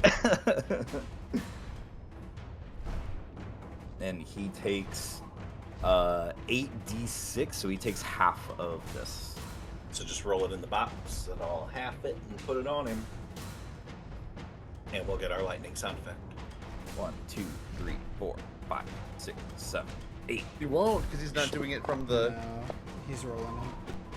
Oh, Yeah, but yeah, you're just supposed to drag the dice from your character. You don't need to go so count new at this, bro. Everyone knows how new I am at this. No, it's so embarrassing. God, he's so weird. He's never done something before. He's not automatically good at it. All right, who did the sound effects there? Who was providing? That was AJ. All right, AJ, you're officially in charge of sound effects. We're gonna cancel that Sirenscape subscription. No. Oh, no, another. No. All right, he takes 15 points of lightning damage. Is this? He's able to move partially out of the way, but you put like just underneath, clipping the bottom of the wing and catching his side, scorching a nice hole. Consider your winged clipped. Did a door open up out of here? Oh, we got the key. Nope. Oh, we might have to go back downstairs. There's a hole.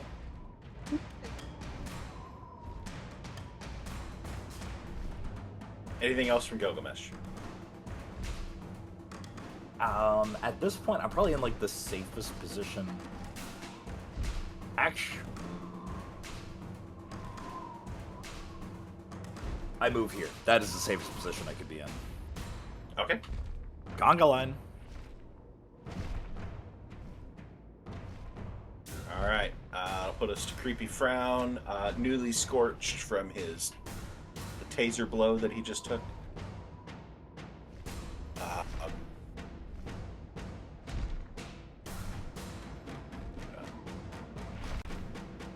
Hover on over. And give one attack at Tamerlane with the claws. That's a miss. How does my archer keep ending up constantly in melee? One attack at Atlan. No, I shouldn't have moved. You have I'm no 23 to gonna hit. psychic backlash it again. Okay. Yippee! So he needs to roll one more time. 22 to hit. That's okay. He has to go ahead and make an intelligence save now, and I hope he passes. You hope he passes? Oh I no! did I mean, okay. I hope he fails. Sorry. Well, you didn't inspire him to succeed, so we're okay. Alright, as he'll take the 15 points of psychic damage, and then you'll take the slashing damage. 13. And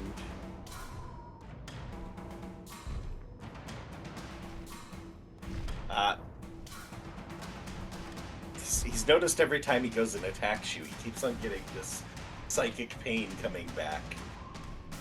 Does that infuriate him to go after you more, or does it make him a little bit afraid and want to go after somebody else? I'm gonna go with the infuriate to go after you more. You haven't quite Pavloved him yet. He's not learning. Takes a while. All right, so he will attempt to tail attack and miss. Alan just says womp womp afterwards to infuriate it even more. All right, trembling stride.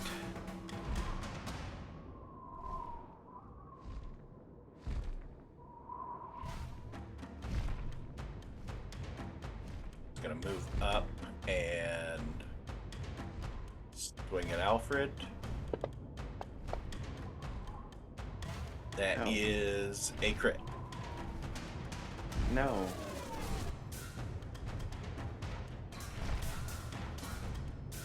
I guess. I guess I'll die. Hey, you still have full HP. Hopefully you should. It's 29 points of slashing damage. And the second attack, also on Alfred here at the top. That's a miss. and tail attack at Alfred. That is a miss. Nice. Alright. All right, Rat Tail, you're up. All comes down to you.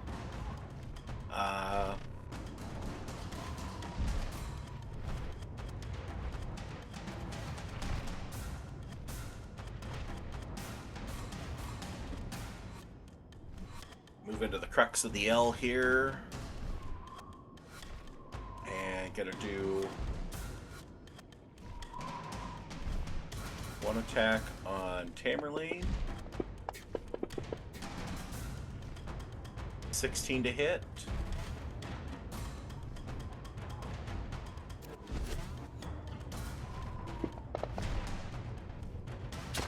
For 14 points of slashing damage. Second attack with the other hand is going to go on Caradwin on the other side. 24 to hit.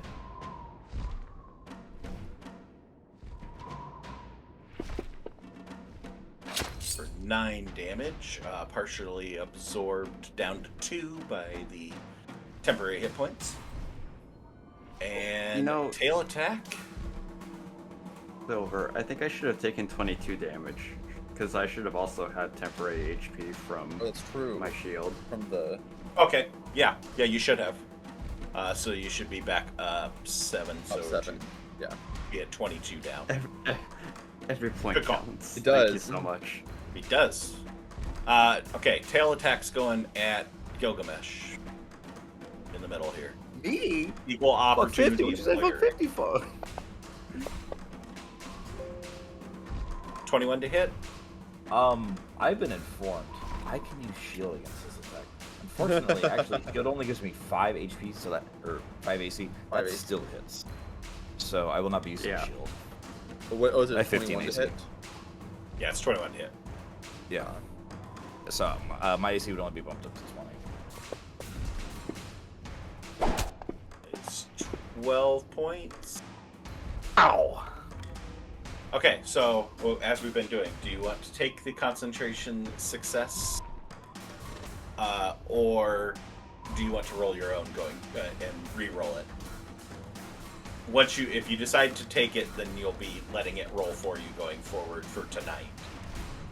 If you want to roll your own, you can roll your own. I'll And roll. this is not about Kiesel cigarettes. This is about rolling dice for concentration checks. So different fantasy grounds instance. yes. I'll roll with it for now. Roll. I'll let it Okay. roll for me. All right, so concentration stays up. It took the 12 points of bludgeoning damage. I need a strength save. What was that? Crud damage roll from Mr. Rat Oh, Tail. thank God. He's not playing his Nice. best game out there. All right, that's a success. So that'll be it. Turn, and we'll go to Atlan. Yeah. I'd like to think that as it attacks me, I'm pushing back on it. My tail is being used to like prop me up from getting like hook. Yeah, Alan's gonna stand there. He has his loot. He'll flip it in front of him. I'll just go, well, I guess I can go ahead and call on a little help. And his eyes are gonna roll back and start bleeding black blood. As he's gonna go ahead and use his dark bargain feature to go ahead and take a little bit of damage so that he can go ahead and use a warlock implication. So he takes 3 damage. Excuse me? He's also like his jaw like unhinges as this happens, but then he kind of like pops back. He's just like, okay, feeling prepped, and he is going to go ahead and cast slow on all of these creatures, since over the course of this turn they have all moved within a 40-foot cube. So Nice. track that. I feel like if Alfred said anything, Kroon just turns to him and say, "Oh, this just happens sometimes." Be glad it's not the town guards from a few weeks ago. That was a mess. All right, we'll start with Mr. Rat Tail. That is a fail. Muttering Trembling to stride, himself. you're up to bat. And you're going to fail as well. Creepy frown. It's all down to you. You're gonna fail too. Nice. Nice. Timberlane is muttering to himself. Well, I suppose that's why he's getting along with Gilgamesh. Atlan is going to just like almost skip in the air as his wings take him over to the edge of the stairs. And he's just going to go ahead and kind of like put his arms on the railing and just kind of float there a little bit. Okay. That'll be his turn, and they can't attack. And is there is that a concentration or no? It is concentration, so I'll have advantage on Okay. it with my Eldritch Invocation. Okay. And I'll drag the effects onto them, but then they can only make their singular attacks. Yes. We should alter the language on that. Or remind me. We'll do that before next session. Okie doke. So we got that. Not that I really want more stuff to read in the effects, but it's better than not having it there. So, okay. And then if you want to put a the concentration part on you. There's no thing for concentration on this one. Well, that was nice of it. But I can Okay. add concentration. Just It's- drag- I'm just Just gonna drag concentration from any of your spells. That's what I'm is gonna all do. say. Yeah, I'm gonna Yeah, go ahead and that'll do drag it. it from Yep. Fugue. Okie dokie. Tamerlane then? I suppose.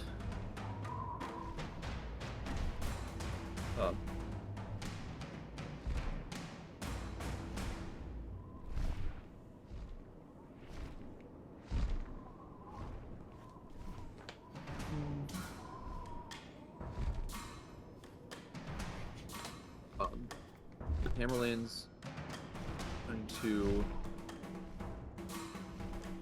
come around to over here.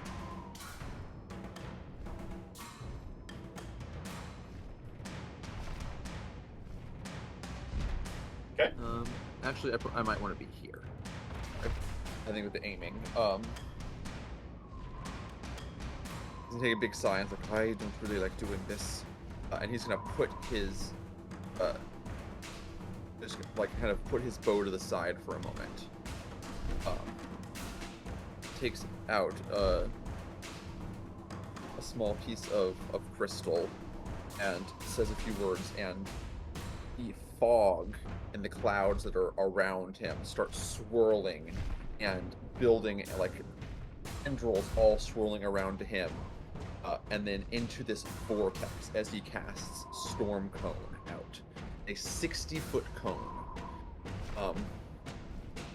which is massive, and I can't, but I should be able to hit, kind of line it up on the edge, that I can just hit the two guys here without my hitting my friends, Rat Tail and this guy. So coming out of his, being funneled in from the storm behind him and out, this giant buffeting winds and lightning at these things.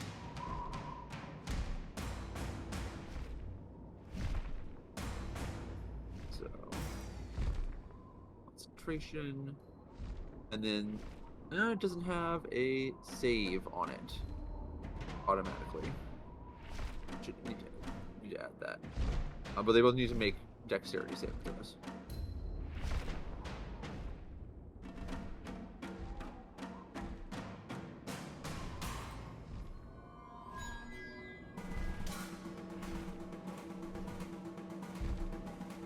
Alright.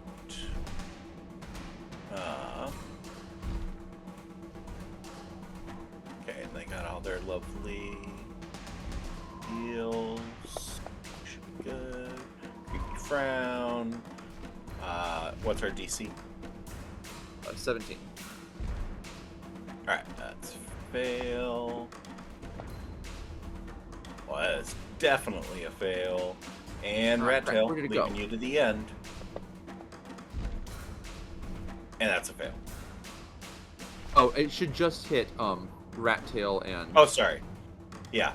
Rat Tail not and the Troubling one Scribe. closest to me. Yeah. I'm sorry, my spell just disappeared.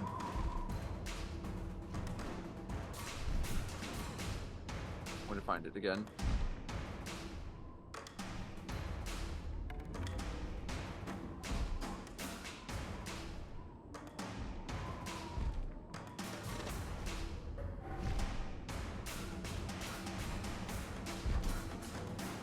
Okay, not sure why it just like that. Okay, so did they both fail? Yes. Yes. Okay.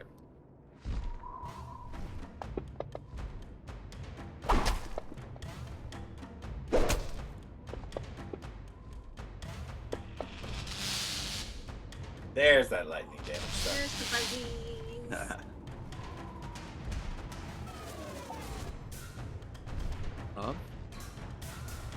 Wow, I need to find a good bonus action for Tamerlane because he just really just doesn't have one.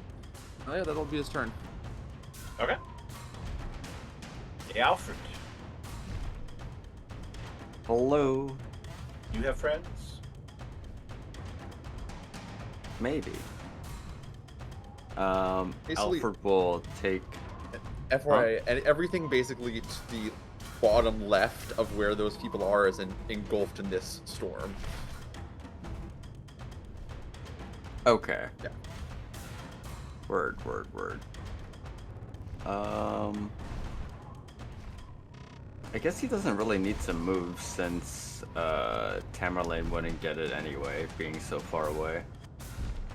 First, he's going to pop his protector drone to top everyone off. Nice.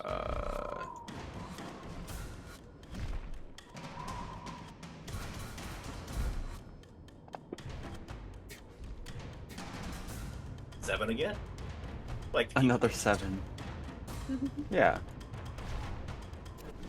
And then conserving spell slots, we're gonna just take a nice green flame blade to our trembling stride.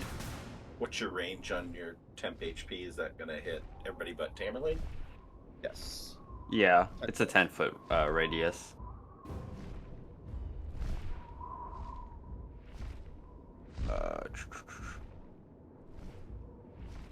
There we go, and then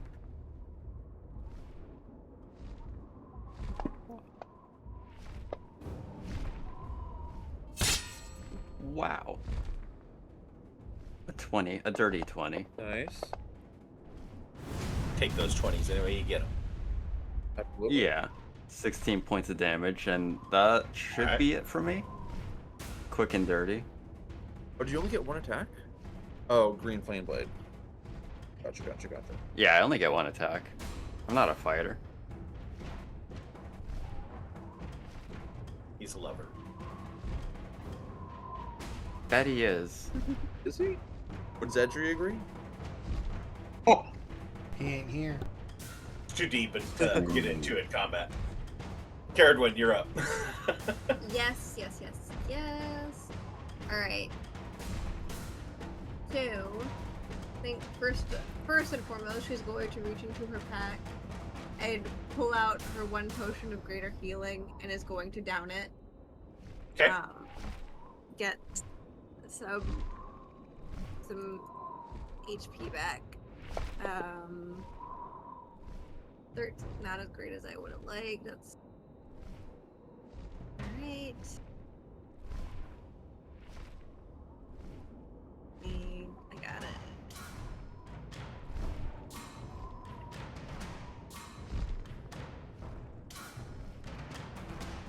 Alright. And then I'm going to cast at... I have a lot of spell slots left, but I think this will be worth it, hopefully. Because they do have a minus to their dex because of what Atlas Correct. did. going to cast Erupting Earth at 5th level. Ooh. It doesn't collapse the tower. Battle That's on half this of it. thing. Some of us can't fly, Caradwin.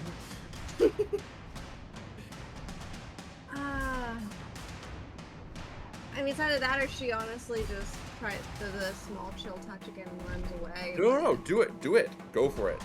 No, don't let me stop you.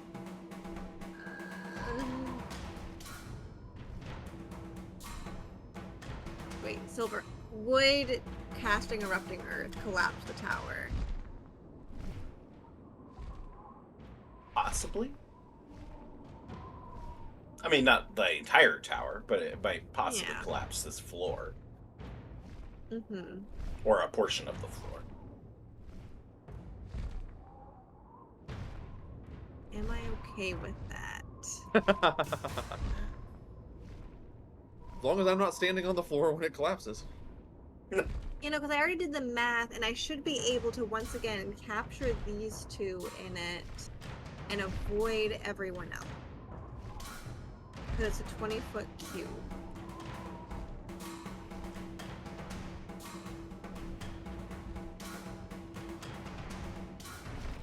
This feels like a moment I didn't ask how big. I said I cast Fireball moment, and I'm gonna. Gonna do it? Yep. Do it So- to it. Yep. So Rat Tail and whatever this other one's You name basically kind of centering over the hole that's already in the ground. is. Yeah. So it's just to the left of Similar to where you like. guys are at. So you guys are outside of the cube, but those two guys are both caught in it. Okay. Yes. Alright, and they have to make. Where is it? There it is. Like centered on that. Yes. Well, actually, that entire ping point would be the 20-foot cube, I suppose. Yeah. All right, Rat Tail, what you got? Not much with that -2, I don't think. Oh, and a rolling a 5 is not going to get you there. Creepy Frown. Big game here. Better, Right, but and- not quite enough at a 14. I upcast it so I get to add 2 more d12s.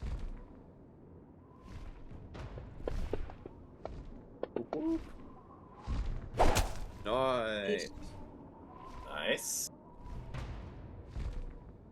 Yeah, it's just already a lot of the collapsed parts of the tower just like almost seem to burst back up. As the pieces hit it, and it's buried beneath the earth that has erupted out of this hole in the ground. As poor Creepy Frown is buried underneath the rubble.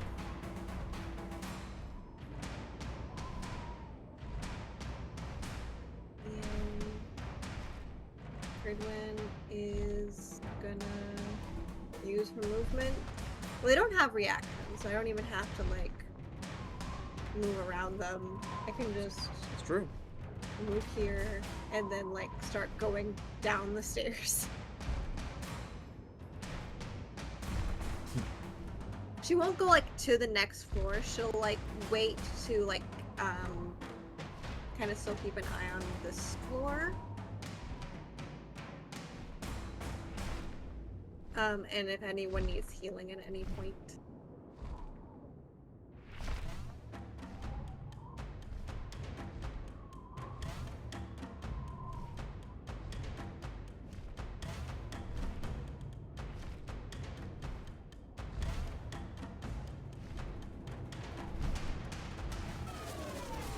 And let me.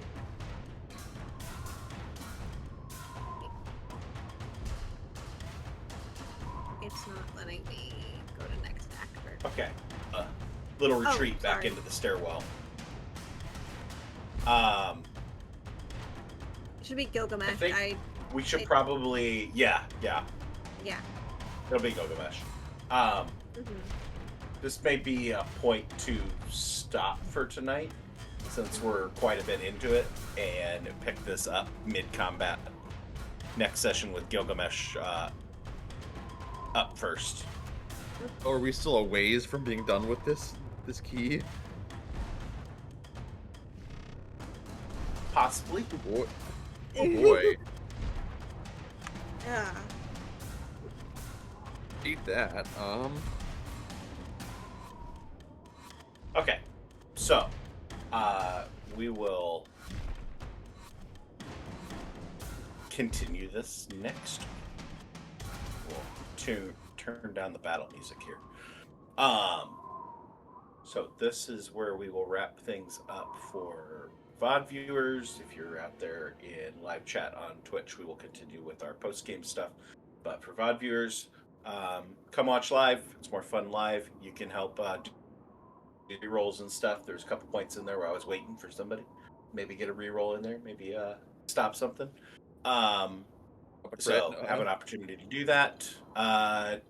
And just in general, it's more fun to be in the chat and get involved. So come do that. But we still like you watching whatever way you're doing it. So keep watching. We'll be back next week, next Saturday, the 27th, I believe, is the date. For chapter 9, and we'll conclude this key, hopefully. We'll conclude this key. But yeah, I guess until then, bye VOD viewers. Bye. Goodbye. Come save us next time. Please.